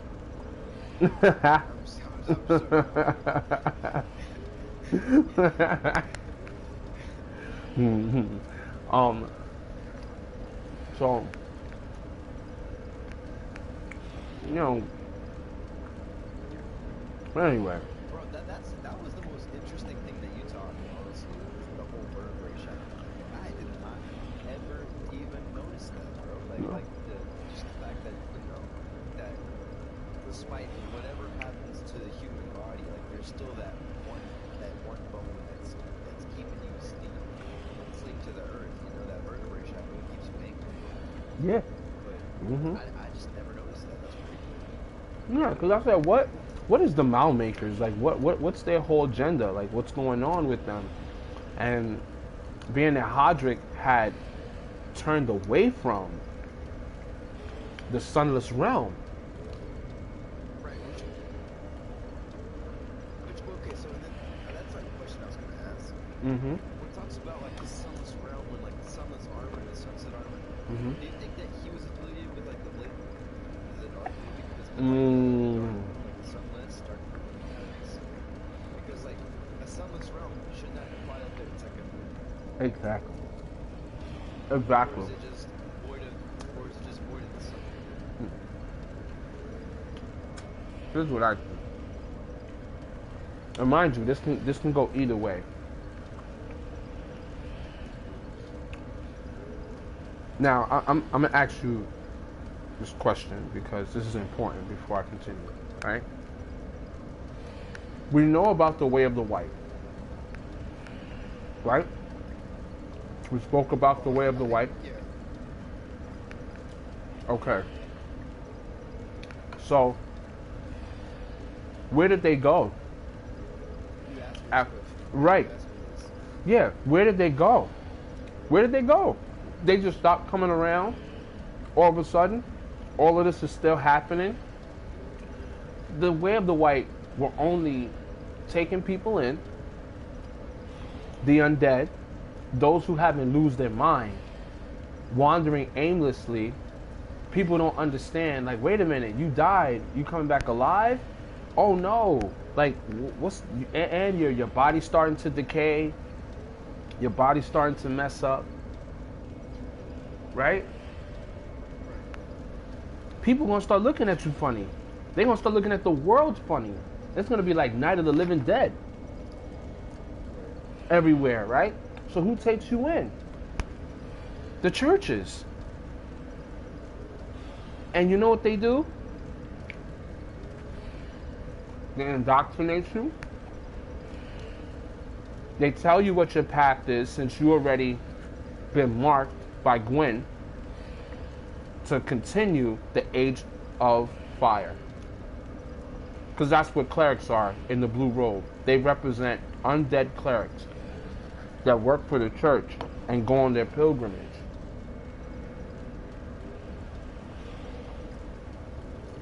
What does this all have to do with each other? I'm explaining. I asked you the first question. What happened to the way of the white? Nobody knows.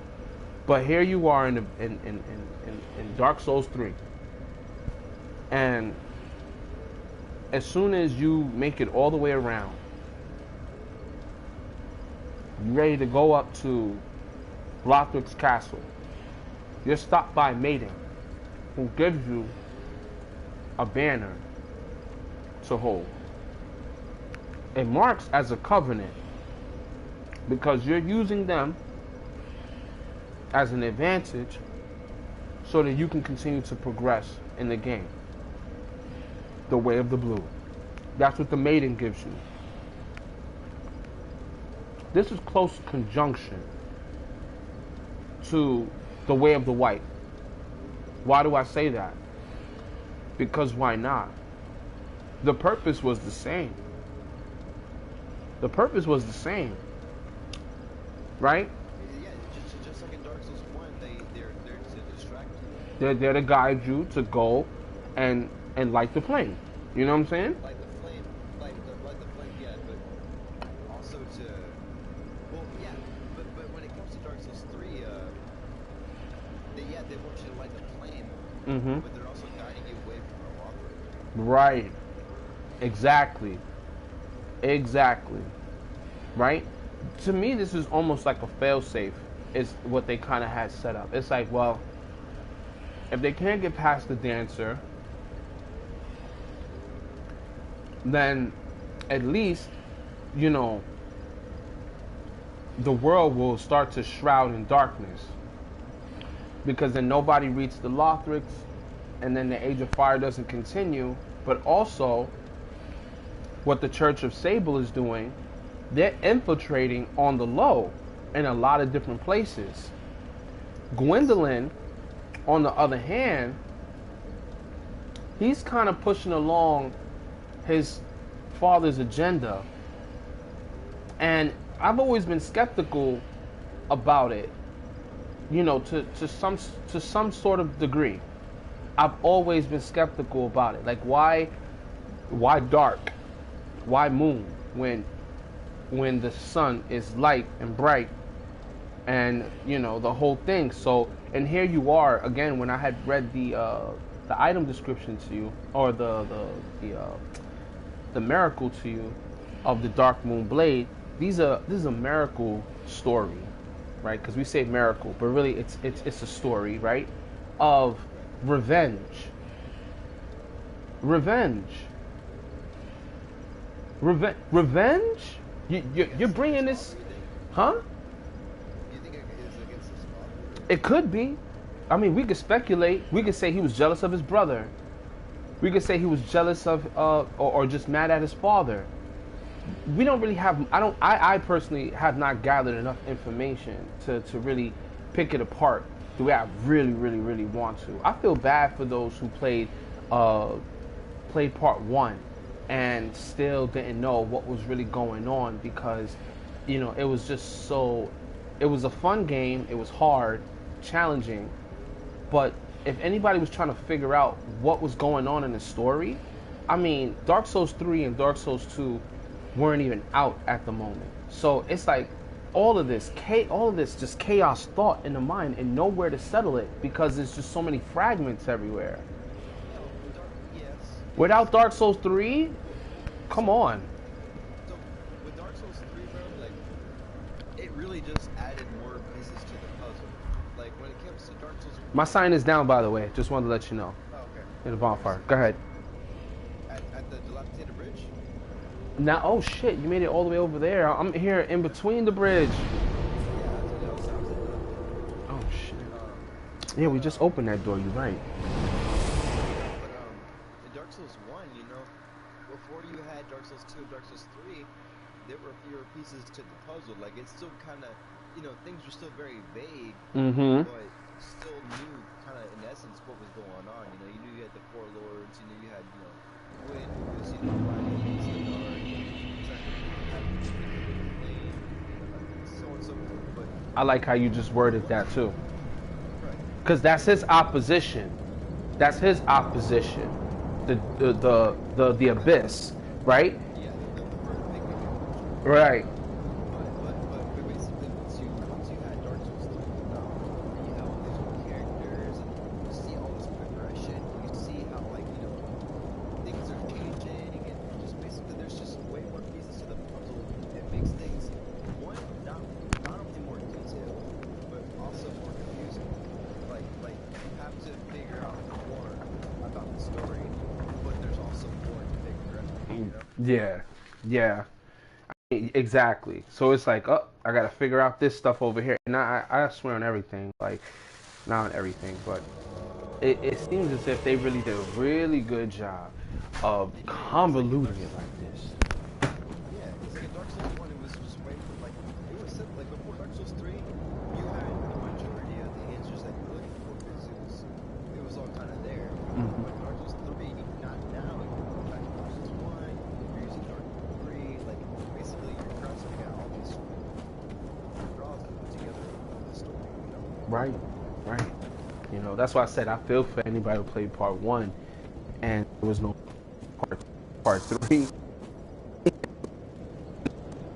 least a smidgen idea of what happened, because you know it took me a while. I was just like, this isn't making a lot of sense. Why all of a sudden Gwen decided to start pop off on the dragons? Like, yeah, I'm popping off on these niggas and rolling up on them and started taking them out. And I'm like, where is there any recollection of the dragons doing anything bad to the humans or to the pygmies for that matter? So It was honestly, was it just a fight to be on the surface world? It could be anything. have you heard of, like, Manifest Destiny, right? Who? So, have you heard of Manifest Destiny and what we did with America? Nah. So I'm gonna learn now. Manifest Destiny was basically like this idea that Americans had way back during, like, the colonization of America. Mhm. We thought that we had the right and the destiny to expand the East Coast and West Coast just because we just had that right, you know? It's kind of the same thing for Gwen. Like, once he got a taste of his power with the light, and keep in mind, I just made this realization today. Light, okay? When we talk about dark Mhm. and cold, you know, Mhm. they go together. When we talk about fire, Yeah. how do you represent light? You represent light with lightning. Whoa, whoa, whoa.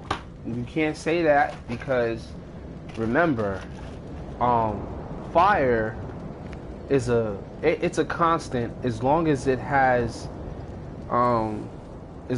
something to consume. It could remain a constant, and that's the polarity between Nito and the Witch of Izalith. Remember I was telling you, Yeah. you know what I'm saying, how the polarity works in this world with them. That's kind of how that whole thing is sustaining, because one thing didn't come along until the other was there. There was already darkness, right? So lightning is something that has to be moving, on the move, moving consistently, or something is happening at that very moment that is causing friction on a constant level, to cause lightning, sparks, if you will. But if you really want to know, if you really want to test that theory about where the sparks come from, it's in your item that you got right now. Let me see. I'm gonna pull it up. Maybe you have it, maybe you don't. But this is very, very, this is a unique kind of find, in a way. Okay? Do you have gold pine resin? I'm gonna give you some. I'm gonna give you. Okay, but as you give that to me, just hear this out. You're talking about polarities. Yeah. Okay, so which Isla, she was chaos, that was fire. You know, the opposite of her was death, which is Nito, which is dark. Mhm. But then, I mean, it was death. It was fire, it was death. So, They're one of the two flames. They're one and the same. Nito, Mhm. the disease caused sickness. He caused sickness. Mhm.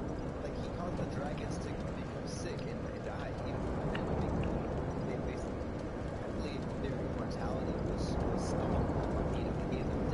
Mm-hmm.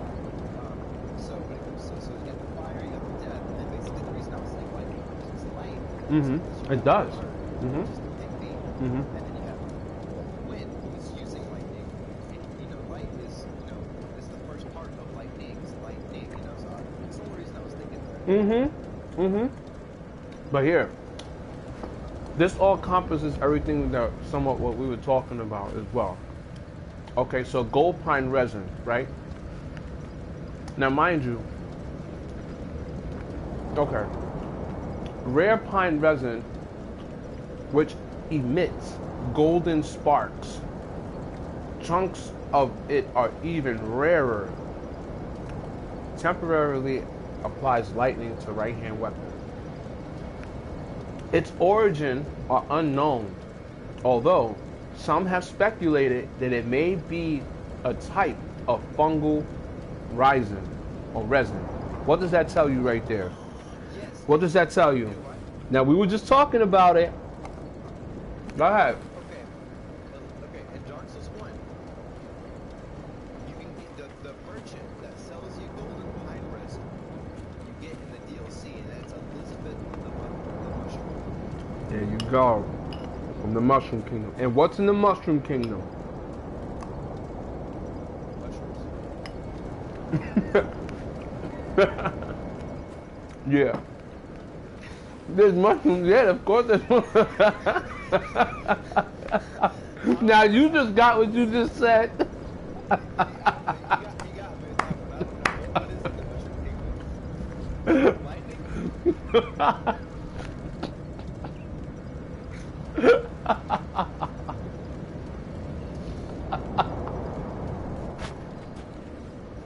Yup, in a bottle.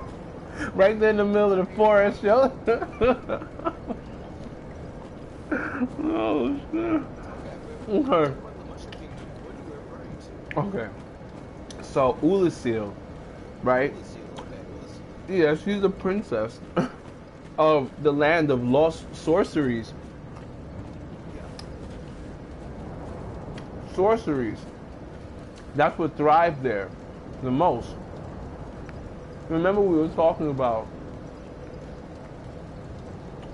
we call it pyromancy when you practice using fire, right? But earlier on we were talking about the practice of using the flame. And what way did we call it? Sorcery. It was basically the first one, sorcery. Mm-hmm. Exactly. So, I want you to put two and two together. We're talking about fungal. It's coming from a fungal place. Okay? And its origin is unknown. Although some have speculated it may be in fact a type of fungal resin. So they're using, here they're saying rare pine resin which emits golden sparks. The land of golden sorceries. Yeah. Right? That's a place of magic. That all makes sense. But then I'm wondering, like, how the hell do you get, like, golden, like, how do you get electricity from a mushroom if you're supposed to be getting electricity from wind? All right. You see? This is where things get deeper, right? Now, we all know that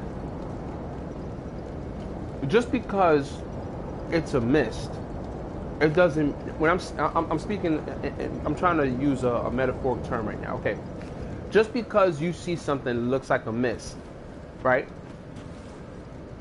or a fog, will you assume that it is poison?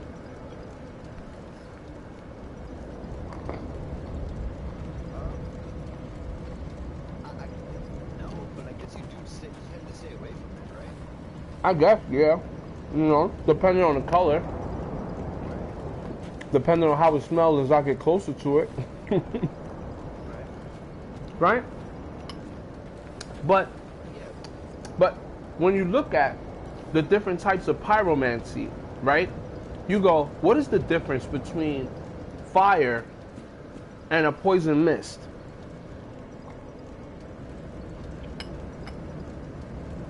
In terms of what they do.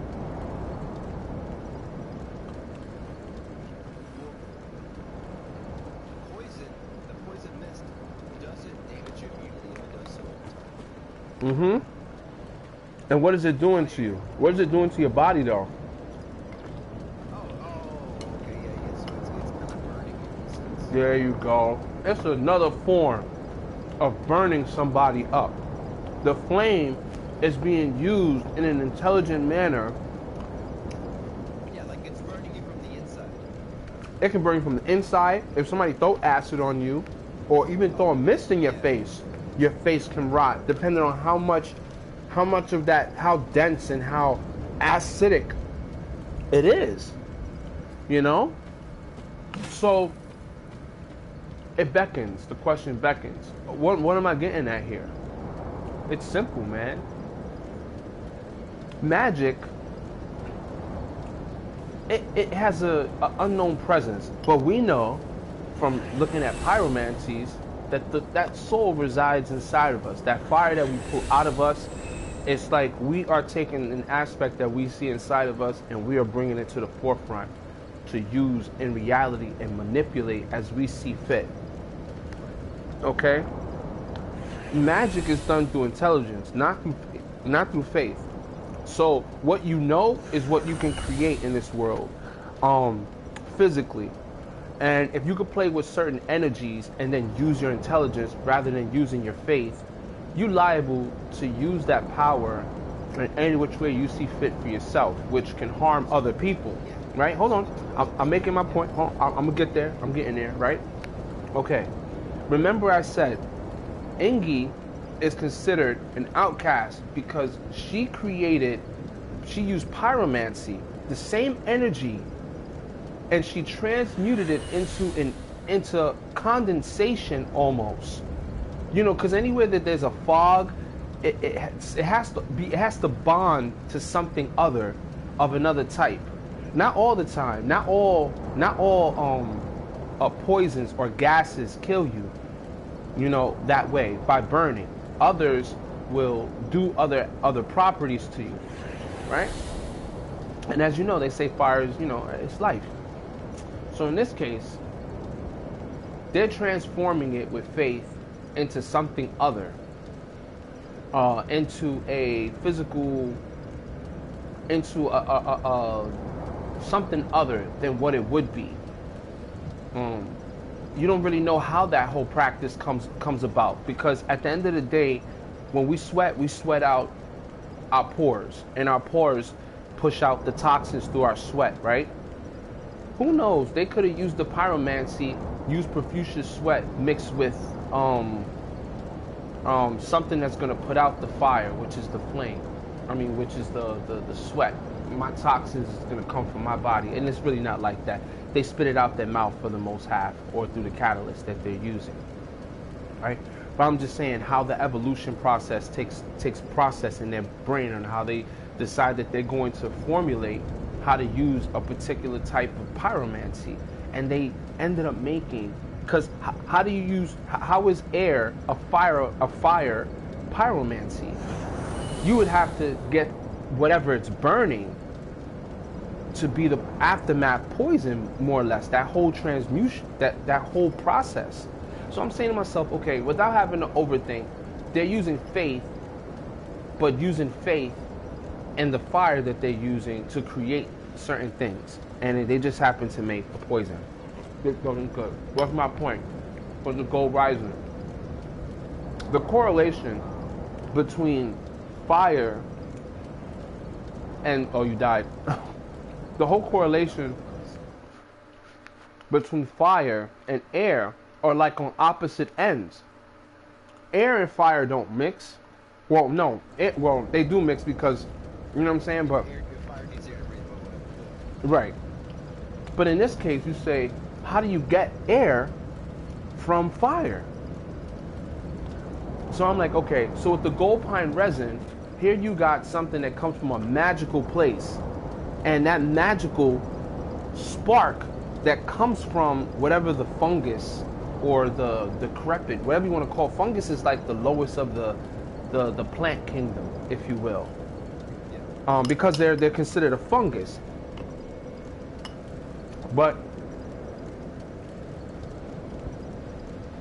and we really shouldn't be eating those, right? Like that's like eating lobsters in the sea or cockroaches on land, you know. But fungus, like just like lobsters, they're called bottom feeders because they eat whatever's left that doesn't get processed sometime. Whatever hits the bottom, that's what they do. You know what I'm saying? That's their food, you know. Does that make them any less of a fish that's swimming in the upper kingdom? Yes, in certain ways. Everybody lives in different tiers because, you know, they either got to go through it or that's just what it is. I don't want to go too deep, but there's different tiers to that. So, you know, here you got mushrooms, and they're like the bottom level of trees. And remember, we cannot stray the storyline away from the great wood. We can't, right? We cannot, because they spoke about them, and they spoke about, and mind you, there was no fire. It's just important as the dragons. Exactly. Something about they were existing at that time, and this is why I'm telling you, because those are the two things that had started, okay, together when the opening of the story starts, right?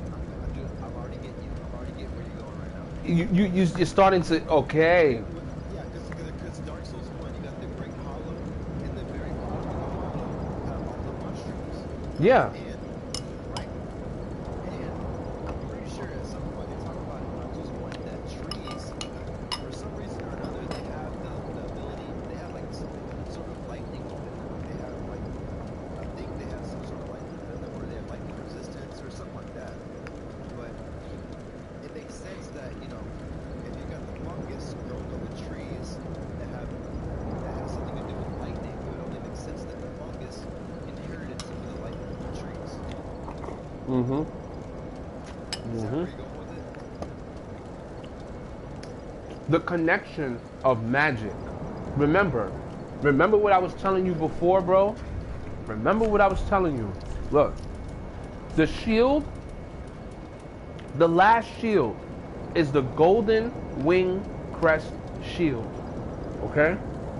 It has a phoenix coming up off of it, right? Those are the ashen ones that are rising up from the ashes. That's what phoenix do. They rise from the ashes, okay? Now, before that is the tree. The tree had, exactly, this is the spirit tree crest shield, by the way, okay? Knight shield engraved with the crest depicting a spirit tree. One of these enchanted blue shields, the spirit tree crest shield, greatly reduces lightning damage. And I'm saying to myself, yeah, I'm saying to myself, like, yo, this is basically letting you know right there. There was a spirit tree. The dragons were the closest to the spirit tree. You know, this it almost becomes like a cute little biblical story of the serpent guarding the tree, in a way. And, you know, who's the first person that picked up Actonito? The Witch of Isolate. What happened? Up, playing around. Here comes Gwen. Gwen is like, he's leading a whole army against the dragons. So who does he go? He goes to Nito. He says, look, listen, I got some souls for you to pick up, some heavy souls for you to get right now. Okay? We're gonna get rid of these dragons. They've been in effect for too long. Our kingdoms are looking dead at each other. Because you don't hear any sign in the game about them going to war with the dragons. You see people in the dragon kingdom who are meditating, who have went through that full transformation. The stones stay straight up. Look, listen, once you transform into this, there is no turning back. The only reason why we're able to transform, and then when we die and come back, or we sit at a bonfire, even when we go to the bonfire, Everywhere we go after that, we're still in dragon form until you die, right? In the game. Once you die, then your body rekindles back to its normal shape. And now that form that you had goes away. Nobody else is going to have that capability. Okay? Unless they're ashen like yourself, where you can actually be reborn. It's only because that aspect is already a part of the character that you're using, which is depicted on the shield about the phoenix. Now with the tree, here's that lightning thing. Why would there be a tree, and why would it give you the ability to reduce lightning when trees are defenseless against lightning? You understand that aspect? Actually, no, like maybe not, because like when it comes to, okay, so I'm not sure how dragons, Mm-hmm. but just basic, basic lightning, which is if we're to blow properly, it needs to have double surface, right? Hmm. So for blades and stuff like that, it makes sense that they can be light very easily, but when it comes to trees, they're like one of the most unconductive substances out there. So it makes sense that they have like high light. That is true, but they are grounded, and there are times when electricity hits a tree and then they'll split in half. Or have you ever seen a tree? You should go to YouTube. You ever see a tree that gets struck by lightning and the core of it is nothing but fire and burnt up? Yeah, I see that. Yeah. Now imagine. So here you got supposedly life sparks up. And it sparks up at the root of the tree. Or maybe somewhere down inside the tree. Fire starts to grow. These things that were once down in the earth start to come up now. They realize they have a physical form and that they exist. And then they start, looking for certain things. Gwen comes across a type of soul or whatever that it gives him the ability to have lightning. But this is only after Nito picks up his soul, which is only right that the negative effect takes place first, because the light is already coming into place. And according to keep that flame going, you're gonna have to consume something. Fire only lasts as long as it has something to consume. So Nito's job in Dark Souls world is great, because without him, the cycle would die.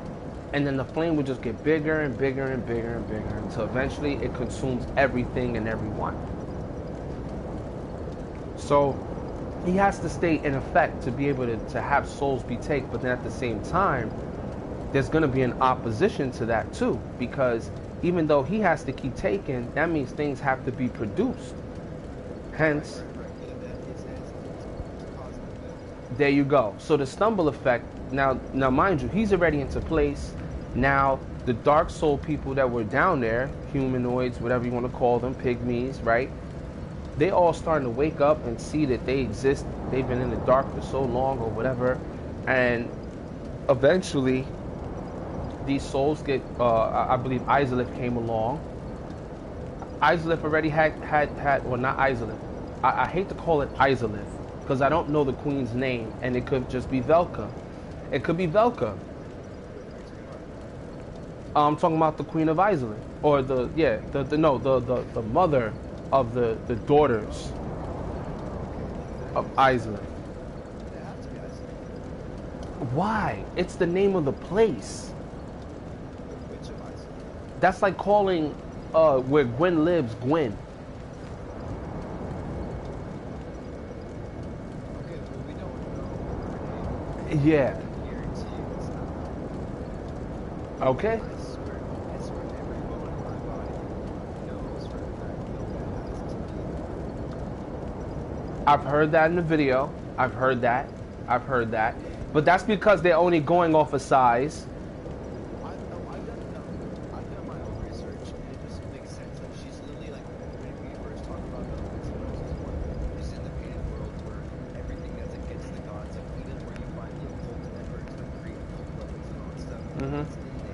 Uh-huh. everything that they try to just get rid of by Priscilla, all of a sudden, all the mistakes they could have made. All right. So why, why not? Why wake up at 9 and want to? That's like would be like her domain, right?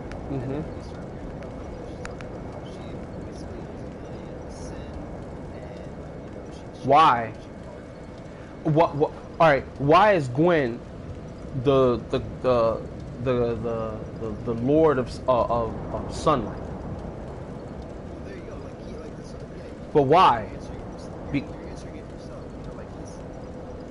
He chose that. He got that ember. That was his power. Right. So his power is lightning and to shine like the sun, right? So we say Velka is the goddess of sin. Shouldn't she have done something wrong? Just like Nito had to die. So this is what the perspective is. It's called perspective. Right? So Yeah. it's like okay. So or it's also called first past the game, right? So he found in the very beginning it was Gwen who found the first soul. He was incarnated. But either way, It was Nito. He found the first one. it was Mm-hmm. Okay. Well, that still gives reason for light. But either way, once Gwen found his soul, he kind of proclaimed himself as like a righteous one. He's kind of like the father of himself. Mhm. Gave him that right. No one gave him that right to do it. Mhm. He did it himself. And who did he tell? Who did he tell to join him? Everybody else but the fruit of pygmy. Right, because the fruit of Pygmy was already on deck though. That and that was completely the polar opposite of what he stood for. Like the fruit of pygmy had the dark soul, dark. It's the abyss. Well, he feared the dark because he just found light, lightning, and all this stuff. So flame. You know what I want to know? If he was to actually not have killed those dragons, would the abyss have come upon him? I'm just saying. Okay.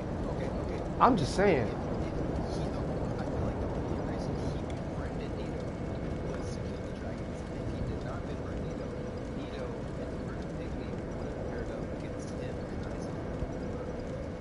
Chaos. Yeah. Now, why do you think they would have went after her? Oh, because technically that's his opposition. They're in two different positions, though. You have to remember, Nito, he needs souls. He needs people to die.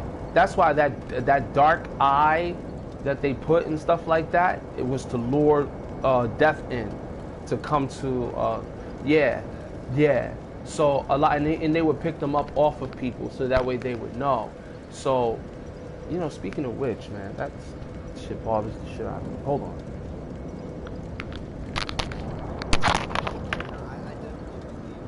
Where's the other evil eye? There's one in the kitchen. There's one you have in the basement.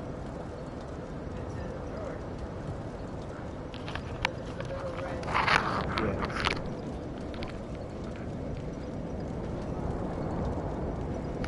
Anyway, we'll talk after. So look, sorry about that.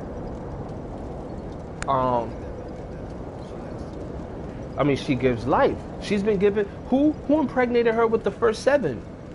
That she didn't have more than that?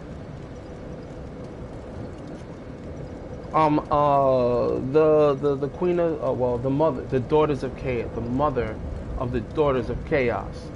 Yeah, who gave her daughters? Well, We could say Gwen, right? We could say Gwen, right? they're not giants. That's the thing. But the mother was hella tall, though. The mother was way taller than the daughters. Mother was a giant. Absolutely, And Gwen was tall. He was pretty tall. Okay. And height is a factor in Dark Souls. Right, it is. And whenever you fight her daughters, you fight some of her daughters, they're normal sized humans. Exactly. And this is, but can't you say that that's just something that they tried to play on? Like, we're not gonna just have this person just come up to a giant, if you will. But guess what? We do go talk to people who are much taller than us. The blacksmith is way taller than us. Who else is the other blacksmith in part one? And Anne Orlando is a giant. Goth is a giant. So why not put them in their natural height? Oh, I'm sorry. Go ahead. And Guinevere is too. Yeah. You want to pick that up, or are you just gonna? Okay. Sorry, Yeah, yeah.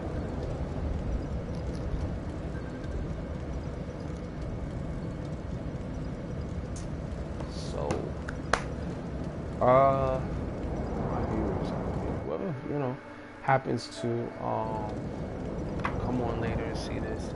I know people tend to come on, other people tend to come off. It's gonna take, it might not take that long. It might take long. It might not take long. I don't know, but it's gonna catch fire. It's gonna catch fire. You wanna know why? Because the Elden Rings is coming out. What else? They re-released Dark Soul, or no, Demon Souls, which I'm not really too concerned about playing. Maybe somewhere down the line, when I get PS5 and I actually have time to dedicate to it, I'll entertain it. Other than that, I'm not. There's enough to investigate alone, which is Dark Souls 3. The game is just kind of scattered. For me personally, as a gamer, I know that there are people who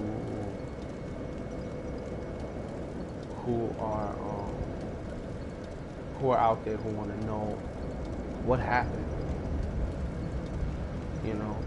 with the story, and who's working, who's doing the work as far as looking things up and checking things out to see what this story really is. Like, what are you really playing in this story? Who are you really playing in this story? And what's going on? Yeah, I get it. Some games people they don't have no concern with that. A lot of us, if there's players that I played with, friends and family and people, where they'll play a game only because it's fun. The dynamics of moving the functions and doing this and doing that is fun. Okay, to me that's fun. Like, that's dope. To do. Just play it when it's just for fun. You don't really care too much about the backstories and stuff like that. Like games like Street Fighter, or other video game types, they don't give you much background in the game. It's just for you to focus on the dynamics of the game, which is to basically, if you like to fight in video games, then you'll just fight. And the video game's really good, knowing how the controls work and how it looks when you do it, whatever it is that stimulates the mind when people play games. But besides the graphics, sometimes, for me, I want to know the story. I want to know, what's going on in this game. A lot of times, I'll ask people about certain games that I'll play, and they won't know what's going on in the game. They're kind of just playing it for the dynamics of the game, how do you use the controller to interact with the game and things like that. Which is, again, it's not a problem. But for me, because I'm the type that I get into character whenever I play a game, I'm like, I really, really just like to know as much as I can about a particular game that I'm playing. And it happened a while ago, actually, just looking at like game theory on YouTube one day, and because some games that are put together just don't make any sense whatsoever. Like the Mario Brothers, like what the fuck were we playing? I mean, seriously, it was a plumber who makes it into a world where he can go down certain pipes but not others, and he's jumping on Goombas, which are mushrooms, kingdom moving around. Mario's just trying to, he's got his overalls on. He's like, man, I'm just trying to go wherever I'm gotta go, get to wherever I gotta go. And then he has a brother named Luigi. And you got all these mushrooms that you can eat, stars and flowers. And I'm like, damn, this dude's a bigger vegan than most cats. So, we gotta, and he's still fat. So it's like, what the fuck's going on? But, what were we really playing? And I had found out the story about the Mario Brothers and how it reads in the original Nintendo book. Basically, the princess moved in on a land where there was already a ruler, which was already King Koopa. It's hard to kind of understand that concept after you've already fed a whole nation alive. Like you're the superhero in the game, right? Like, oh, I'm the real superhero. Like, yeah, I'm here smashing all these freaking mushrooms that's trying to get me. Like, why are they trying to get me? Here I am just getting the coins. There's coins everywhere in this world. This ain't value to them. This is value to me. Stepping on turtles. Turtles getting mad. Then they flying. You jumping on their back, hurting their wings. And, it's like, what's going on? You gotta go and mess up your man Bowser. Bowser swooped up the princess again. He's here to take over, and so forth and so on. It's easy to kind of have his character like that now because, in most games now, it's like the villain to Super Mario. At the end of the day, that was his land, and that's why, a lot of them are like fighting alongside him. And of course, the toads are not really toads that are in the princess's thing. It's a hat. So they're running around the game trying to impersonate the mushrooms, who are real mushrooms that live there. And those things that are supposed to be like their head is a hat.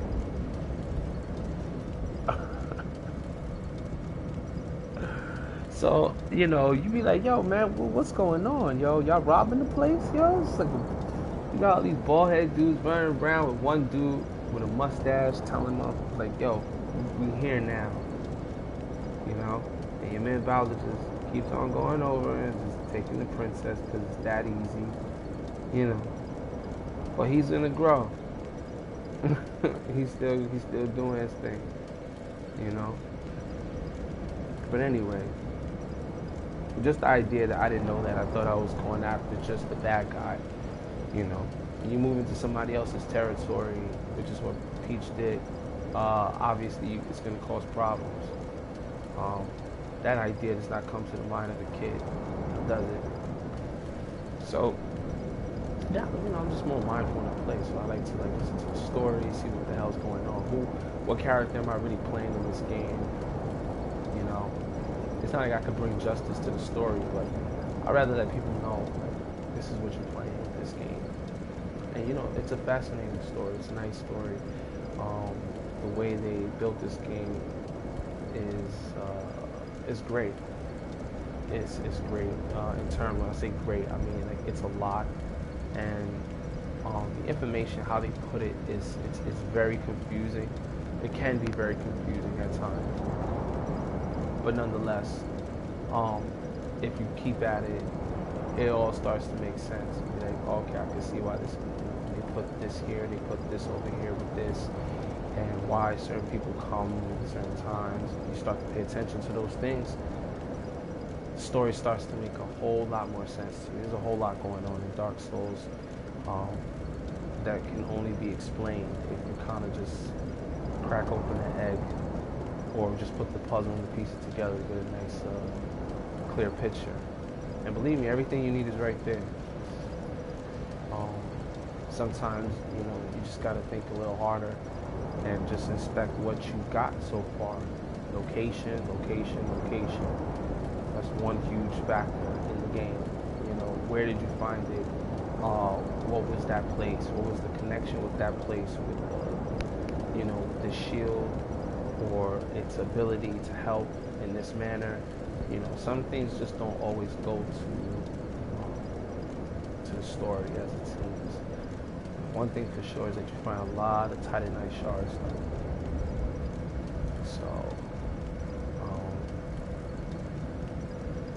I don't know. So I mean, I'm still experiencing the story as I go along. Oh, my boy Science came back on. Science. I think he came on and he went off. But this whole lightning thing,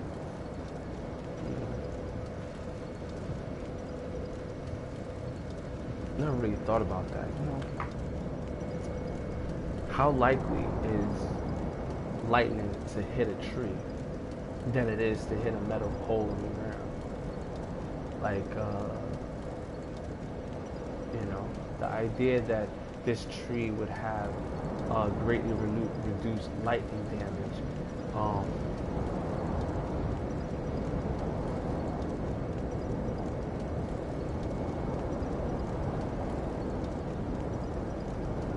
Was it made with the energy of lightning?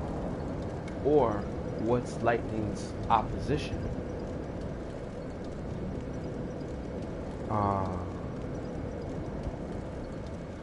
The abyss, maybe? No. Maybe just the dark. I don't know. Because at the end of the day, in the game, so far up until this point, Gwen still has a greater advantage in some cases because the sun is still out in the world, right? Even after everything is turned into sand, there's still some sort of sunlight. It's just very dim and dark, and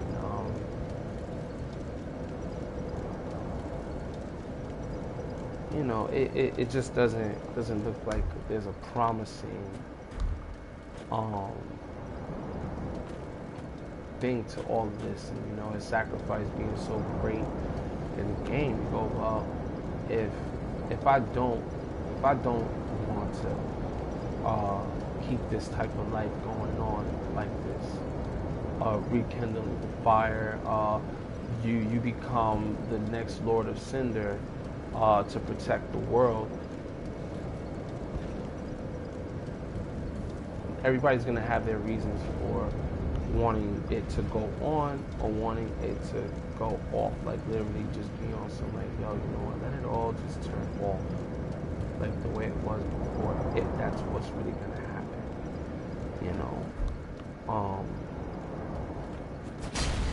Like, face it, I mean, at the end of the day, it's like all this darkness. I remember as a kid coming up being scared of the dark, you're like, man, what the hell's in the dark? And people try to scare you up and shit. Like, man, listen, I came from the dark. Go back. If I go back, then fuck it. At least I know what the light looked like. It had different things, and shapes and colors and things. So y'all gonna have to learn how to just go back into the darkness once we came.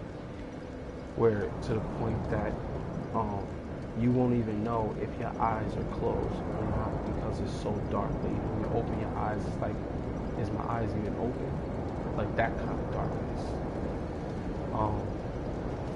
For the whole world to not be able to see anything. Nothing grows. It's just people just lay there and just go into a dream state forever. Until somebody comes and turns on the lights.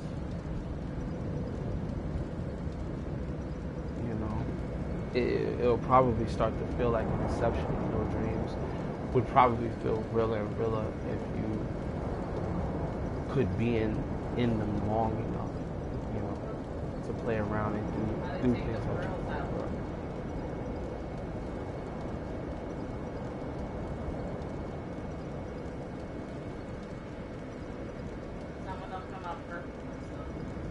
Yeah.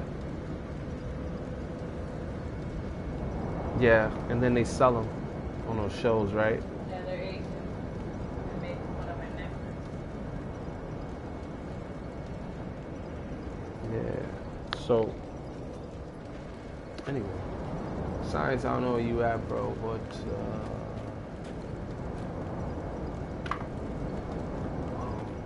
I just went on a rant right there. It's kind of crazy.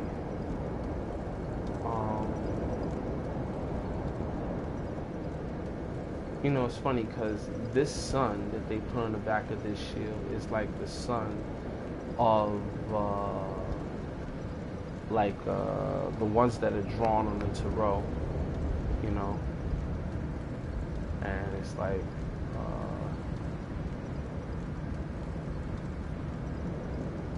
I don't know whoever built the shield. I think it was Solaris. It's a good shield. It's big, it's wide. So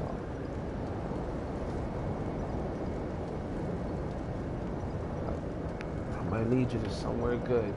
Let me read that for a second. Since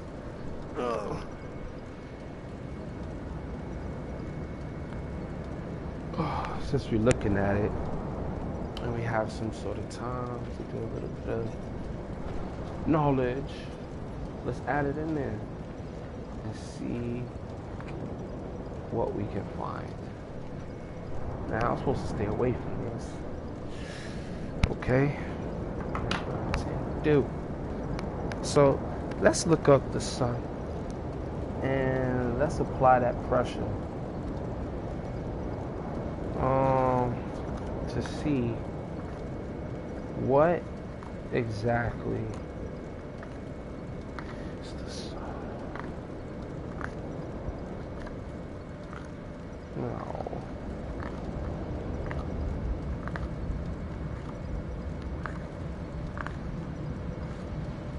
The moon.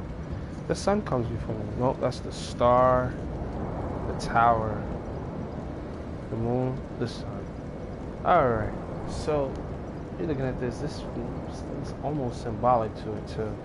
Success, good health, and a holiday. And a holiday, a holy day. Okay, so I want to feel like that baby on a horse. I guess. I'm looking at the book of the tarot. Since they decided to use that type of drawing for the shield in the game, let's see where it takes us. Right? So the key meaning so far: success, good health, and a holy day or holiday. The sun brings success and achievement, and is one of the most positive cards in the major arcana. See, look at that. That to me right there speaks volumes, because I know it's only good from there, right? If you have had a challenging time, the sun shows that every aspect of your life will improve.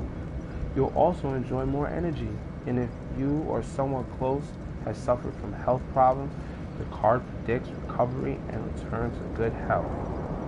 It says, as a card of energy and growth, all your projects benefit now, so the sun heralds a good time to nurture your creative behavior, your business, and the relationships you value. This card is also associated with sun, with children and family. It reveals good news about children in general, and also spending happy times with friends who make you smile.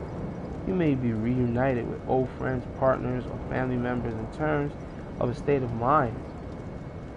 In a state of mind, the sun shows you feeling carefree and creative, nurturing your inner child.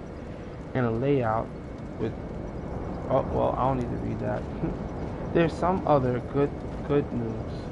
Here's some other good news. The news the sun can predict. It says you will feel comfortable and secure in your home. You may also feel more like entertaining others. In particular, the sun shows children coming into your home. It says relationship. Partners bloom under the sun. As your relationship grows and you enjoy every minute together, you may also take a trip away to a sunny place to escape everyday pressures. career, the sun, does not specifically predict money, but does show success and a position from which you can generate money. The sun shines on your career too, as you get the acknowledgement you deserve. Now is the time to bask in your success. So its wisdom is enjoy your success. So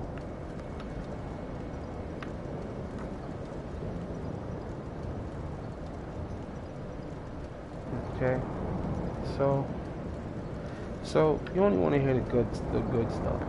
You know what I'm saying? Bad stuff is not really bad stuff. It's actually a faced up card. So it's good.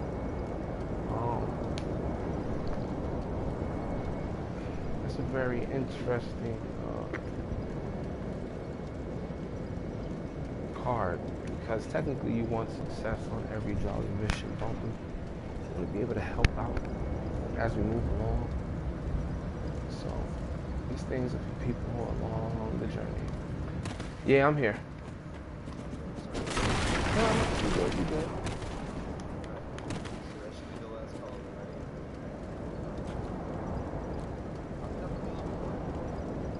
Oh, no. You got work tomorrow, no? I mean, even if you didn't, you get tired. Don't worry about it. It's cool. I'm good, man. I'm gonna go over to I'm gonna just put my sign down, and I'm gonna just go right back to figuring out how this whole mic is gonna work with Fruity Loops. So.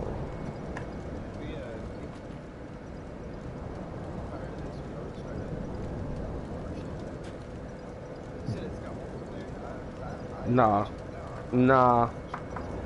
it's not multiplayer. So here's how we would do it. So you got further than me, right? Yeah, so what you would do is that you would run the game and then you would share play it, which means you would share your screen that you look at, right, that you play on with me, and it'll appear on my screen. And you can pass the controls to me, and then I can play the game with you. So let's say, for instance, we was taking turns and you wanted to show me how far you can get, and I could just, you know what I'm saying, play the same game and just go as far. Yeah. Because I was thinking to myself, I was like, damn, this is the type of shit that, you know what I'm saying, that would probably be easier if you had two people. You know what I'm saying? Sometimes you just need to see how a person really uses their harden. Because I'm like, oh my God, like I gotta figure this out. Ha, very funny. Yeah, I'm not. Oh, he's into. Okay, all right, we can do that. All right, so go ahead, run it, and then I'm gonna wait for your share play.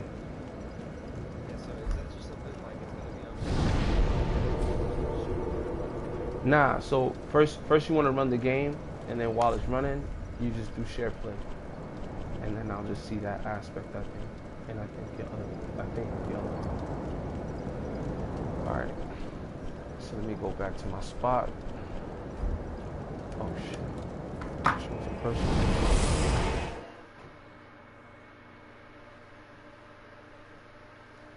Yeah, because I did a live with that, man. I was like, oh my God, this game. I was like, all right, I'm going to be up all night long. It's hard, right? Because I was getting my ass beat. I ain't going to lie. Like, the jumping out the way dynamics are pretty good. You know what I'm saying? They're very fast. You know, fast. There's no iframes. There's no iframes. What do you mean iframes? Like, you know how whenever you roll, Yeah. you have iframes? In that game, you can still get hit. Oh, is that what that means? No wonder I was getting hit. Okay. Because I know there was times I rolled out the way. It was pretty good, but I think you just gotta time it real good. So, Okay. we're gonna see. So right now, I'm on the main menu. Where do I press? All right, so I'm gonna show you. So, I think you hit share, and then from share you hit the start share play, and then you just choose me. Oh, I see. Okay. Start share play.